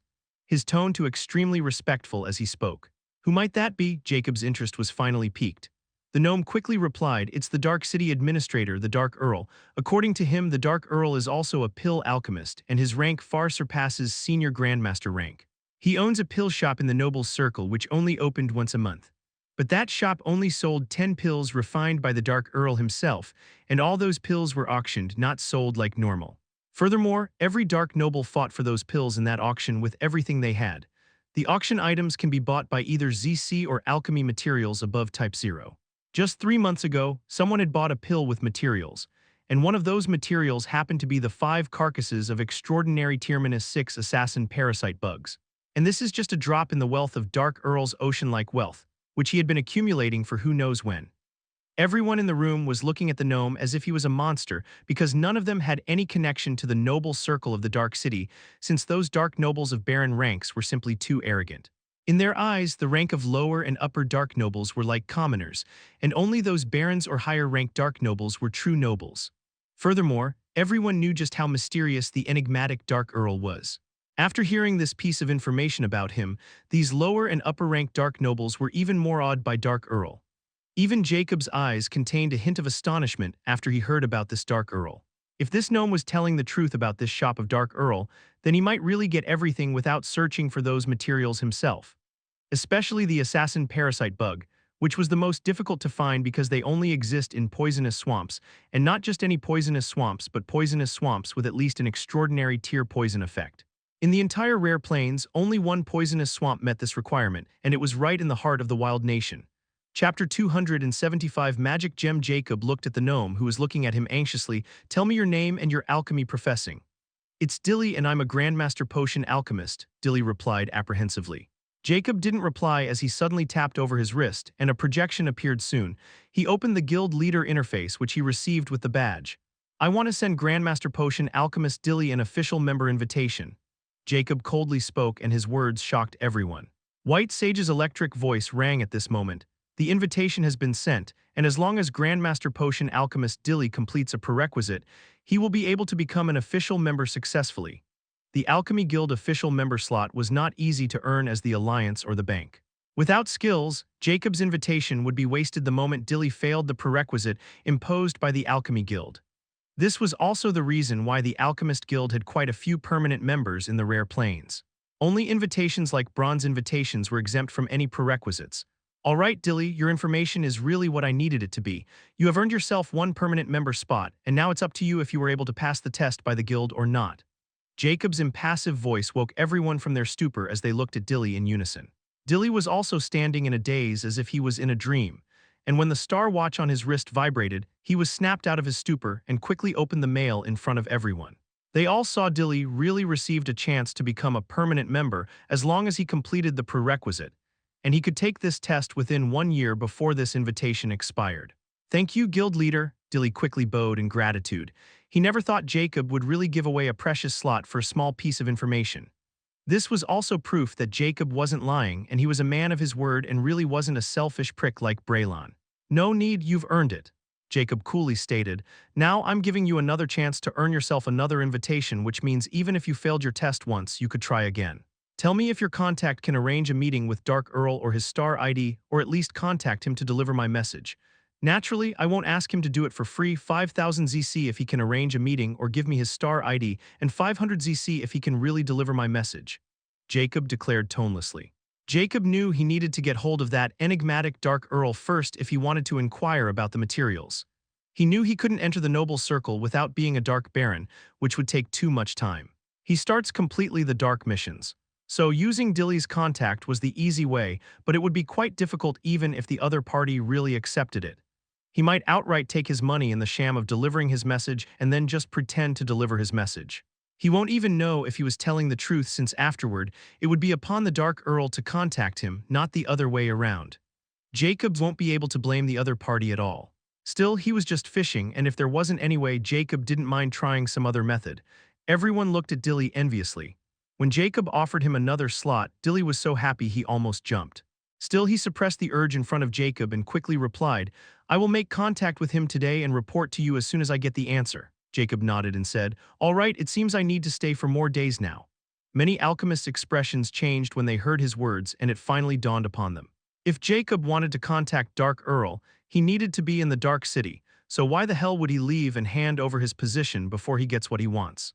Many glanced at Dilly with unkind hidden gazes, but they knew it was now inevitable. If they were in his shoes, they would have done the same. "All right, you guys didn't need to be so disappointed. I'm staying didn't mean I'm going to stay indefinitely.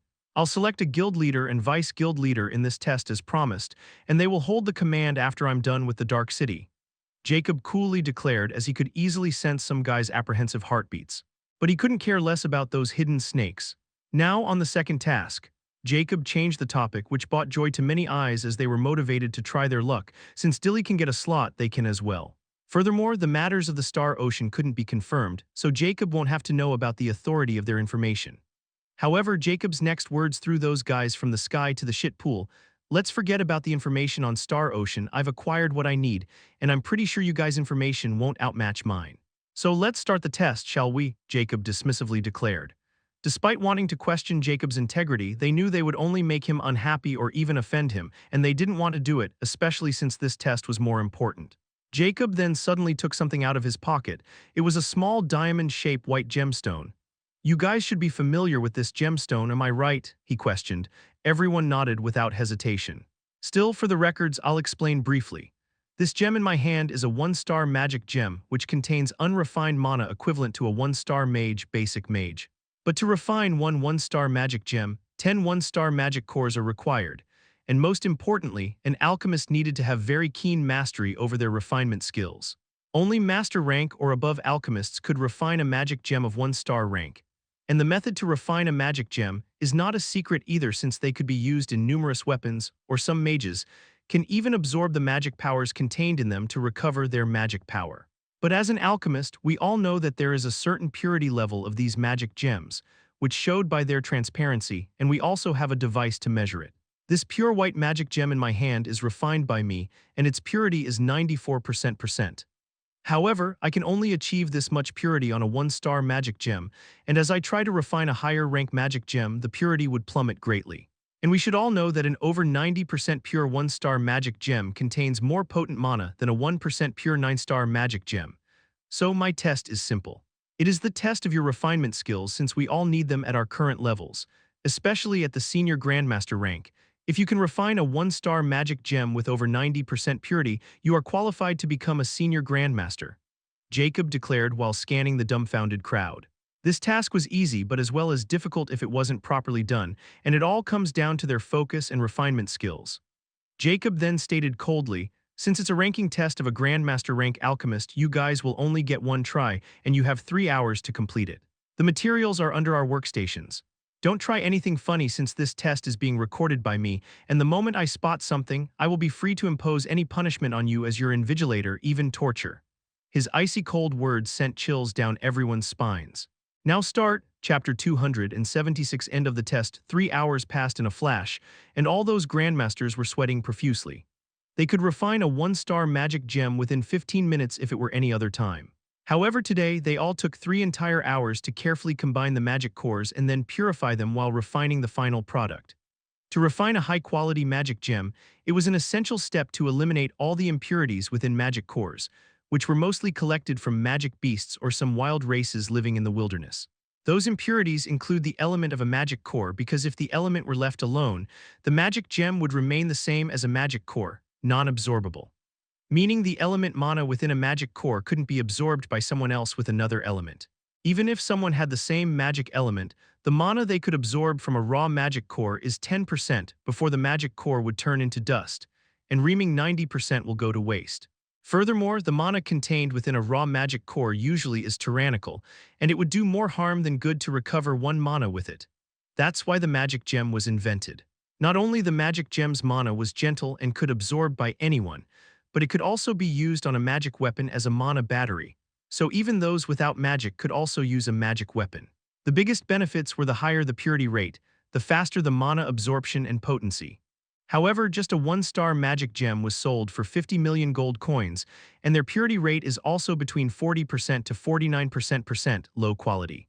A magic gem with 50% to 70% purity mid-quality was worth 100 million, while a magic gem over 70% purity rate high quality never sold in the common market, much less a magic gem over 90% purity rate flawless quality, because it was simply too time-consuming.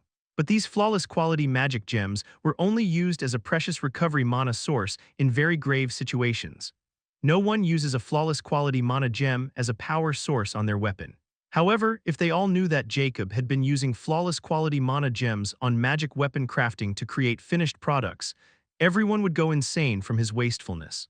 Because a magic crafter would normally use their own mana to craft a weapon, and those without magic didn't dare to choose this profession because they needed magic gems to complement their lack of mana.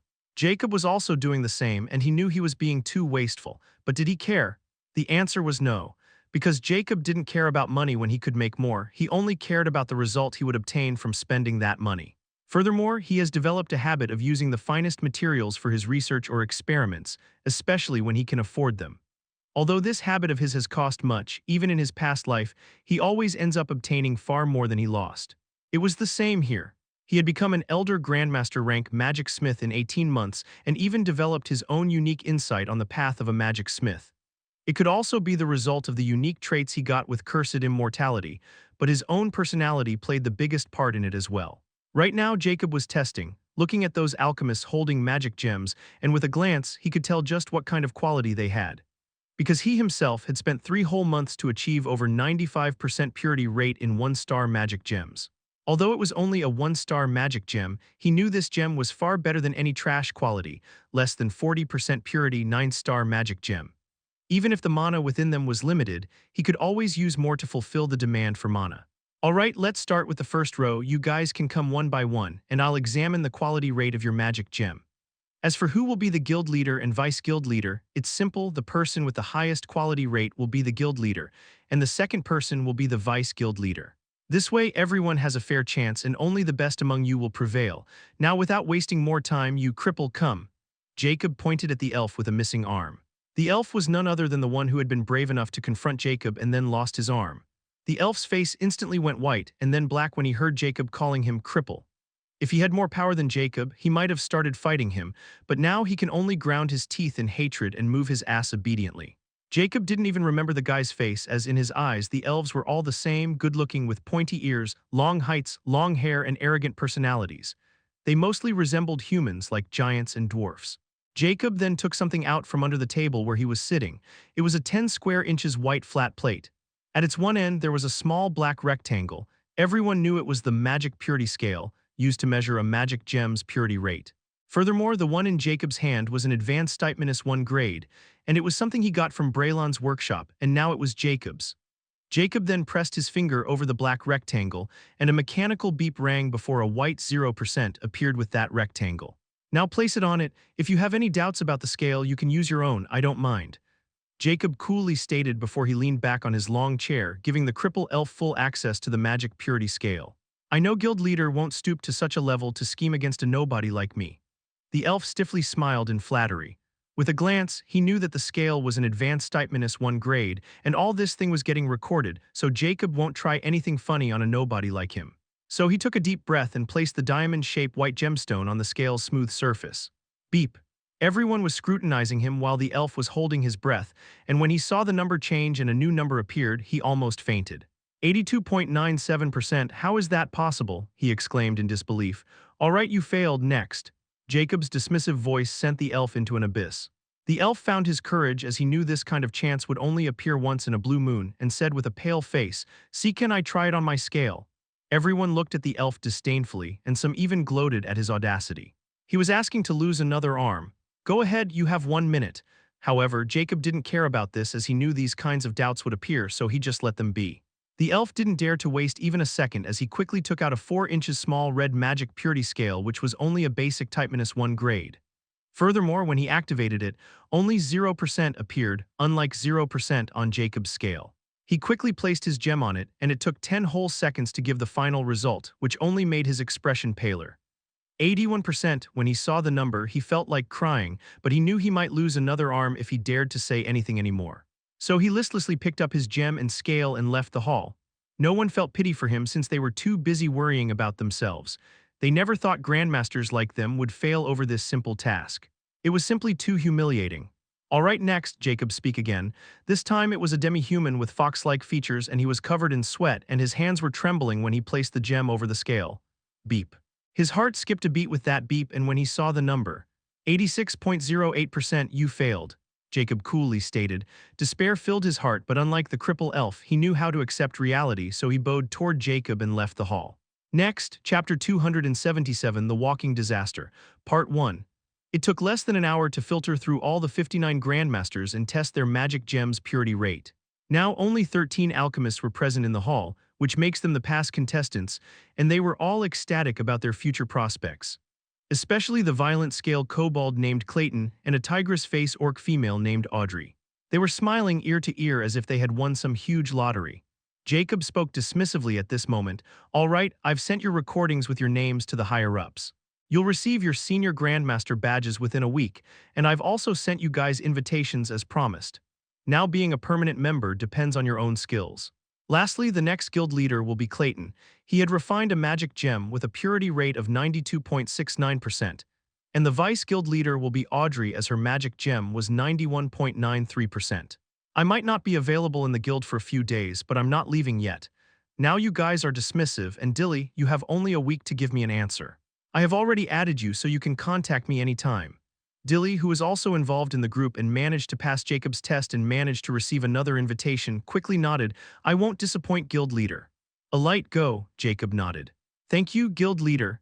Everyone bowed their head before they left the hall in full of excitement while Jacob remained there sitting on his chair. His lips suddenly curled up. I wonder if those rumors of me leaving the Dark City today managed to draw all those people out who wanted to kill me, especially those mercenaries. I was planning to leave right after this test to kill those idiots and then head toward the location of that great earth minerates in the inner beast forest, which is quite close to my location. Afterward, I would have started searching for the materials and then left the rare plains for good. But I need to change my plan now. The Dark Earl can save me tremendous time if I somehow manage to contact him. But I'm not going to become a Dark Baron to meet him, since the time required to achieve that title is even more lengthy than finding those materials on my own. Let's see how it's played out. I can only decide after Dilly gives me his final answer. But it didn't change the fact that I need to get rid of those pests today, and then I should head to the location in the inner beast forest before that guy died. With that thought in mind, Jacob stood up and walked toward the exit and went all way toward the lift and headed to the first floor. Jacob then started moving toward the exit of the building and made sure he got noticed by as many people as possible. The moment he exited the building, Jacob instantly felt multiple pairs of eyes land on him. Well, it was even easier than I was expecting it. Spreading those rumors was the right thing to do after all. Jacob was satisfied with this development. Jacob then hails a taxi and directly heads toward the exit station, which would lead him to the common circle, and from there he would leave the Dark City from the same gate he had entered. That was the only known entry and exit of the Dark City to the common public. The moment Jacob entered the taxi and started heading toward the exit station, those pairs of eyes hidden all around the Alchemy Guild building quickly started sending messages to report about Jacob's movement.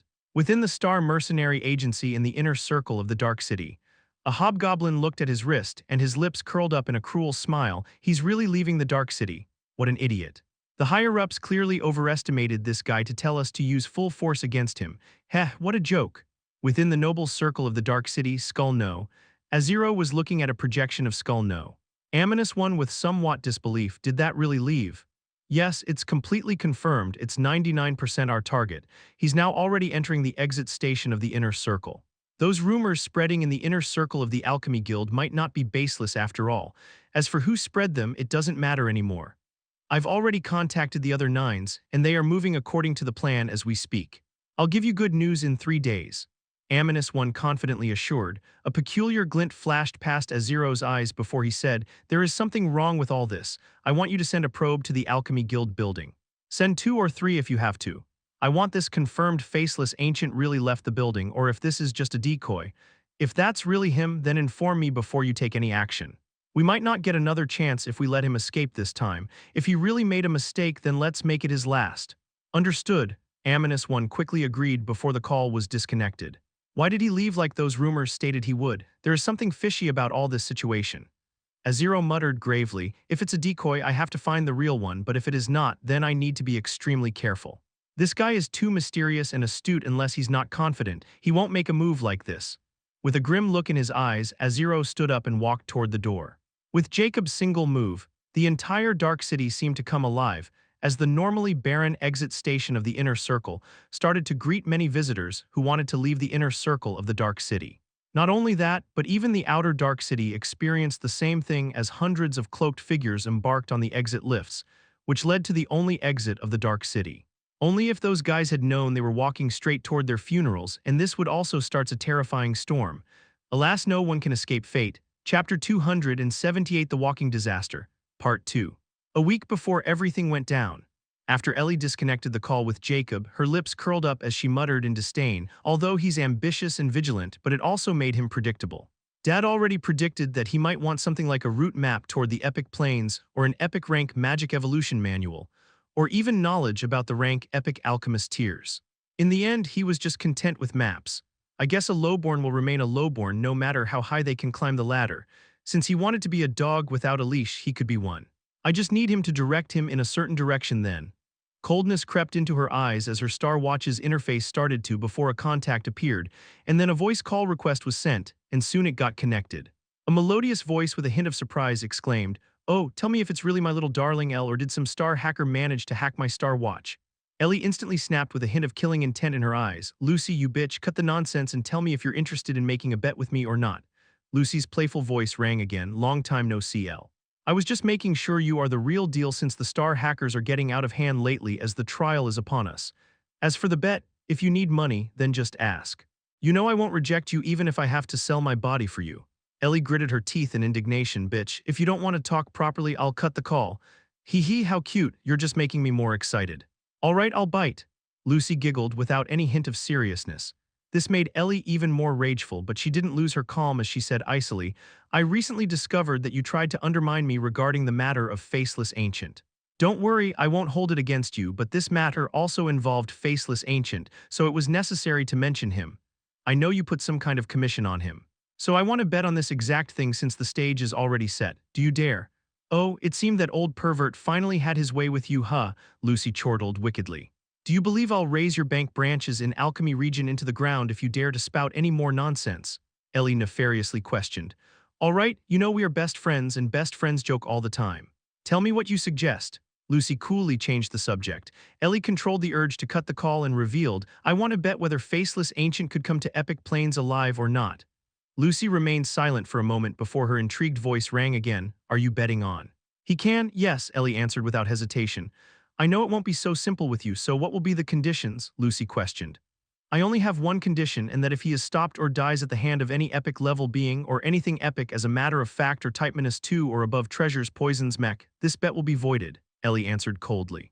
Lucy again fell into contemplated silence before she replied with a hint of interest. "You want to void the bet but not place a condition like if I violated this, I will have to give you the item I bet. Don't tell me if you found yourself losing, you will just go out your way and use this loophole yourself so you could save your own ass. This bitch is as sharp as ever." Ellie narrowed her eyes. She didn't deny it nor admit it and coldly spoke.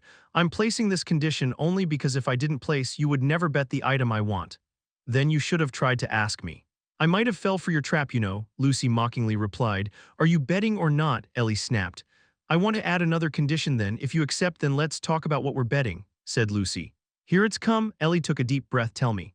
"I want to confirm 2 things first. The first one, this journey will be made by Faceless Ancient alone, right? Second, if he dies in the Star Ocean by some epic-level beast or gets poisoned by a type -2 rank poison or some pirate ship, even some epic stray dog, before stepping on the soil of the Epic Plains, this bet would be voided, right?" she questioned. To answer your first question, I have already sold him the map of the Epic Plains sea routes, but he will not get any help from my side, and I have nothing to do with his actions except that map he bought from me for his services. As for your second question, yes, as long as he won't die by anything but Epic or Type -2 and with their involvement and can't reach the Epic Plains, you won. But if you did, you lose, Ellie replied. Heh, giving him a map is akin to giving him a shortcut, but it would make it more interesting. The last question, we are using Zodiac Oath contract, right? She asked again. Of course, it goes without saying. Or do you think I would make a bet with a willy bitch like you? Ellie scoffed. You know that's kind of hurt. Lucy sighed sadly, which was clearly just to tease Ellie more before she said, all right, then my condition is simple. Before this bet, if anyone, this included all the beings in existence, including you and me, so if anyone had made any prior arrangements, expect that map part. The bet shall be won by the person who didn't win the bet the moment his Zodiac Oath was established. If you agree to this, then let's talk about the items. Ellie wasn't got flustered by this condition at all. On the contrary, her lips curled slightly. The old man was again right. All right, I agree to this condition as well. Ellie agreed without hesitation. Oh, it seemed you didn't sleep with him after all. Lucy's voice contained a rare surprise. Ellie's expression instantly went dark, but before she could curse, Lucy continued, then tell me, what are we betting? Ellie suppressed her murderous urge as she knew it was now a critical point and she couldn't miss this chance or she won't get another. You know damn well what I want, Ellie coldly declared. The scripture of blank, all right, but you should know how precious it is, so unless you bring out that old pervert's null space mirror, I won't bet it. Lucy stated her own condition as if she had expected this much. Ellie, on the other hand, was also expecting this type of demand from Lucy. Old man, you better be right about this or it's not my fault. After taking a deep, cold breath, she solemnly declared, let's seal the deal then. Chapter 279, The Walking Disaster.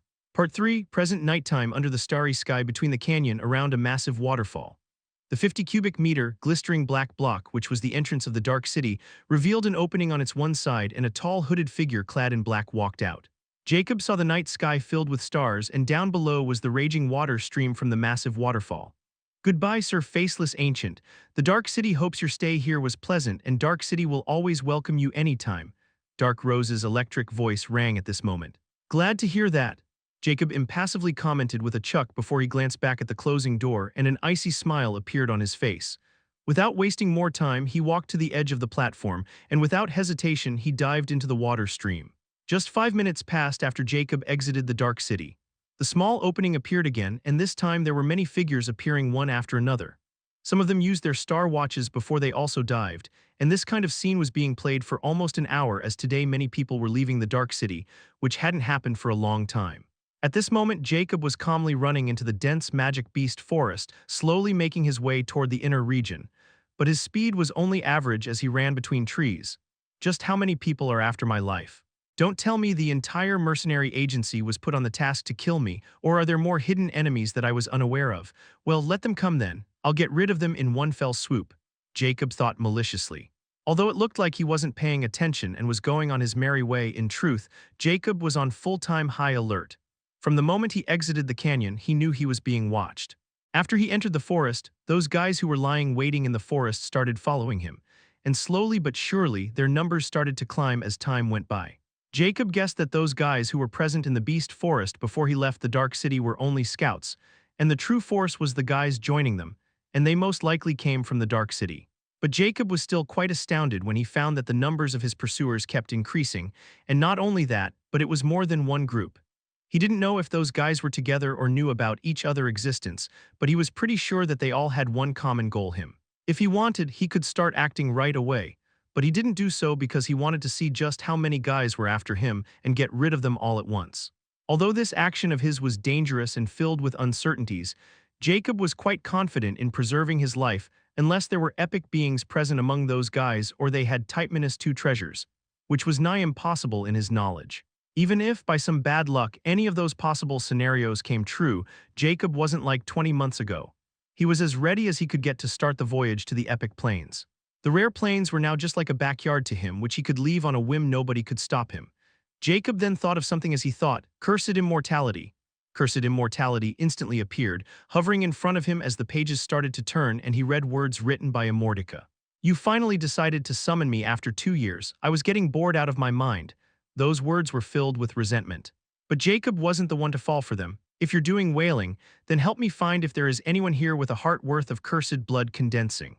Jacob knew it was almost impossible to find another wyvern-like existence in this place again, but this didn't mean he won't find someone with a faint trace of some legendary bloodline. According to Immortality, as long as he eats the heart of someone with legendary potential, his cursed blood condensing would increase. And the bloodline plays the biggest part in having a potential of legendary rank. But it wasn't important to have a true legendary bloodline. That's where descendants came into the picture. Even if someone had a faint trace of their legendary bloodline, they would be considered a descendant of a legendary being. Even if there was a 0.1% bloodline present in that person, Jacob was willing to take their hearts since it was better than nothing. The chances of that blood density getting higher would be increased when he starts his hunt in the epic plains. Right now, he had hundreds of chicks following him, and he could slaughter them as he wished, so he didn't want to waste any potential heart. That's why he summoned cursed immortality to identify those hearts. Even if the result turned out to be disappointing, he was also hoping to use it for scouting, but of course he won't admit that out loud. Heh, do you think legendary rank's descendants would play house in a place like? Immortality suddenly stopped writing, which was quite a surprise to Jacob as it never had happened before, which made his heart palpitate. Do you found something? He asked in disbelief as he instantly became vigilant of his surroundings. He can ignore anything but cursed immortality. Ha ha ha ha. The very next moment, Immortaka's maniacal laughter filled the page, which only made Jacob more uneasy. Just out with it, he sternly declared. You really have devil's luck. There are 2 hidden existences within your pursuers who match the requirement for cursed blood condensing. Although they are not direct descendants, but they are only far from 6 generations. Jacob's eyes shimmered intensely as he felt more at ease since it wasn't some danger. It's quite rare that I'm glad that I summoned you. So where are they? Chapter 280 The Walking Disaster 4. Where are they? Heh, confident, aren't we? But I guess you are qualified to be confident in the rare plains now. Do you want to take action now or before you end this game of yours? Immortality didn't answer but questioned instead. Jacob answered without hesitation, no, I'll take them out as soon as possible. They might run away if they witness my prowess, so just tell me I'll deal with them first before getting rid of these jokers. Completing the cursed blood condensing is more important than anything. All right, you better put on a good show for me. I'll guide you to their locations as they are too well hidden. Only if you accelerate your heart at 15x will you be able to find them. Immortality revealed a terrifying fact that made Jacob feel alarmed. How could a descent of a legendary being would be so easy to hunt? Jacob thought, as he no longer dared to take the cursed blood condensing lightly. He was basically dealing with high-caliber monsters like the infant wyvern. At this moment, Jacob's figure, which was under every watchful eye's vision, suddenly vanished. Where did he go? A black-clad figure jumping between trees without making any sounds exclaimed. Target is out of sight. These kinds of exclaims started to flow around the forest as all the people started to search madly for Jacob, creating a chaotic situation. While Jacob was now moving like lightning in the west direction without making any sounds, he was so fast even those Terminus 6 extraordinary couldn't see his shadow anymore. Jacob took full advantage of the darkness and his superior physique to charge in the direction that Immortality was leading him. He didn't want to make his targets run and finish them off in one fell swoop. 200 meters away from Jacob, 2 figures were standing on top of some kind of small round discs as they hovered 10 meters apart from each other above the forest. But for some reason, they were invisible in hindsight. Furthermore, they were both holding 2 cubes in their hands, and they were both showing the exact place where Jacob had vanished a few moments ago on the cube's black surface, like a live video feed. Moreover, these figures were wearing tight white robes, and there was black hourglass embroidered over their chests while their entire heads were tightly wrapped under black gauze. Even their eyes were not visible. Under the dim moonlight, they looked like creepy mummified ghosts. Suddenly, they turned their heads toward each other as eerie silence remained between them while they kept their head in each other direction. Jacob appeared only 20 meters away from them behind a tree and looked at Immortality with uncertainty. Why did you tell me to stop? Because those 2 are standing 10 meters above the sky wearing white robes like clowns. Can't you see them from here? Immortality wrote. Jacob was bewildered as he looked at the sky and even made a turnaround, but he didn't see a thing and frowned. What are you talking about? There's nothing there. Oh, ha ha ha ha. It seemed they were using some kind of magic or a magic item to hide from the naked eye. No, even if they are hiding, I should have heard their heart rate or breathing at least, but there is nothing, especially if they are between the range of 100 meters. Unless they are dark beings, I'm confident that no living being in the rare plains could hide in my hindsight, Jacob retorted. That's where you're wrong. There are myriad ways to hide one's breathing and heart rate like the dark beings. Furthermore, you have yet to come in contact with true magic. The magic in Type-1 Plains is simply too crude.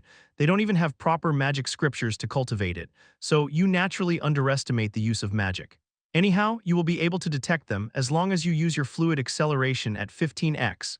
Jacob wasn't flustered by Immortalita's words, as he knew it was right about the people of Rare Plains being crude when it came to using magic.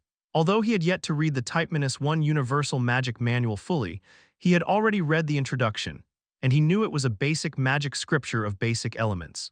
He was putting it on hold because he didn't have time to waste because of Ellie's deadline. But now, he didn't have to worry about time, so he might as well be done with it after making this trip. So in roundabout ways, you mean to tell me that those two probably have access to magic scriptures?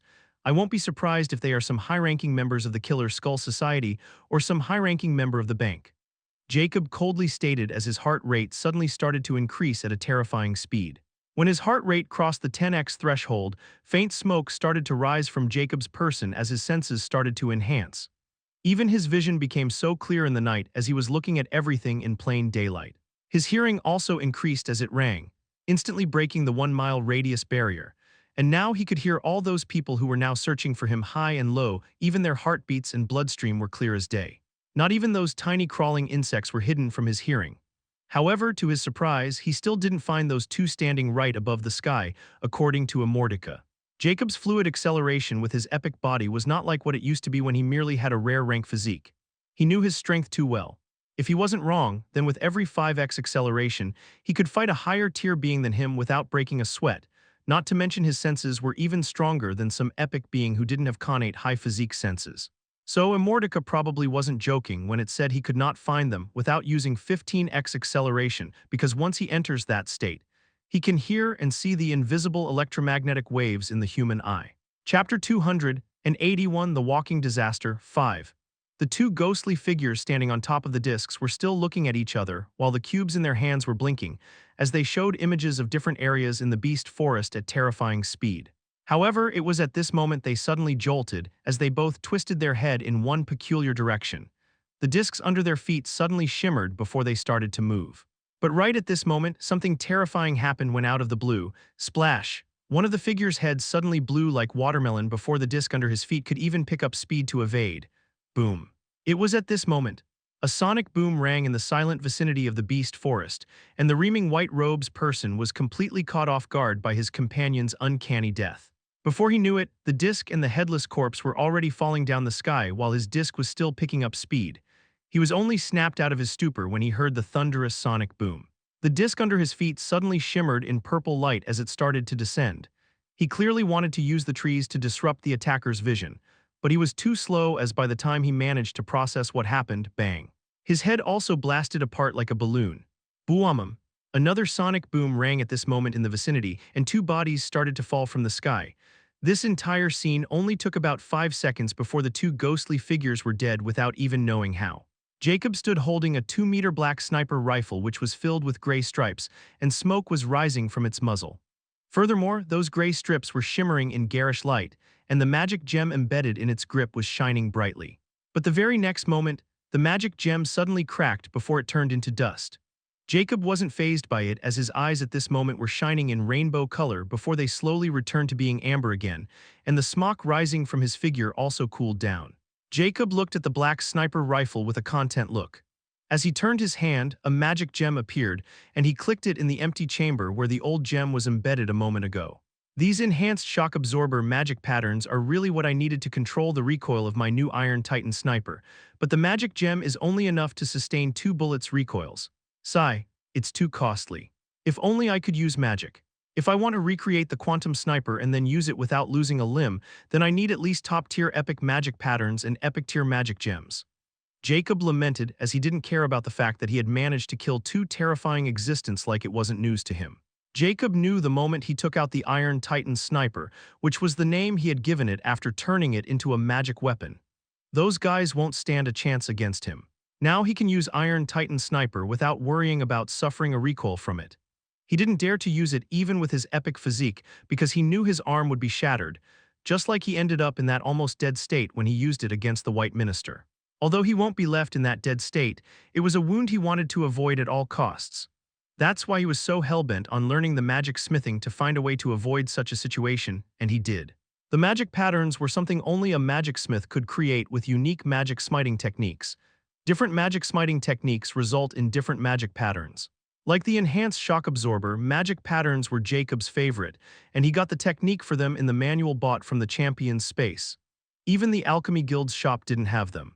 In Jacob's understanding, this technique was probably for Elder Grandmaster rank magic smiths, since it was the technique written in the Elder Grandmaster section of the manual. So it was only natural that the Alchemy Guild shop of Rare Plains didn't have them. Anyhow, Jacob's new guns were all powerful, and they were magic with this technique. Although they were not truly magic guns since they couldn't be used with magic bullets, he didn't need magic bullets when he could create even more powerful bullets than magic bullets as long as he put his mind to it. One could say that Jacob now can put many of the ideas which seemed impossible in his old life into theories, and he would only grow as long as he continued to acquire more knowledge of this world's technology, especially magic technology. Jacob then put his new gun back and quickly headed in the direction where the bodies fell. He was also quite interested in those two discs, which seemed to be like some hoverboard. Furthermore, with those two explosive sounds from his guns, he knew those guys searching for him were all coming in this way. So he had to collect their bodies and belonging first before he started dealing with the others. With his excellent vision and sense of smell, he quickly found the two bodies and the discs. He didn't have time to check them as he stored them in his pendant and decided to enjoy a feast later after he got rid of all those pests. What Jacob didn't know was the moment he killed those two guys on the discs within the hidden library in the dark city. The Goblet, impassively reading an old cover book, suddenly heard an electric voice. Iron Puppet Assassins has been killed by the target. Iron Class Kill Order has entered the second stage. 5 Iron Puppet Assassins have been dispatched. The Goblet merely glanced at the reverse black hourglass, which was still working in reverse, before she returned to reading as if nothing had happened. Chapter 282 The Walking Disaster 6. After collecting the two bodies and discs, Jacob was in a good mood. He looked in the direction of the commotion, and his lips rose in an icy smile as he told Immortality, "Let's start the operation. Just tell me if I missed someone." The next moment, Doom Assassin short swords appeared in his hand. The dark gray blades were the same, but the skulls from the sword hilts were now replaced with two palm-sized black bearings.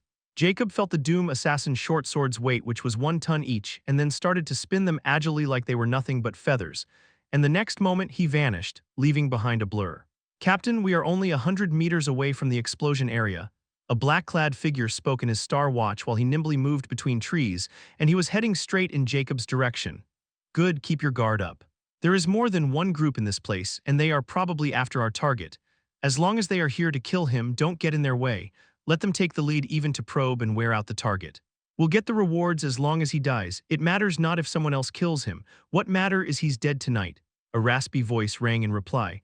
Almost all the mercenaries received the same kind of command from their captains.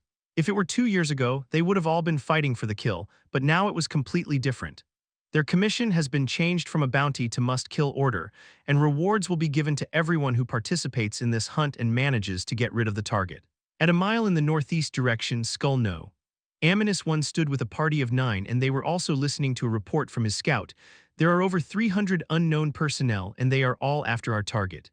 "What is your command?" Aminus One's eyes narrowed. "It doesn't matter. We need to bring him in alive. Let the other side attack first. Just don't lose sight of him anymore.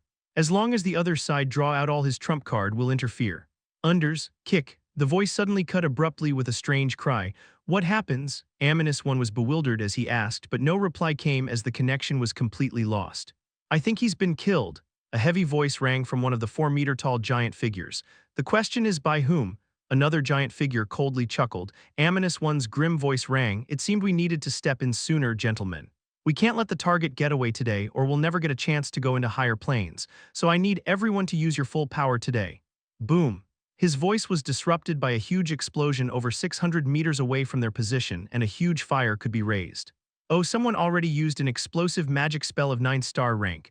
A woman's voice filled with interest rang. "Let go before he gets killed." A long sword appeared in Aminus One's hand before he moved in the direction of the commotions. However, as they got closer, they could hear screams ringing all around them, and those screams were absolutely bone-chilling as they rang all over the forest while all kinds of explosions rang. For a moment they rang from the east, and the next moment they rang from the south. It was like a war zone, but this made the top 10 A-rank skulls of the Killer Skull Society even more confused. Since there should be only one target, how could everyone start fighting each other? Not only the 10 skulls, but there was another group of 32 universal mercenaries. They were all official members, not reserve members, and 3 of them among them were Dark Baron-level Dark Nobles of the Dark City. This group was the true upper echelon of the mercenary agency in the Rare Plains, and they were all going to leave the Rare Plains in over a year when the reinforcement from the Epic Plains arrived to suppress the Dark Beings. They all came here with their underlings beaming with confidence, but now they were all panicking as their numbers suddenly started to feel down like a waterfall. What the fuck is happening? Who is attacking our men? A booming voice rang in the forest. It was a giant wearing menacing-looking black armor while holding a 6-meter-long halberd while he was trembling with rage and trepidation. Lord Fire Cannon, we lost contact with 3 more scouts, and 3 more leader-level figures have left the hunting chat. Another giant grimly informed Fire Cannon, who was the second most powerful official mercenary present in the Dark City and a Baron-ranked Dark Noble. What, those fools cut the contact as well? What the fuck are they doing? Fire Cannon didn't hide his booming voice as he was now completely enraged. Maybe they're just killed by me. At this moment, an icy voice replied, "Who?" Fire Cannon was startled as he twisted his body in the voice direction, and he was instantly horrified when he saw his right-hand man, who was just alive a moment ago, was now falling to the group as his giant head was rolling over. Not only that, but a dark figure was right in front of his face and only a meter away. Time seemed to slow down as Fire Cannon saw 2 sharp streaks headed toward his neck in a scissors-like motion. At this moment, Fire Cannon, a mountain giant who wasn't afraid of even death, felt the fear of impending death as that dark figure appeared akin to a Grim Reaper who couldn't resist as his body froze in place. Swish. Fire Cannon felt his vision start to twist as all the feelings he had a moment ago started to slip away. He only heard atrocious muttering before everything faded away. I wonder if I should take these giants' hearts, but it would take too much space. Forget it, they're just trash. I should take their rings, weapons, and Star Watch. Chapter 283 The Walking Disaster 7 In the dark night, the magic beast forest today was filled with horrified screams and blood dyed the soil. Dead bodies dropped like rain as all of their head were cleaved. And not only that, but their chest was all cut open, and their hearts were missing with their star watches and rings. This caused those people who came here with the intent to kill completely shudder, even those high and mighty experts with status. Lord Fire Cannon connection has also been lost. A hobgoblin standing beside another hobgoblin said with trepidation. I'm leaving, the hobgoblin said in his star watch before disconnecting it, and then he looked at the other hobgoblin beside him. Order our men to retreat, something is terribly wrong with this place. The hobgoblin ordered, and he turned around without hesitation. Going somewhere, a ghost-like voice suddenly rang, and before the hobgoblins could even react, their head was rolling as their bodies took a few steps before they fell down. Jacob scoffed, looking at the dead hobgoblins as he went ahead and harvested their hearts before he took their star watches and 1 space ring which the hobgoblin was wearing. It only took him 5 seconds before he moved toward another target. It seemed these guys are now planning to run, hee, Immortality wrote. But can they? Jacob sneered as he entered 2x acceleration, increasing his sense range even more, not to mention his speed. The renaming members of the other hunting parties now realized that they were not the ones who were hunting, but they were the prey here, and the hunter turned out to be none other than their prey. They knew the target was a wolf in sheep's clothing. However, their retreating efforts were all turned into nothing but meaningless struggle as more blood-curdling screams reverberated in the vicinity. And those screams only belonged to those who were scared out of their minds. But as soon as those screams rang, they died down the next moment. Gathered together, everyone. He's hunting us down one by one. Gathered together if you want to survive. A booming voice rang in the vicinity, and it was filled with rage and panic. We, the Universal Mercenaries, invite everyone to work together to fight against this fiend. Another loud roar sounded like thunder. Killer Skull Society gathered with the mercenary friends. A heavy voice replied as those guys who were running like headless chicks started to snap out of their stupors, and they ran in those voices' direction like crazy. They all now understand that they will be dead eventually if they continue to run like this, and the other party seems to know exactly where they are running. Even those top 10 A-rank skulls realized that the faceless ancient wasn't a target at all, but he was a predator who they had underestimated terribly. So they forget about their actual motive and decide to retreat from this death trap before reporting it to A0. They had thoroughly underestimated faceless ancient, and they needed more than numbers to take down that guy. They couldn't even trap him because they couldn't even see him as if he was a ghost. Jacob stopped in this track as he looked in the direction of the voice and listened around and smiled deviously. Well, they're making it even easier for me to get rid of them. All those guys are now gathering in one place. Now, this is what you called a true way to live. Just kill them all and take whatever you need once you have the strength. I suggest you kill everyone in the rare plains. Who knows, you might find more surprises like those two guys. No one can stop you, ahaha. Immortality revealed its nefarious plan. Jacob looked at the bloodthirsty suggestion and scoffed, I'm only doing it because those guys provoke me first. Besides, the moment I start massacring every living being I see, I'm pretty sure I'll be even more hated than the dark begins. You yourself said that there's a godly existence like Zodiac will, so I want to avoid it as much as I can, and I'm pretty sure you wanted to do the same. So stop with your moronic suggestions.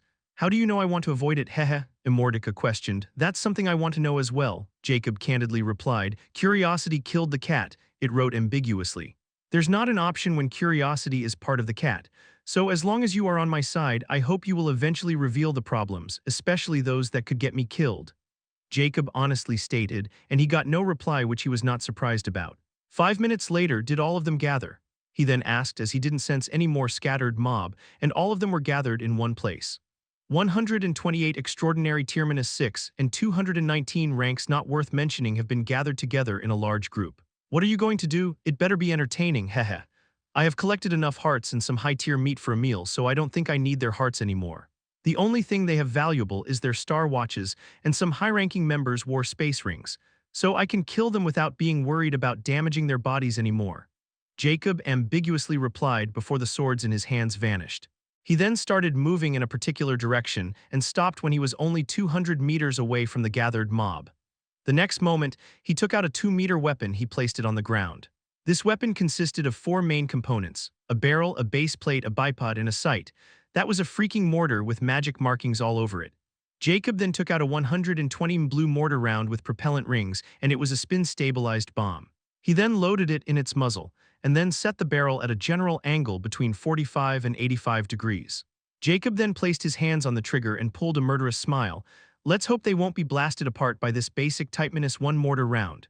Chapter 284 The Walking Disaster 8 The remnant of the Killer Skull Society and the Universal Mercenaries were all gathered together, forming a huge group. The top 10 A-rank skulls also managed to keep themselves alive because the moment they sensed the situation turning worse, they also decided to retreat. But alas, leaving was easier said than done as their numbers continued to decrease even faster. Hence, they had no choice but to team up with the Universal Mercenaries, who were not in any better position than them, if not worse. Bastard, come out if you dare, a Universal Mercenary giant who was also the #1 ranked among the agency roared out loud furiously. Fire Cannon was like a brother to him, and now he was probably dead, so he was quite eager to have a go at Jacob.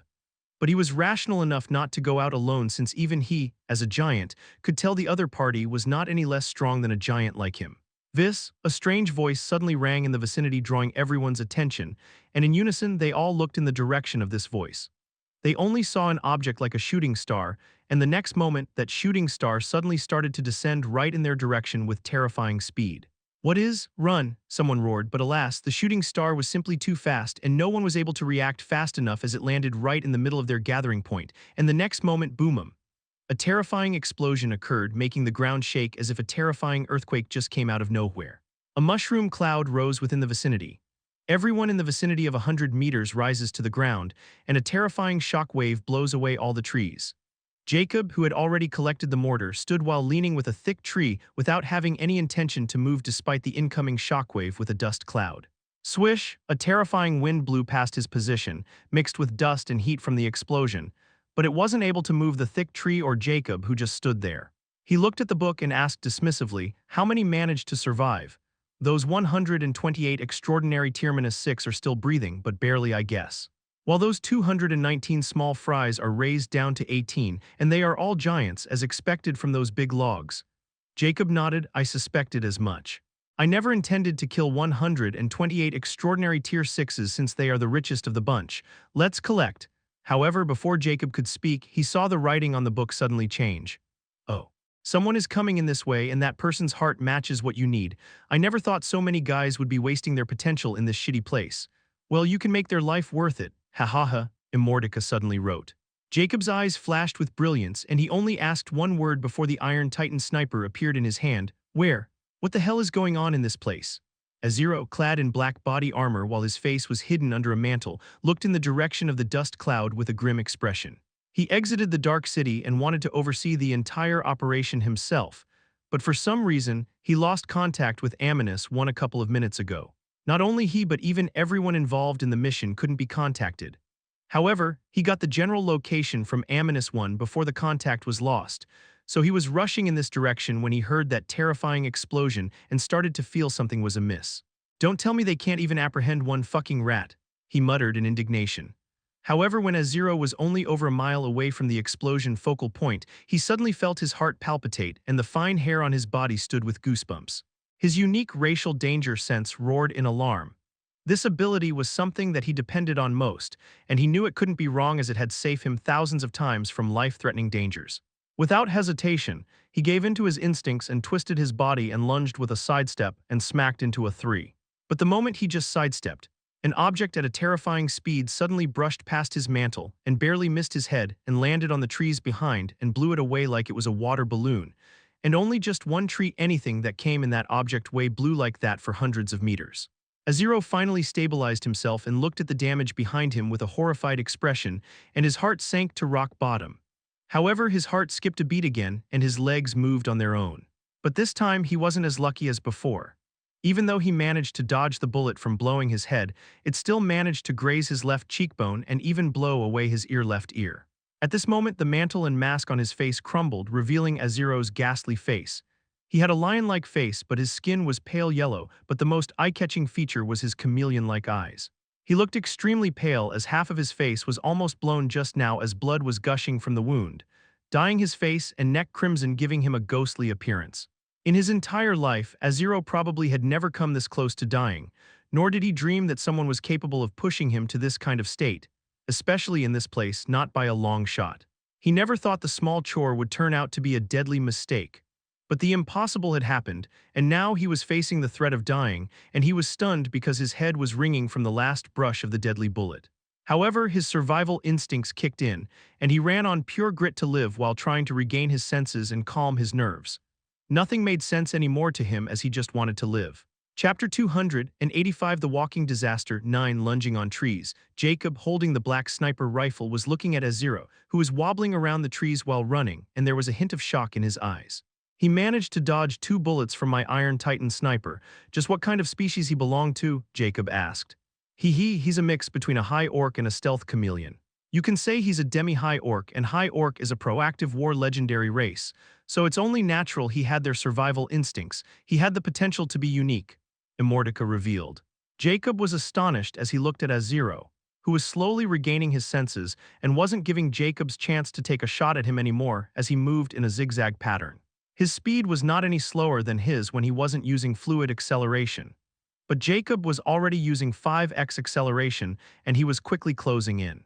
He no longer planned to waste more bullets since he could get rid of that wounded prick himself now. However, when Jacob was only less than 50 meters away from catching up, he noticed Azero take out something from his space ring, and it was a white scroll. It seemed he regained enough focus to remember he had a space ring, and that white scroll is a magic scroll. Jacob's guard was instantly raised as he knew those magic scrolls were like bombs, and he didn't want to be at the receiving end. So Jacob threw the notion of saving some bullets, as that guy was probably more dangerous if he didn't kill him as quickly as possible. But Azero had already crushed the white scroll and beat Jacob by a hair before he could take aim. A brilliant light suddenly shone from the point where the white scroll was crushed, hindering Jacob's sight greatly, almost blinding it. Now it was Jacob's turn to feel impending danger coming his way, and for someone with his current level to feel danger, it was not a joke. So without hesitation, his acceleration increased to 10x, and he ran in the opposite direction to the incoming whiteness before it could envelop him. When Jacob was 50 meters away from that whiteness, it didn't expand anymore, and when he turned around to see what kind of magic scroll it was, he was shocked because a white doom covered 50 meters radius.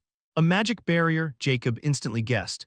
Furthermore, he was feeling danger from that barrier, so he knew it would not bode well for him to come in physical contact with it. Is he hiding there? He asked Immortality. Because if it turned out to be the case, then he didn't know just how long that barrier would last, so he needed to take some drastic measures to break that barrier without touching it. Ha ha ha ha. What a cunning fellow, that barrier is just a decoy which can fool your senses, and he's already 200 meters away from using. If you can't feel him, then it might be the result of him using another black scroll. Immortality amusingly wrote. No, that barrier wasn't a decoy. It was most likely meant to trap me within. Jacob's expression changed as he stopped wasting his time standing there and quickly gave chase. He nearly got fooled by that wounded fellow by thinking that he was hidden in that barrier. Just who is this guy? Jacob thought while he followed the direction where Immortality was leading him. He was hell-bent on killing this guy, and the reason was nothing but his precious heart.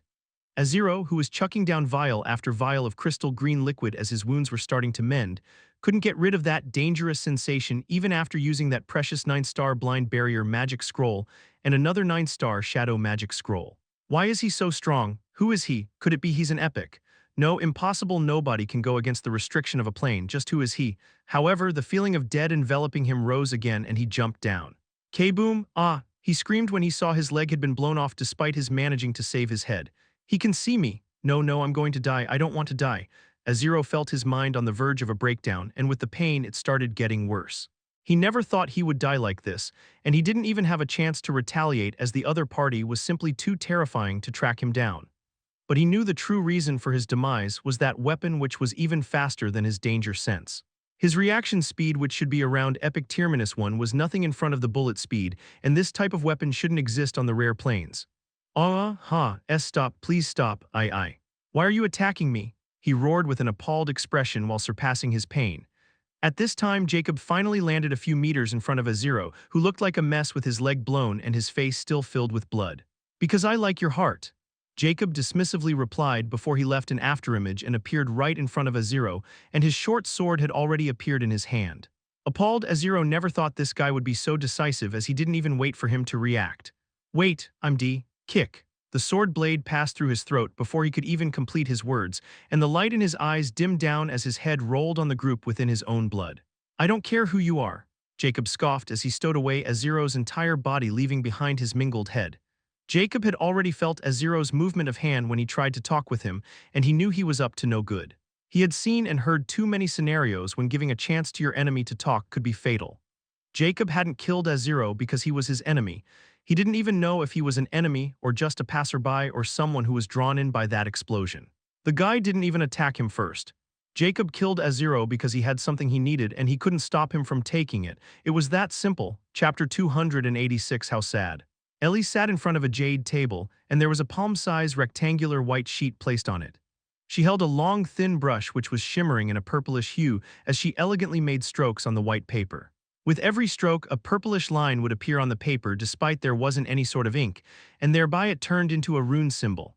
With every successfully carved rune symbol, the white paper seemed to be pulsing. When the 5th rune symbol was done, her hand stopped moving before the white paper suddenly encased in a purple brilliance. Thereupon, the brightness fades away, and what is left is the white paper with a purple line pattern all over it. The runes have vanished somehow. Ellie doesn't seem to be surprised by it as she places the white brush, which now looks like a normal paintbrush, on the jade table and then picks up a small crystal stamp beside it. It also shimmered in a purple hue before she turned the white paper around and stamped its empty size with her stamp.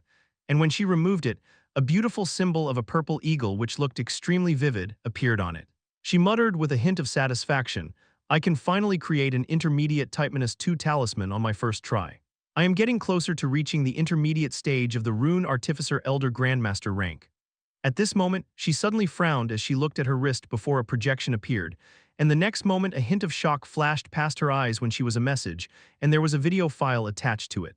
Faceless Ancient sent mail, I have killed 682 people today, and I don't know who was who since they all came after me, but I'm pretty sure over half of them were universal mercenaries. I have no way to confirm their identities, but I do record their appearances, and there is also the exact moment of me killing these guys, so this video is legit. There were also some other guys, but their appearances weren't presentable or intact. Anyway, I don't know how you're going to confirm their identities since it would be a hassle, so Vice President, you can just send me 150,000 ZC for this service, and we'll consider the trade between us a success. 682. Does he think I'm an idiot? Ellie muttered in disbelief, but still she opened the video file. The video file was an hour long, and as she played it, she was instantly captivated by it when she saw the starting scene was of some black-clad guy who was seen to hiding in a tree, but almost instantly that guy's head started rolling down. It was simply too fast, and then the scene changed.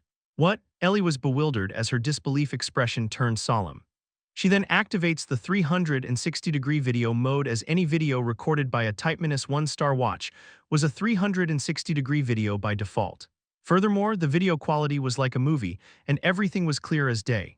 There was even a 50x slow motion option in the videos recorded in advanced Type-1 one-star watches. But Ellie's start watch can go to 1000x slow motion, and she used it without hesitation to watch the first scene frame by frame, and she watched Jacob, not the dead guy. In the end, her eyes were filled with disbelief and a hint of appalling. Just what kind of monster is he? She then watched the next scene and there was the same result. Toward the end, there were just recording of dead bodies. There were only 40 scenes where Jacob was seen beating people like he was cutting chickens, and those scenes were all recorded at the exact moment he was going to deliver the killing blow, not the entire process. Still, just this much was enough to reveal his capabilities in the assassination. And not only that, but Ellie also noticed some dead bodies at the end were completely charred and missing limbs, as if they were at the center of a terrifying explosion. Ellie took a deep breath before her lips curled up in an icy smile. We only wanted to test his capabilities by giving him this mission, but he's out of our expectations. Even Dad might have never thought that he was capable of this kind of feat. When he suggested that he would be capable of coming in here without us interfering, he only said there were over 30% chances of us winning, and even if Lucy ended up breaking the bet or we did, we won't lose a thing. On the other hand, Lucy would have suffered losses to take the champion of the rare plains down, but just this much loss to the bank is enough to get Lucy to bleed like the old bitch she is. It seemed our 30% chances have increased to 55%, and if we can interfere with Lucy's interference and stop her from killing him to void the bet, those chances will rise to 80%. I need to tell Dad. Soon Lucy would start to take it even more seriously. Ellie's eyes shimmered in excitement, but she stopped all of a sudden and then opened another application, which was the bank application. I should reward my dog first to keep him happy. He wanted 150,000 ZC. I'll give him 200,000 to make him even more obedient. With a dark smile, she transferred 200,000 ZC to Jacob's account. Then she instantly contacted the guild president, Nelson. While Ellie was gloating at her good luck, someone else was going to suffer from bad luck. Lucy was looking at the projection of an elegant elf male, as her usually aloof eye were filled with disbelief as she asked, "So you're saying you lost all contact with our hunting group over an hour ago? What about the team members? I've already tried multiple times, but none of them is responding. I've already sent another small team to investigate the situation," the elf respectfully replied with a hint of trepidation in his voice. "Inform me as soon you receive any news." Lucy cut the call with a frown. "What is going on?" she muttered. However, at this moment she received a message from Ellie, and when she read it, she knew something was extremely wrong. Amiable monkfish reply. "Sending your men to die, how sad. I wonder how the bank will react." Chapter 287 Skull No.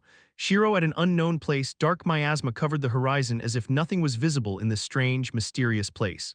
However, a couple of 100 meters deep underground was a humongous space, and in this space was built a metropolis. In a towering building, a masked woman in a lab coat was standing in front of a glass cell and recording something in a hologram in her hand. At this moment, an electric voice rang in the lab. "Lord Shiro, you have an utmost important call." Shiro's focus was broken with that abrupt notification, and she knew only a single person was capable of triggering this kind of notification. So she quickly changed the projection on her wrist and opened the call interface, and when she saw the name, she knew she was right about the identity of the caller. So she quickly accepted the audio call. "My lord. Azero is dead, and so does the top 100 of our ranks with him." A ghastly voice rang, cutting Shiro between her sentence. Shiro's eyes instantly widened when she heard the news, and her body trembled as she blurted, "How is that possible?" She knew better than anyone just how powerful Azero was, and he should be able to preserve his life even if he encountered an epic. But his death with the top 100 of ranks was a massive shock to her, and if it was true, then it was an unforgivable blunder. "You tell me," the ghastly voice coolly replied.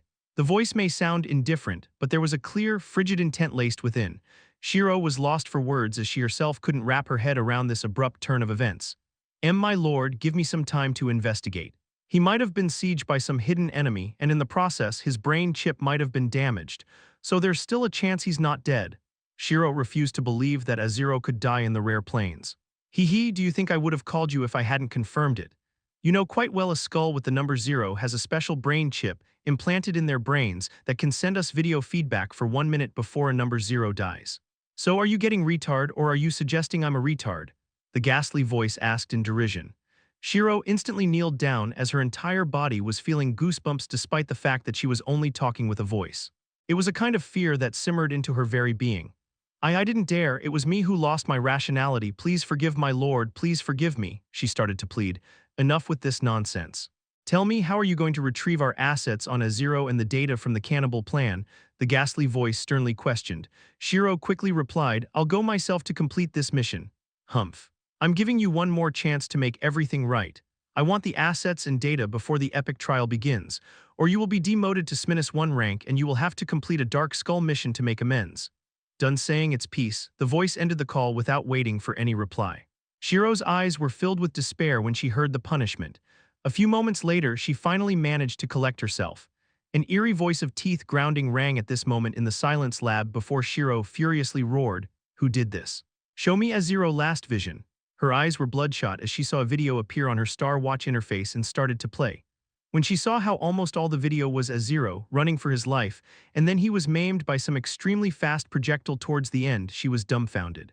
But this video was like a normal video, as it didn't have a 360-degree feature, and it could only show what A0 saw before his impending death for up to 1 minute.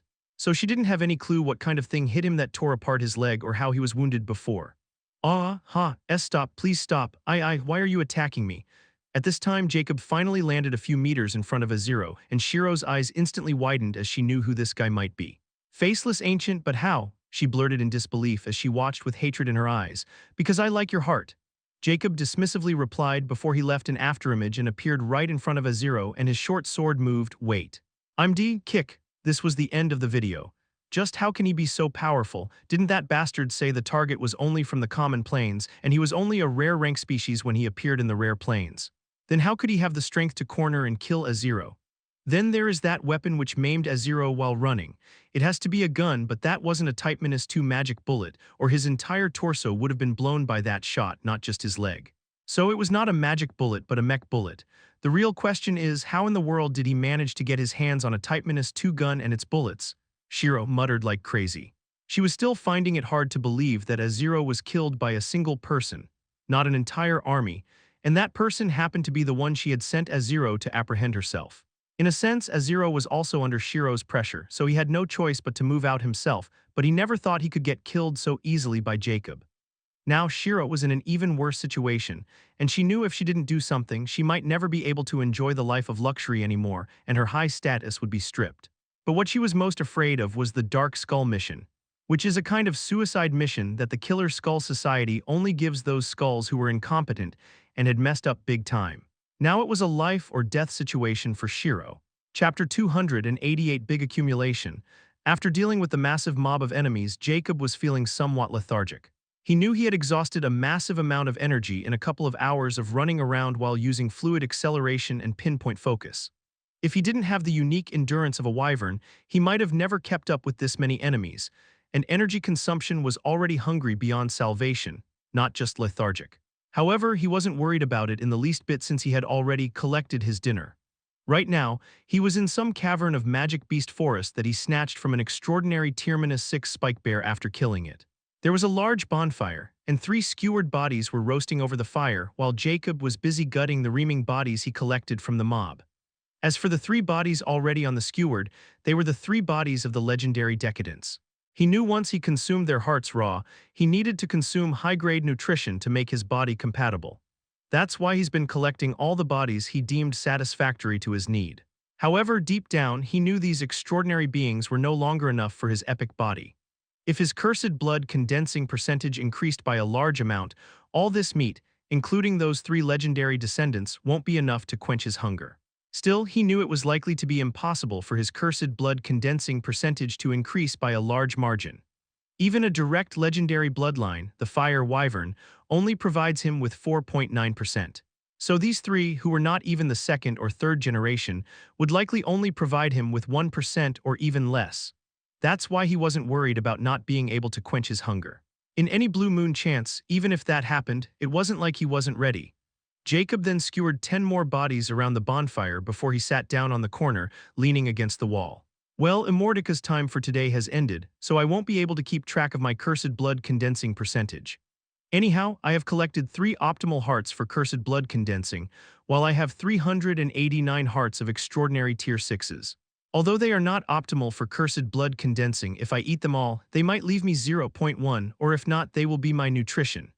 Jacob chuckled before he flipped his hand, and a warm heart appeared which was actually black.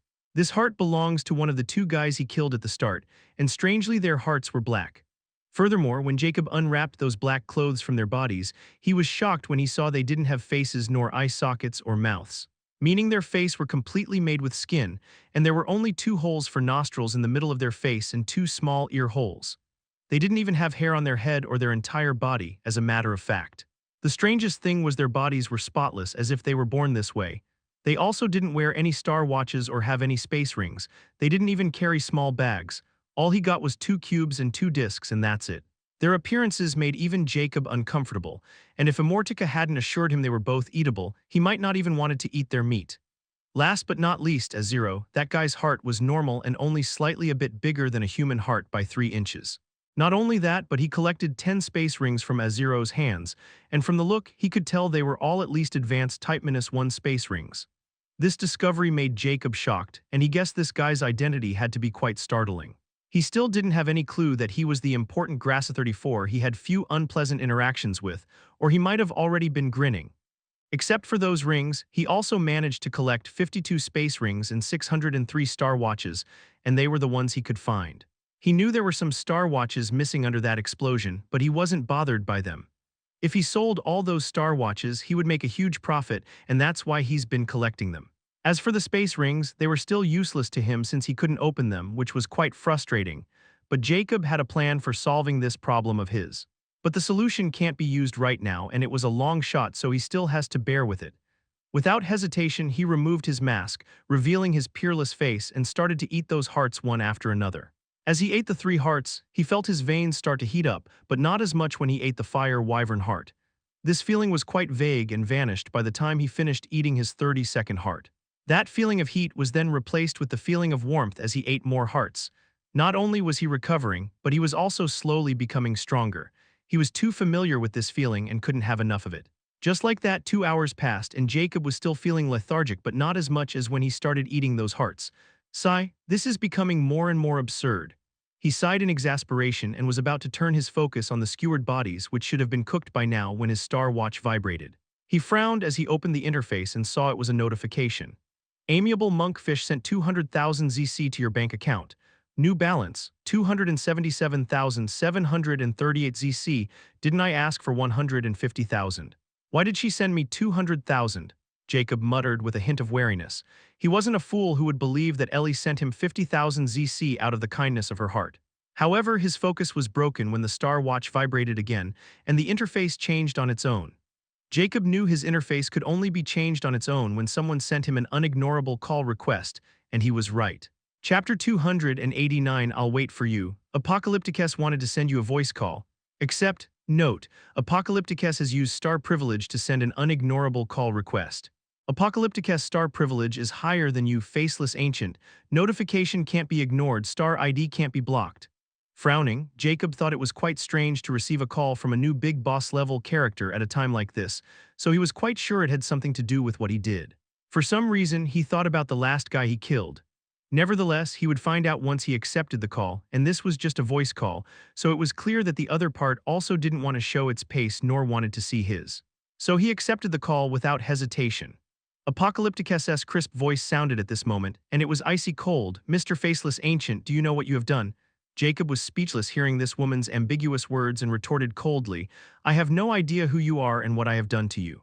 So you better get to the point before I cut this call, and don't even think for a second I will pick it up again even if you call me 24/7. HMPH, you do have a temper, don't you? Alright, I'll get straight to the point. I want you to return everything you took from Killer Skull Society, and I consider this matter over between you and my Killer Skull Society. Apocalypticus revealed her true intentions, and her tone was extremely overbearing. Jacob's eyes flashed with a hint of surprise when he understood the other party was from Killer Skull Society, and a feeling of déjà vu washed over him. It was clear that this woman was clearly quite a high ranking in the Killer Skull Society, and probably at the same level as Gunnar and Lucy. So she won't contact him just to demand the return of their items. Furthermore, he knew Important Grace should be in charge of this place, so if anyone, he should be the one contacting him, and unless that guy didn't want to make his superiors unhappy, he wouldn't tell them that he was helpless against him. Even if he killed hundreds of Killer Skull Society members, it should be Azero to contact him and then threaten him, not this high-ranking woman from the society. So, unless there was something special involved in last night's massacre which could alarm this apocalypticess that was even out of the reach of Azero, she shouldn't have contacted him. Lastly, she was speaking quite ambiguously. She wasn't demanding that data he took from the common planes directly, but items, which made his conjecture even more solid. Then again, the last kill appeared in his mind and the 10 space rings. His eyes flashed as he subtly replied, I have some unpleasant encounter with your organization, and it was you guys who provoked me first, and I always acted in self-defense. As for the things I took, they are my compensations for all the traumas I have been through. This means I don't give two shit about my enmity with your clown society, just send more of your little clowns, or better, just come here yourself. I promise I'll skin you alive as I did with your little pet Important Grace. Jacob's tone was even more overbearing as he uttered. He was not afraid of Killer Skull Society as long as he was in the Rare Plains, and he knew for a fact that these guys were nothing but cowards who were afraid of 3 hegemonies. As long as they didn't know when he left the Rare Plains, they would never be able to harm him, and with his growth rate, he would be invincible in the Epic Plains eventually. You ant slave. You dare to speak to me like this? Apocalypticess instantly fly in rage on the other side, as she never expected Jacob to be so overbearing despite knowing just what kind of authority she had. Yep, just a little slut who only knows how to wiggle her big cunt and throw out your bastard toys since your ass is too big for you to move. Jacob cursed coldly without holding back, while in actuality, he was completely calm and wanted to confirm if the person he killed in the last was really Important Grace. As for why he thought that he was Important Grace, it was simple. After he confirmed that the Killer Skull Society was involved in last night's raid, an apocalypticess's abrupt call, and her overbearing yet anxious attitude to get something back from him. So he instantly thought about the guy who came at the end, and he had astonishing trump cards, so he could only think of one person in the Killer Skull Society who could trigger the alarm in the Epic Plains, Important Grace himself. What was left was to confirm, and the only way was to anger Apocalypticess to the extreme so she could admit it herself, and she already half admitted by not retorting about the Important Grace death by his hand. You lowly foul-mouthed swine, I'll make you eat those words even if you hide under the earth or high in the sky. I'll find you and let you know your place, which is right under my foot, Apocalypticess uttered while chewing on each word in hatred. She had never suffered such humiliation in her entire life, not to mention humiliation at the hand of someone who she considered nothing but an ant. Jacob chuckled coldly, I'll wait for you. In the meanwhile, I'll sell all that loot and make sure you will never get what you want. Selling it, huh? I dare you to try it. Let's see who dares to buy it, Apocalypticess threatened before she cut the call. She was clearly not good with words and was already on the verge of going on a rampage. She knew it was impossible to talk with Jacob, and she didn't even offer him the things she prepared in exchange for what he took from Azero and the data. Now she wanted him dead more than anything, and she knew what she had to do to make that happen. Jacob's arrogant expression turned colder as he mused grimly, so that prick was indeed that Important Grace, and I took something important to the society again. Is this some kind of sick joke? Chapter 290. Reaching the meeting point in the middle of the day, Jacob finally left the cave and headed in the east direction of the inner magic beast forest. After his chat with Apocalypticess, Jacob was not feeling as apprehensive as he should have. On the contrary, he wasn't feeling anything, as if it was just a normal day of his day-to-day life. What he was concerned about were those 10 space rings he got from Azero, and he wanted to see just what kind of treasures they held that even someone like Apocalypticess contacted him personally. Especially when she belonged to an organization like Killer Skull Society, her star ID should be top secret. As long as I'm in Rare Plains, I should be fine. I just need to be careful about my departure from the Rare Plains. I can't let anyone know I'm leaving Rare Plains, or the Killer Skull Society might not be the only one seeking revenge. I'm pretty sure that Lucy's character would suffer some repercussion after I killed probably all the official mercenaries in the Dark City. I haven't even left this place yet, and here I already have terrifying enemies in the Epic Plains. So, I need more precautions than I already have, and I just happen to head such a place which is helpful. Jacob's lips rose in a faint, icy smile as he picked up speed. After 2 hours of traveling at his top speed without fluid acceleration, he stopped in the middle of the forest while he looked at the hologram map on his wrist. The location he sent me should be around somewhere here, Jacob uttered under his breath before he sent a call request to Earth Great Miner. After 5 seconds, the call was finally picked up, and a hoarse voice, almost as if dry leaves were rattling together, rang, "Why, you better be calling me to give me good news." It was clear that Mason was quite desperate. "I'm standing at the location you gave me," Jacob coolly replied as he was smiling when he heard Mason's voice. He knew this guy was at the end of his tether. "Excellent," Mason almost cried in mirth when he heard Jacob's words and quickly cut the call. Jacob knew he probably cut the call because he was coming to get him, and he focused on his hearing to hear his footsteps. But to his surprise, he suddenly felt a faint tremor under his feet before he saw that just 10 meters left from his standing position, the trees suddenly started to shift left and right as if they were sliding. Under Jacob's astonished eyes, the trees slide over 5 meters, revealing an underground pathway. Impressive, he thought as he could clearly tell this hideout was much more high-tech than the hideouts he had seen in the common plains. Jacob understands one thing about the people with secrecy in these plains. They could hide anywhere and build structures like these underground hideouts in the middle of nowhere. They didn't need a huge army of workers to build them. Just their own power was enough to achieve it. Jacob himself was now fully capable of creating such a hideout in half a month. But he knew it was just a waste of his energy since he needed to move around all the time. He can't stay in one place unless he gives up on immortality. Maybe in the future, when he needs to research for an extensive amount of time and needs absolute secrecy, he might make such a base. Or in case he had enemies coming for him from all directions. After the pathway was opened, Jacob then walked towards it, but he wasn't just going to walk right into it. This place should be a tiger's cave for all he knows. Although he was considered almost invincible among the living in the rare plains right now, he wasn't invincible if someone had a weapon like his Iron Titan sniper or even stronger. He had already seen what kind of consequence one could suffer if he gave his enemies chances to retaliate like a zero. If he hadn't stopped to hesitate while using his sniper rifle when he did, who knows what kind of trump cards he would unleash on him.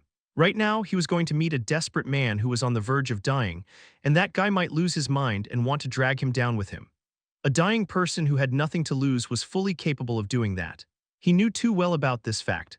Furthermore, he was sure this guy had experimented with the plutonium, and no matter how brave Jacob was, even he was afraid of radioactive bombs. Even if he knew that it was, likely, not possible for them to create such a thing without any prior knowledge of what plutonium was. As long as the possibility existed, he had to be extremely wary. For a moment, Jacobs entered 20x acceleration, which was the current limit of his ability after getting his body to epic rank.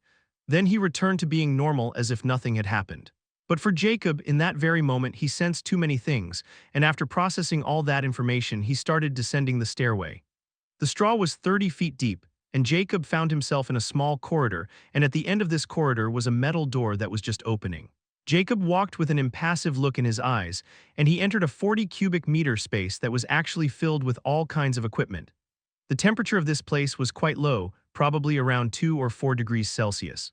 The instant Jacob's eyes landed on that equipment, he quickly identified many of them, so this guy is an explosive expert. Although he didn't see any finished product to back his conjecture, he knew better than anyone what an explosive expert's lab looked like because he was one himself.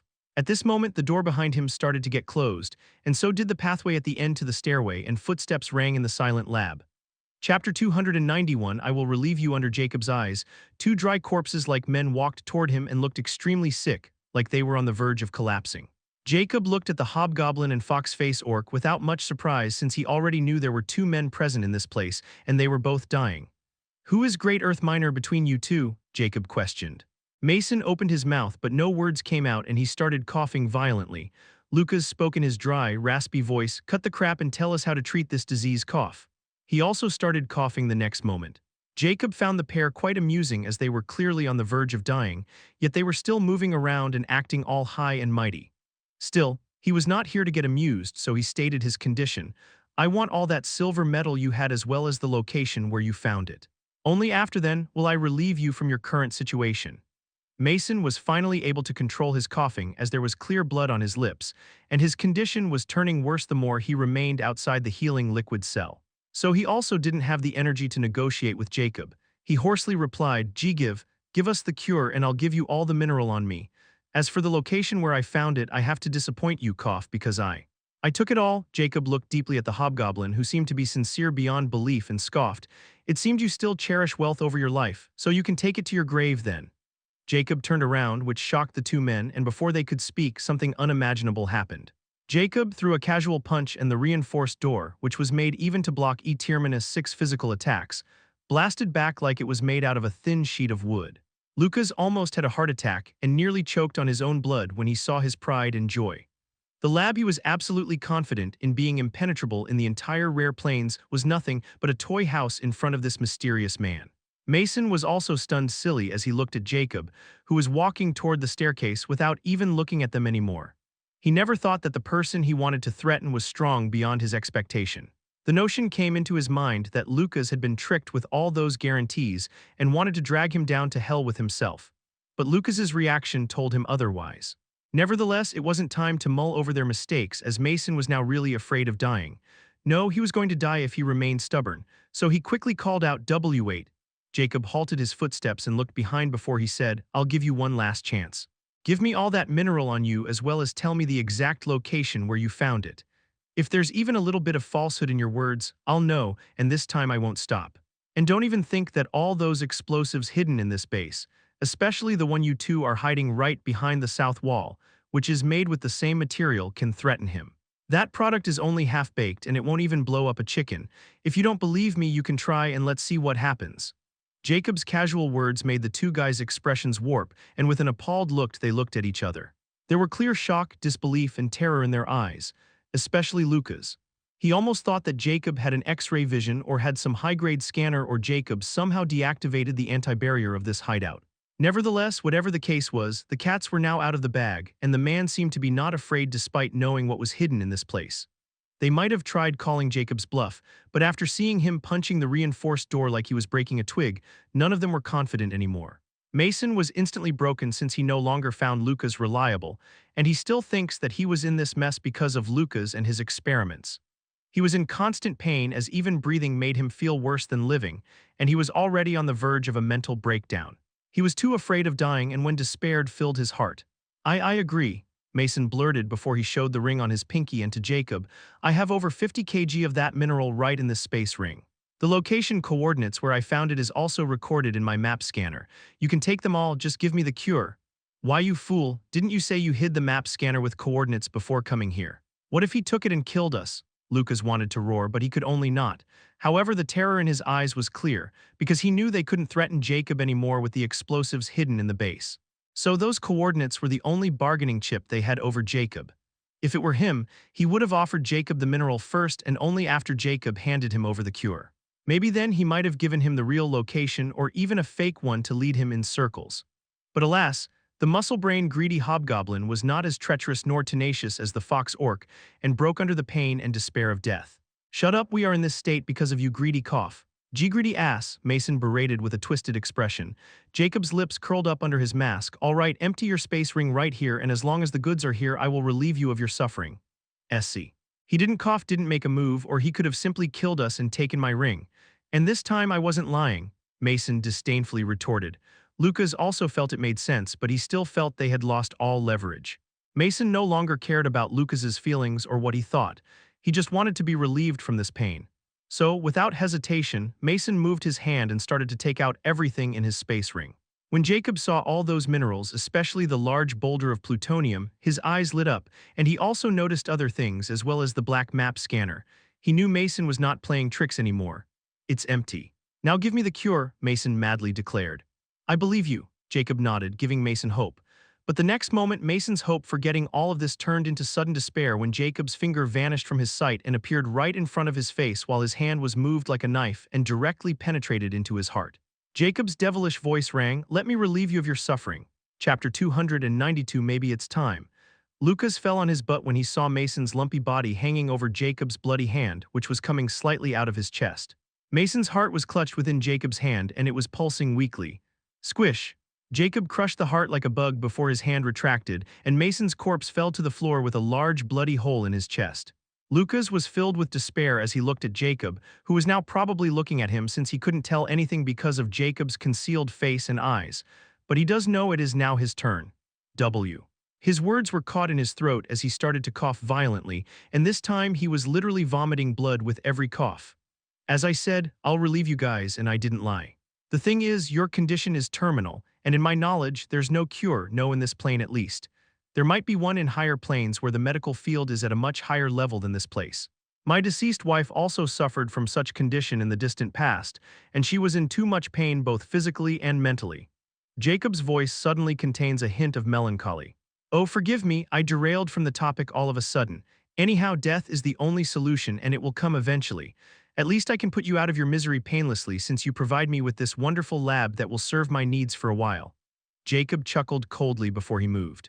Lucas was still coughing like crazy, his vision was already cloudy, and his mind was filled with despair and misery.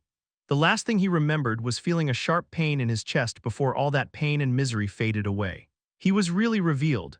Jacob looked at corpses with 2 holes in their chests without any hint of remorse and then averted his eyes, and they fell on the things Mason left. He walked over and picked up the map scanner and stored it away since it wasn't of any use to him yet. Except for that map scanner, he found 2 other things which drew his attention. They were 2 jars of glowing liquid, one was green and it was over half filled, and one was sky blue and it hadn't been used before. Advanced Type -1 healing and magic recovery potions. He even had over 1 liter of healing liquid and 3 liters of magic recovery potion. Just 1 drop of these liquids dilated in 1 liter spring water could heal any outer wounds and 20% mana below extraordinary rank. Don't tell me one of them was a potion alchemist. Well, that explains how these guys were alive all this time, Jacob thought while putting those potions in his pendant. Now he was also a potion alchemist of senior grandmaster rank, so he knew just how precious these potions were, not to mention their creation process was tedious. Except for those potions, Jacob didn't find anything worth talking, as all of those remaining materials were junk to him. Mason probably used all the precious materials to create those 2 potions. Nevertheless, Jacob's true prize on this trip was that big boulder of plutonium. His eyes shimmered as he mused, let's see how I can compress this huge lump. I should be done in a week or 2 before I get the reply from the Dark City. Only then can I decide my next course of action. Without wasting more time, he got to work. 3 days later, in the Dark City Nobles Circle, Hallberg was looking at the hologram report with wide-opened eyes as if he was reading something horrifying. How is this even possible? Can one person really do all this? He muttered with disbelief and a hint of terror. How accurate is this report? He asked Dark Rose. 80%. Dark Viscount Water Wave examined the battlefield herself, and she found over 500 corpses, and almost all of them were killed by beheading with a single sword slash. Through her connections in the Star Mercenary Agency, she found that all those official mercenaries were on a secret commission to hunt Faceless Ancient. Even her friend Dark Baron Fire Cannon and 2 other Dark Nobles were involved in this, and their dark badges are now voided, which likely means they are dead. Not only them, but there was another group involved in that attack since those extra over 200 bodies didn't belong to any official mercenary. Still, this incident has caused huge losses to the agency, and right now, Bank Manager Leroy has summoned a meeting between 3 hegemony's upper echelons in the Dark City. Dark Rose statically reported. Hallberg found it amusing as he asked, did he know the Alchemy Guild leader of the Dark City is probably the one who is behind this massacre, and they were the ones who were targeting him first? Is that idiot finally gone off his rails? I don't know, but Leroy didn't invite guild leader Faceless Ancient, instead he invited the former guild leader Braylon. He might have done this after knowing that the guild leader Faceless Ancient is currently unavailable in the Dark City. Dark Rose replied. Hallberg chuckled coldly, Dark Rose, you're still just an AI so you don't know the matter of men. That Leroy is an old schemer and Braylon, and he is very tight. Since Braylon was forced to give away his position, he naturally considered Faceless Ancient his enemy. Now that the bank has suffered huge losses, Leroy would be the one who got blamed for this blunder, not the one behind that secret commission. If I'm not wrong, this secret commission has come from Epic Plains and from a very high-ranking member of the bank at that. Now that person behind is using Leroy as a scapegoat, and that poor fellow had no choice but to become one. But what I don't understand is what that guy is now trying to do by summoning this meeting between 3 hegemonies. I never thought my last days in the Dark City would be so entertaining, and all this revolves around one person. Hallberg's eyes shimmered with great interest. Maybe it's time for me to have a chat with this Faceless Ancient. Chapter 293 Contact. Jacob was busy looking at the numbers on a screen display connected with a molding machine with scrutiny when he felt his star watch vibrates. He knew only a few people could contact him in rare planes, so whoever it was, it had to be someone with at least 1 star privilege or someone he sent a message or call to or added as a friend. After giving those complex numbers a last glance and finding nothing wrong, he opened his Star Watch interface and saw it was an audio call from Dilly, which he was expecting in the first place. So he accepted it without any delay as he was hoping to hear good news.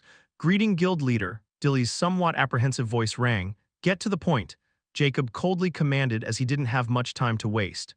Right away, Dilly quickly stated. I contacted my connection in the Noble's Circle, and according to him, it's impossible to send a message or even approach the Dark Earl's manor. Only if Dark Earl invited someone himself, only then can someone approach that place. His voice sounded depressed and fearful. Jacob frowned as he didn't blame Dilly since he knew just how high status dark nobles held in the Dark City, so how could the lord of the city be approached so easily? At least that guy didn't try to cheat him out of his ZC by providing false information. So he knew he had to search for those reaming materials himself.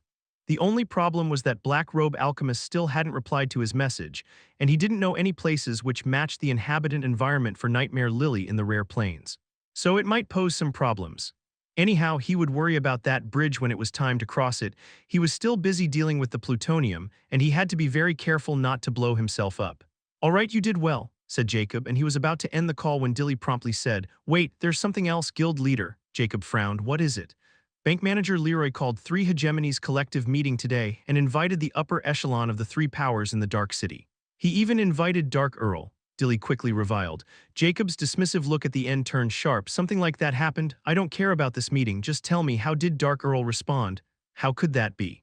The Dark Earl had never bothered himself with matters of 3 hegemonies as long as they were not related to the Dark City itself. So this time wasn't any different. What I want to talk about is that bank manager Leroy didn't send an invitation to you, the active guild leader but senior Braylon in the common circle. He even changed the meeting place to the common circle so he could easily attend it.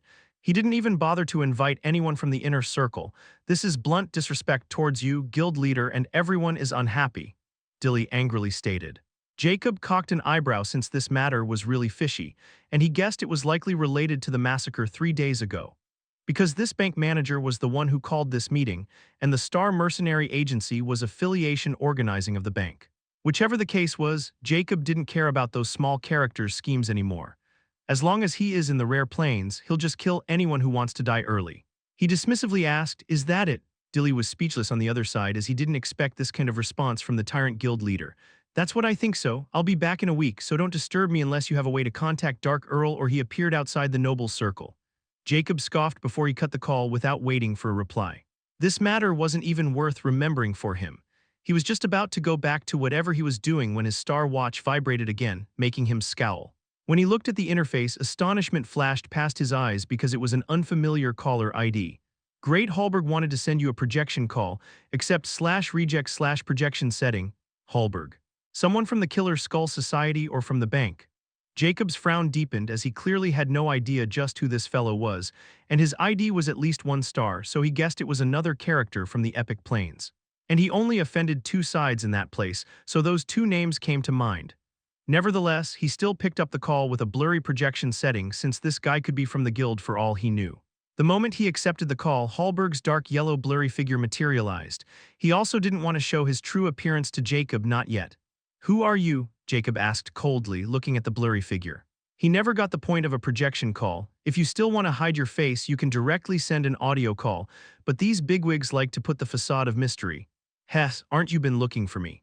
I'm the Dark Earl of Rare Plains Dark City, Hallberg revealed imposingly in a deep tone. He had no intention of hiding his identity. Jacob's eyes widened as he felt like it was some kind of trick. He was looking for this guy and to no avail, but now he was contacting him on his own. So no one could blame him for thinking that it was some kind of joke. Still, only a few alchemists knew he was looking for Dark Earl, and this guy seemed to know he's been looking for the Dark Earl. Not only that, but his star ID was also at least 1 star. And if he was really the real Dark Earl, then this meant he wasn't the only one present in the Rare Plains who had a 1-star privileged star ID. The enigmatic Dark Earl was also a 1-star privileged star ID holder, and the reason was enough for Jacob to take this guy seriously if it turned out to be the real deal. Chapter 294. I'm glad that. Jacob regained his calm as he spoke impassively. How do you know I was looking for you? Besides, even if I were looking for the enigmatic Dark Earl, I don't think you would be so kind as to approach me just because of this reason. Everything aside, I don't believe you are the Dark Earl. Although Jacob was really looking for Dark Earl, and it would have been alright if he had approached the other party. But the thing was, the Dark Earl approached him, which changed everything. First, he needed to confirm if this was the real deal or not, and second, he needed to know why he even bothered to contact him. Hallberg guffawed all of a sudden on the other side, which made Jacob's eyes narrow. He finally spoke in an amusing tone. You're really careful and mistrustful, huh?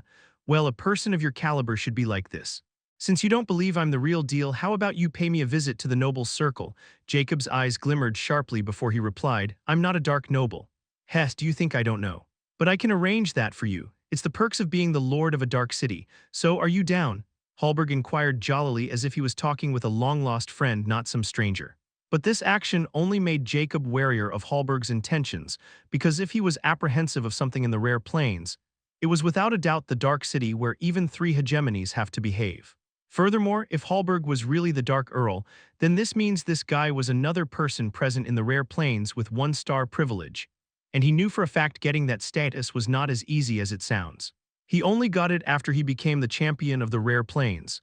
If it was someone from the epic plains, he might not bother since they can't do a thing to him, but now it's not the same thing. Still, Jacob knew this was a chance to meet the Dark Earl in person, and he may be able to strike a deal with him about the materials he required, and it would be more convenient to make a deal face to face. Even if things turn awry, Jacob is confident in escaping, especially since he now has plutonium in hand. So he replied, all right, I agree to this meeting, it's better this way. Excellent, I haven't entertained a guest in decades. Expect it to be a feast. Hallberg's elated voice rang from the other side, so when are you coming? Jacob felt this guy was too optimistic about this entire thing. But his doubt about Hallberg's identity was now almost clear, so he knew he had to meet him.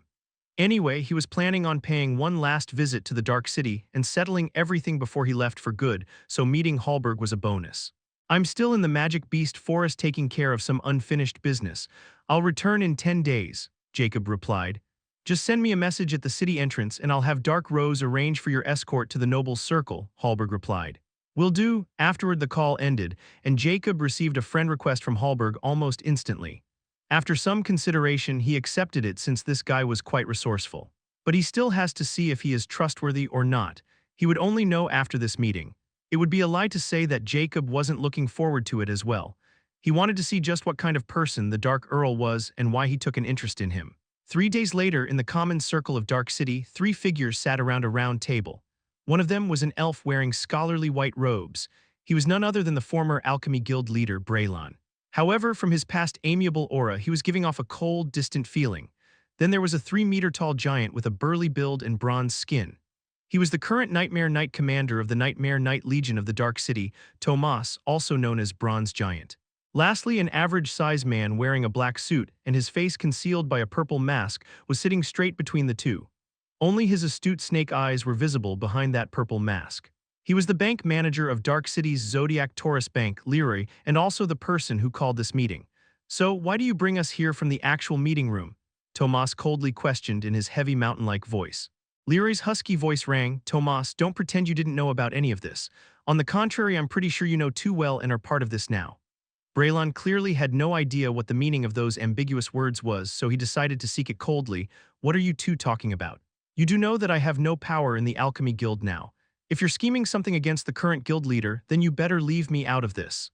Braylon wasn't a fool, as he could easily guess Leroy's intent by not inviting Jacob here, which was an act of blunt provocation. Furthermore, he didn't want to cross that madman after his short encounter with him. He lost everything without even doing anything, and so he didn't want to find out what would happen if he did something. He was only here because of the good relationship with Leroy, and he even planned to tell Jacob all about this meeting to enter his good books. However, after coming here, he found that things were not as simple as they seemed. Heh, that guild leader of yours is really something, I must say, Tomas suddenly declared, and there was a hint of deep respect in his voice. He then looked at Leroy and coldly replied, I know what you're thinking, but sorry to say, the chairman told us not to interfere with your side this time. And for once, I'm glad that we are not fighting that monster, but I'm still quite curious. Why the hell do you keep provoking him? Leroy's snake pupils narrowed into slits when he heard Tomas's unexpected words, while Braylon was completely out of the loop now. But I was informed the Alliance would be our allies in this venture, Leroy coldly uttered. Chapter 295, rather be a deserter than deceased, but I was informed the Alliance would be our allies in this venture, Leroy coldly uttered. In response, don't make me laugh.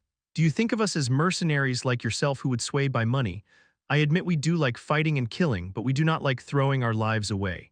That monster killed over 500 people within 6 hours, and I know those guys didn't even put up a fight from their clean deaths. He's likely in the wind now. So why the fuck do we want to go after him to waste our resources on a ghost chase? Even if we found him, you and I both know without an army we'll die. Tomas snarled disdainfully. Braylons instantly got the idea of what they were talking about and almost fell from his position. Sweat started to bead over his forehead, and his heart raced as he thought, kill 500. He never thought of that terrifying guy, but this terrifying not by a long shot.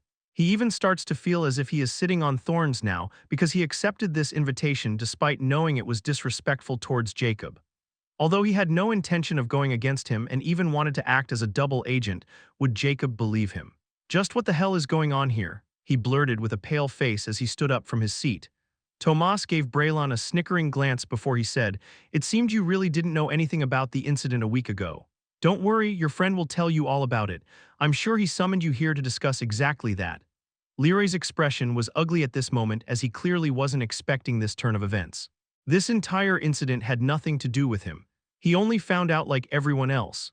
But just his bad luck, he was contacted by someone who he couldn't disobey and had to take full responsibility for this entire incident. In return, he was promised something he couldn't refuse, wealth and a ticket to higher planes. Not only that, but he was also given another mission, which was to unite the masses against Jacob and then ruin his public image as well as his guild image. Furthermore, he was told there would be another attempted assassination, and this time they would have the ZWA Zodiac Warrior Alliance full support as well. However, now Tomas was straight out refusing him, and he even brought the ZWA chairman into it, which means he was likely telling the truth. This could only mean two things. The negotiation between ZWA and UZB, Universal Zodiac Bank, has failed. Leroy was now feeling extremely gloomy as this would also make things nastier for him. He clearly won't lead the charge to hunt Jacob himself. He cares about his life more than some empty promises. Likewise, he would rather be a deserter than deceased. However, he still didn't understand one thing. He asked with a raspy voice, "Just why did you kick him out of ZWA if he's such a powerful figure and let him join the guild?" Braylon also looked at Tomas because he always wondered about it. It was quite clear that Jacob was now an official member of the guild, but he knew that he was a former ZWA member. He had made the mistake of thinking that he could kick Jacob out since he didn't belong to the guild, but he learned the hard way that he was extremely wrong. Jacob was an official member even before he met Braylon, which meant he was contacted by someone with the same status as him, and Braylon had no idea who that person was, to tell the truth. But this just made him more fearful because there was a chance he had supporters from the higher planes, and that's why he didn't want to cross him ever. Tomas's grin stiffened when he heard that question as if someone had stabbed him right in the gut. He naturally knew Jacob was an official member of ZWA because he was appointed to this position by one of his pawns in the Freedom Plains, Nixon. At that time, Jacob was still considered to be a blanker, and he wanted to earn his loyalty by providing him with resources and leaving it to Nixon to handle it. However, before their plans were even put into motion, Jacob's kidnapping happened, and everything goes down to the hills. But Tomas had never even thought that a nobody would turn out to be a monster within a few years who even he had to look up to. He even took the man for someone else when he found that he was a permanent member of the guild. However, when he got recently contacted by the ZWA chairman, the person he worships, he found out a terrifying truth. The faceless ancient of the Alchemy Guild was the same faceless ancient he once wanted to take as his subordinate. Not only that, Gunnar even admitted that he made a mistake by kicking that guy out because of his own misgivings about Jacob. If he had known that guy was really capable of such a feat, he wouldn't have made that deal. Alas, there was no medicine for regret in this world, and now that terrifying fellow was almost untouchable in the rare plains. The ZWA could have been the strongest by his side, but now they weren't even dared to face the guy. Anyhow, Gunnar didn't take the offer Lucy wanted to give him as he didn't want to send his men on this suicidal mission. As a fighter himself, he knew way better just how much manpower it would take Jacob down, so now the agency was helpless without the Legion's help. As for the answer to Leary's question, Tomas only said four ambiguous yet ugly words, "I have no idea." Leary almost flew in rage upon hearing this but controlled himself. "Why are you chickening out? He might be gravely wounded right now for all we know. Just help me out and I'll make it worth your while. I have some very good deals with you in the past, Leary, but this time I'm not going to take this one." Tomas coldly rejected. At this moment, a knock rang on the door. "What is it?" Leary angrily asked, as he was in a very bad mood right now. "Sorry to intrude, but we received an important report right now," a panicked voice rang. Leary frowned, hearing this unfamiliar voice, and before he could reply, Tomas said, "It's one of my men, come in." A burly troll entered the room, and with panic-stricken eyes, he blurted without even greeting the three. It also reflected just how panicked he was by this report. The Wild Nation. It's the Wild Nation. The Mad Lich King has declared his intention of whipping every living being on the Rare Plains after his full victory over the Freedom Plains. The Dark Armies are marching toward the Magic Beast Forest as we speak, and not only that, but the Lich King specifically called out the Dark City. Chapter 296. When it rains, it pours, Part 1. Today, the sky was covered in black rainy clouds as thunder rumbled, making the beasts in the Magic Beast Forest restless. At this moment, in a particular area of the inner Magic Beast Forest, the ground suddenly started to shake. The booming sounds reverberated in the vicinity as if someone was trying to tear apart the earth. Boom! A piece of ground blasted in the air with some trees, revealing an underground passage. Jacob walked out of this passage looking the same as usual. This door took 3 punches for me to break it. Not bad, Jacob muttered, looking at the broken, hidden doors of Lucas's hidden base. In the end, he shook his head. He can't remain here any longer, and this place will likely become someone else's property or some magic beast will occupy it. Anyway, he took anything worth taking, so he didn't care much about this place anymore, and he had already achieved what he wanted to by coming here. I managed to process all the plutonium 2 days prior to my estimate. Well, I hope the Dark Earl won't mind if I come to visit 2 days earlier. Jacob thought before he moved, turning into a blur in the direction of the Dark City. This time, Jacob's journey was quite smooth as no one was there to obstruct his way, and he guessed those corpses probably spooked those annoying guys away. Tip, tip. Raindrops suddenly started to fall at this moment, and within a few seconds they started to pour. Although Jacob wasn't bothered by the rain, it still obstructed his hearing sense. But for him, this was just like a casual rain, so he continued making his way toward the Dark City, which was now over 10 miles away. However, when Jacob was only 2 miles away from reaching the waterfall canyon, Jacob suddenly felt a strange unease for no reason. With a deep frown, Jacob slowed down and focused on his surroundings, but except for that rain, everything was perfectly normal. However, that strange, uneasy feeling got intensified the closer he got to the canyon and just won't go away. Cursed Immortality. Jacob decided to summon Cursed Immortality instead of taking more risks. He was saving this summons when he entered the Dark City's noble circle. However, he had never felt like this before, so he just wanted to confirm if this feeling was just a false alarm or if there was some sort of danger hidden near the Dark City. It was better to be careful than sorry. However, just when he summoned Cursed Immortality, all the surrounding rain stopped, which made Jacob bewildered since it was simply too sudden, and when he looked up his heart sank. Because he saw the rain wasn't stopped, instead it was obstructed by invisible doom, and this doom was 50-meter high and probably 500 meters wide. Not only that, but Jacob felt he was deaf as all sounds were cut off. Almost instantly, Jacob's entire body trembled as he felt goosebumps rising, and the fine hair on his body stood in alarm. However, without sound, Jacob's balance systems were greatly effective, which was clearly the scheme here, and the other party wanted to take full advantage of it as well. But Jacob wasn't so easy to subdue either. Within that instant, his 2 swords appeared in his hand while he twisted his body to the right. Just when Jacob started to twist his body, a red streak appeared right where his chest was a moment ago. However, Jacob was far from out of danger. He only managed to avoid the blow to his chest. Because at that same time, Jacob felt something sharp with a force of at least over 10 kilotons land over his shoulder, which should be supposed to be for his neck. The windbreaker he was wearing had at least a basic Type -2 defensive capability, and he was wearing a shirt made with the same type of material, so that blade didn't manage to wound him. However, after the second attack in succession, another came which was headed toward his head. But now he also got enough time to move his sword, and he used it as a shield to protect his head without hesitation. Rho Alpha Pedi Alpha and letter 1D0F Nua SOM Bang. Although he managed to block that dark blue streak, Jacob instantly received a terrible impact on his head, which wasn't any lower than 10 kilotons. All happened in 1 second in slow motion, and the moment that second passed, swish, Jacob's body blasted in the right direction, crushing many trees in its path. Jacob felt his head ringing, but he knew if he succumbed to this pain and didn't recover fast, he would be dead since this 3-way attack was perfectly coordinated. This time, his enemy was extremely sneaky that even he didn't see them coming, nor they gave him any chance to even look at Cursed Immortality which was hovering in front of him. He simply summoned it too late. His heart entered 10x acceleration at this moment, and Jacob regained his sense and maneuvered in the air to stabilize himself on the ground. However, his enemy seemed to be even faster than him as he could now sense another deadly attack coming right behind his neck and another one from the air. Without hesitation, the sword in his hand rotated backward, and he stabbed it to the back without even looking while his second sword rotated upward and he thrust it toward the air. Cling. Eerie sounds of metal clinging together rang almost instantly, and Jacob felt pressure behind those two attacks. Although they weren't equivalent to epic rank, they were not far either. But this action also exposed all of Jacob's body, and when Jacob sensed two more attacks were coming from right up ahead, he knew there were more than three attackers, and his eyes went deadly grim. Using his superior physical strength, he slashed the sword, which was blocking the attacker in the air, down with the attacker itself. Those two attackers' attacks were instantly disrupted by this action. At this moment, Jacob finally got a glimpse of Immortality, who had written something, and his heart sank when he saw the very first line. There are 5 legendary descendants.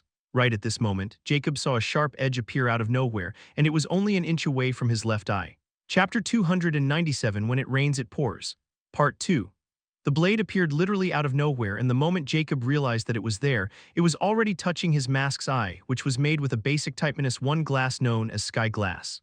Sky glass has a clear reflection on one side while the other side looks like a solid surface, and it is quite sturdy and stainless. Not even an advanced Type 0 weapon could scratch its surface. However, the assassins were clearly quite professional, and they probably knew what kind of target they were going to assassinate, so they clearly won't come with some Type 0 weapons. So Jacob knew that even if he managed to evade, his eye was as good as gone. What he should be worried about was that blade managed to penetrate deep into his skull. That's why Jacob started to retract his head backward while the blade edge was already breaking past the sky glass and now only a hair away from touching the cornea. And almost at the same time, it turned fiery crimson. Thereby, Jacob felt a sharp, fiery pain in his eye as if someone was piercing his eye with a scorching skewer. When the blade finally started to enter it, his entire eye went blind, leaving only the fiery pain. But he knew it was unavoidable. As the blade entered 3 to 4 millimeter deep into his eye socket, it started to go upward toward his eyebrow because of Jacob's timely retracing his head backward. However, this didn't mean he was out of the wood, not by a long, showing that fiery blade directly cut through his eye and skin. It even managed to scorch his skull before it left Jacob's head. Not only did the blade manage to take out his eye and nearly kill him, but his mask and hood were also blown apart by the sharp, fiery intent behind that blade. Jacob's face was revealed, with a deeply charred gush over his left eye, while his right bloodshot eye was deadly cold and filled with disbelief. He never thought he would come closer to death despite his current prowess in the rare plains. He thinks of himself as someone who could easily avoid danger in the rare plains, but now he knows he was too naive. No amount of preparation could compare to the unknown dangers, and this lesson could only learn through deadly experiences. Jacob looked at the crimson blade going over his head, and at this moment, his heart rate jumped to 20x acceleration. The gush on his eye started to mend visibly the moment he entered that state, while his other amber eye turned bright golden before multiple colors shimmered in his retina. The moment seemed to slow down for Jacob, and he could overwatch his surrounding in 1 meter like that was now part of his vision. There wasn't any blind spot nor any hidden enemies in this range anymore. Jacob's hand moved from the back, which was blocking the attack from behind, and directly slashed toward the blade's owner, who was in a straight position, with his sword moving over Jacob's head. His sword cut past the hand holding the blade before it moved directly toward the neck. Before the other party realized it, he was cleaved into 3 pieces, and Jacob's body moved so fast those other 4 attacks were still probably thinking that he was pinned down, while he was now almost freed from that deadly lock. The 20x acceleration was something that could make his speed increase by 20 times, as well as his reaction speed. His mind works at terrifying speed, while his vision sees many things which he can't normally see. The most terrifying about achieving a 20x boost on his current level was that 1 meter zone where Jacob felt he was a god and nothing could escape him. So he called it God's Zone. However, this didn't mean there wasn't any price to pay. In 20x acceleration, his body energy also rapidly depleted to fuel that massive acceleration. Jacob's conjecture was he could only maintain this acceleration for around 1 minute, even with the unique endurance of a wyvern, or his body would start burning his muscles. That's why he didn't use it carelessly, since he would need a massive amount of nutrition to regain his peak condition. However, now, after almost dying, he couldn't care less about that price. He wanted these guys dead. The remaining 4 finally realized that their companion was dead when his sword-wielding hand, head, and body started to split into 3 pieces. And somehow Jacob's speed greatly surpassed their own reaction speed. Rho Alpha P D Alpha and letter 1D0 F Nu SOM, when any of them realized that Jacob was gone and now attacking them. It was already too late, as his sword was hacking down toward the 3 guys in front, like unstoppable wind, and slipped past them like a butter knife before they could even react. Jacob then finally turned around toward the last guy who attacked from behind while the blood wasn't even falling to the ground of his newly cleaved victims. His eye was exempt from any emotion, and only bloodlust was emitting from his very being. Without hesitation, he threw his sword toward the last person who was trying to retreat but appeared extremely slow in Jacob's vision, and the sword directly stabbed into his head. Only after confirming that there weren't any more attackers did Jacob start to calm down, and his heart exited the acceleration state. His entire skin was scorching while steam was rising. He looked like a crimson devil with his one scorched eye. At this moment, the barrier above suddenly burst like a bubble before the rain started to pour down again. This clearly has something to do with those 5 attackers' death.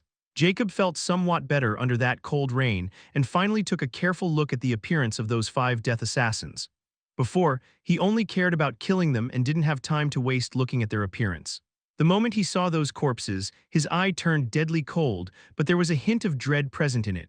Those 5 were dressed in white robes with black hourglass symbols on their chests while their bodies were wrapped in black gauze. They were just like those 2 mysterious figures hovering on the discs he killed on the day of the massacre. Chapter 298. You're sick. Iron Puppet Assassins has been killed by the target. Iron-class kill order has entered the 3rd and final stage. 10 Iron Puppet Assassins and 1 Bronze Puppet Assassin have been dispatched. An electric voice rang in the secret library. The Goblet was putting back some old books when she heard it, and a hint of surprise flashed past her ruthlessly cold eyes. She muttered with interest and a hint of astonishment, how can someone be capable of killing 2 waves of iron puppets in this place? Now that the Iron-class kill order has entered its final stage. If it fails again, the Iron Constant has to pay 100 times the initial Iron kill order price before he can put a new kill order on any target again. I wonder if this target will survive and break the 300-year Iron kill streak, and her muttering was like eerie noises within the silence of the library. In heavy rain, Jacob looked at the cleaved corpses with his icy gaze. He walked toward them as he started to feel lethargic again, and this time, this feeling was quite intense, as if he would fall asleep the moment he closed his eyes and let his vigilance go. However, his left eye was still burning while his vision was dark, so it was enough to keep him awake, and now he was going to eat them all to recover his depleted energy, not to mention their hearts were even more nutritional and precious. But this didn't mean he was happy about getting almost killed by this bunch. He was lucky he only lost an eye, and if he had been wearing his old dressing, he would have been stabbed multiple times before that guy would have claimed his head. Just who the fuck are they? They clearly belong to the same organization. What kind of species are they from? Jacob asked Immortality sternly, who was hovering there all this time. Today he also learned just how important Immortality's ability to see through any species is, and he shouldn't hesitate to use it if he ever started to feel uneasy. He only has 1 life and there's no point in holding back on it. Ha ha ha ha, they almost had you huh. I must say the attack was almost impeccable. They first put a magic barrier with a soundless effect to throw you off your balance for a few moments, and they took full advantage of those moments. Since you put up a good show for me, I'll reveal something interesting about these guys which I ignored last time. Jacob's expression instantly darkened when he saw the ignored part. He knew it was nothing but bull crap, and his rage was almost boiling. Hey hey hey, why do you look so mad? I didn't lie to you about them being legendary descendants or anything. I just forgot to mention that they were not naturally born and were some sort of mutants who seemed to didn't have a will of their own. Immortality revealed.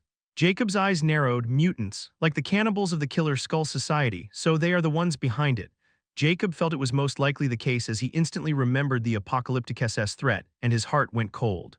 He didn't think she was still hiding those mutants somewhere, and they were so terrifying. But this also raised another question in his mind. If they can produce such mutants, then why did they want the data from Common Plains Cannibal Plan? Is there something I'm missing? I should check that data thoroughly. How did I know who's behind it? All I can say is these mutants are millions of times superior to the ones you encountered in the Type 0 planes. Not only are they made with legendary descendants as a core, but they even surpass the limits of what they can do without turning into those mutants. Like the one who almost blew off your face was a true dark elf who was born a rare and might have become unique. But you could have seen him coming a few feet away despite his assassin-like characteristics, but you sensed him when he was a few inches away from you. And you know the fascinating part. This guy can use fire magic with his shadow magic simultaneously, which should be only possible with the epic star magic core. Now this is what we called a mutant, and somehow you seem to be their target, ahahaha. Jacob's expression turned darker the more he read as his heart became heavier toward the end, even though he didn't mind the endless supply of mutant hearts, which were a good thing for his cursed blood-condensing stage. But these guys' strange abilities to keep themselves hidden until the very last moment were very dangerous for him, as he only sensed them when he was in the 15x acceleration state. Now he discovered that they could even use something that only an epic rank can. I shouldn't have put the Type-1 Universal Magic Manual to hold. I need to find a way to use magic as well, or at least know more about it to counterattack. Knowledge about alchemy is not enough when it comes to fighting. And I can get rid of their invisibility with special glasses since they emit thermomagnetic waves. They can forget about sneaking up on me like this unless they turn really invincible. So do you have any suggestion for me on this? He looked at Immortality while he unwrapped the faces of those corpses, and they were the same as the last ones, faceless.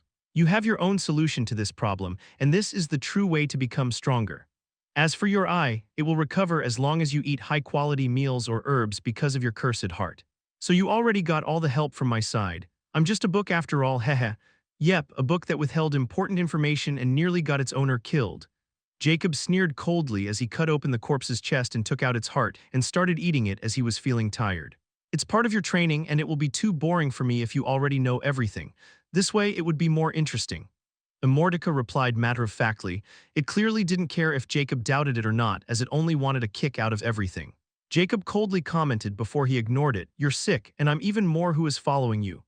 Chapter 299 The incoming danger. An hour later, after the attempted assassination of Jacob, he was now standing outside the Dark City entrance. He looks the same as he did an hour ago. Despite his masked breaking, he got a spare, so it didn't affect him much. The only difference was he was blinded on his left side, although Immortality told him the eye would be recovered as long as he consumed high-quality materials. But even after eating those 5 guys whole in their hearts, only a deep scar over his left eye was recovered, while his charred socket and the eye were still the same. After his inquiring with Immortality, he found that his eye was destroyed by the magic, and he had to regrow it, which meant he needed far more nutrition than just 5 extraordinary rank beings with legendary descendant states. If he needed to regrow his eye, he needed advanced Type-2 herbs or high-tier epic rank beings, which was clearly impossible to achieve in rare planes. So he thought of another solution, the Type-2 Titan tiers. After he managed to learn the rune language and philosopher language, he naturally examined this miraculous formula that can help anyone advance to a higher rank. He discovered the Titan Tiers book not only contained Type 0 and Type-1 formulas of the potion, but there were still 4 unidentified formulas that he couldn't read because they were probably in Type-2 philosopher's language. But with his current attainment in alchemy and the philosopher's language, he could still decipher the basic Type-2 Titan Tiers formula. As for the remaining formulas in the book, he knew they were probably above Type-2 or even Type-3 rank. He never thought this book discovered in the common plains would be so terrifying, and he almost traded it for a map. Anyhow, he knew as long as he created Type-2 Titan Tiers, his eye would be recovered. As for the advanced Type-1 Titan Tiers, which he already had in his pendant, he knew it was not enough, and he would only waste it, and he has other use for it, so he didn't want to use it as all the Titan iron he bought from the champion's space was already used up. The advanced Type-1 rank Titan iron was quite rare. Even in the guild, he only found around 800 grams, and he took it all. To make the basic Type-2 Titan Tiers, he naturally needs basic Type-2 Titan iron, and in the rare planes, he could only think of one person who might have it or at least knew where to find it, and he was currently headed to meet him right now. Lastly, he also got to see the final percentage of his cursed blood condensing, which was 5.1%, and it was after eating 8 legendary descendants' hearts. This naturally left Jacob depressed, because he only got 0.2% added into his previous 4.9% cursed blood condensing stage. It was too low in his mind, and it wasn't seemed like worth trading his eye for and almost dying. Welcome to the rare Dark City, esteemed wanderer. Please identify yourself. Seeking permission to scan the Star Watch, will you accept? Jacob heard Dark Rose's voice and the same notifications he heard when he entered the Dark City for the first time, so he allowed the scanning. Identity scan complete. Faceless Ancient Senior Grandmaster Gunsmith Alchemist. Dark City status, Alchemy Guild Leader. Dark City Criminal Record, none. Dark City Noble title, Upper Dark Noble temporary. Welcome back, Sir Faceless Ancient. You have an appointment with the Dark Earl. You have been allocated a 7-day pass in the Dark Noble City Circle by the Dark City Administrator Dark Earl. Do you wish to start your visit right now or on a later day? At least he was the real deal. Jacob felt somewhat good after confirming that the Dark Earl was really the real thing, and he arranged for his visit as he had promised. His evaluation of the guy raised a bit, but this didn't mean he would forget about the fact that the Dark Earl also has a 1-star privilege like him in the rare planes. I'll take it today, Jacob replied without hesitation, as he didn't have time to waste after the assassination an hour ago.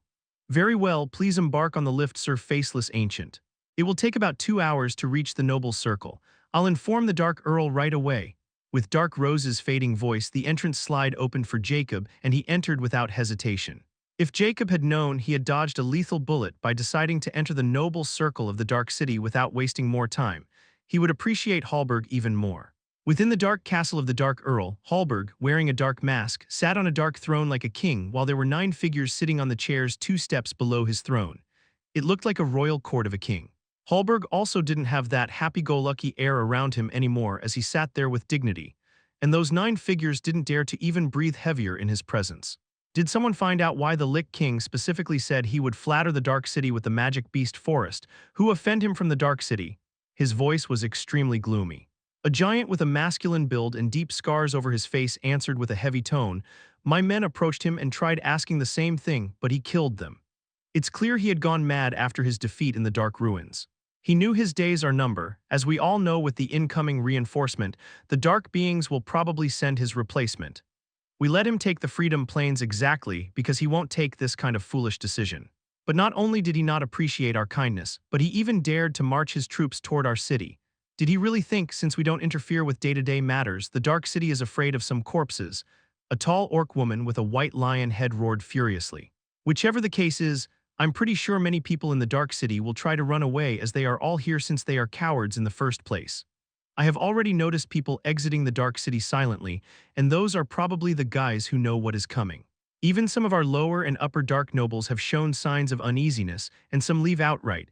Even some dark nobles in the noble circle are suggesting to evacuate the city post hastily as this fight is a lost cause. An elf worriedly stated. Heh, you're just expressing your own intentions in the sham of others. It's so like you, Dark Viscount Cloven. A 2.9-meter-tall giant woman wearing black battle armor scoffed disdainfully. Dark Viscount Water Wave, don't slender others without proof. Cloven retorted with a dark expression while there was a hint of panic deep hidden in his eyes. Enough with this nonsense. Hallberg slapped his hand over the handle of his throne and said in exasperation, if the Dark Being armies wanted to annihilate the Dark City, they needed to sweep through the Magic Beast Forest first, and unlike Freedom Plains, we won't let them do that anymore. Let's chip away their numbers as much as we can before we deliver the killing blow once they enter the Dark Zone. Dark City has been silent for too long. It's time to show why even 3 hegemonies have to show respect in Dark City. Hallberg coldly declared before his star watch vibrated.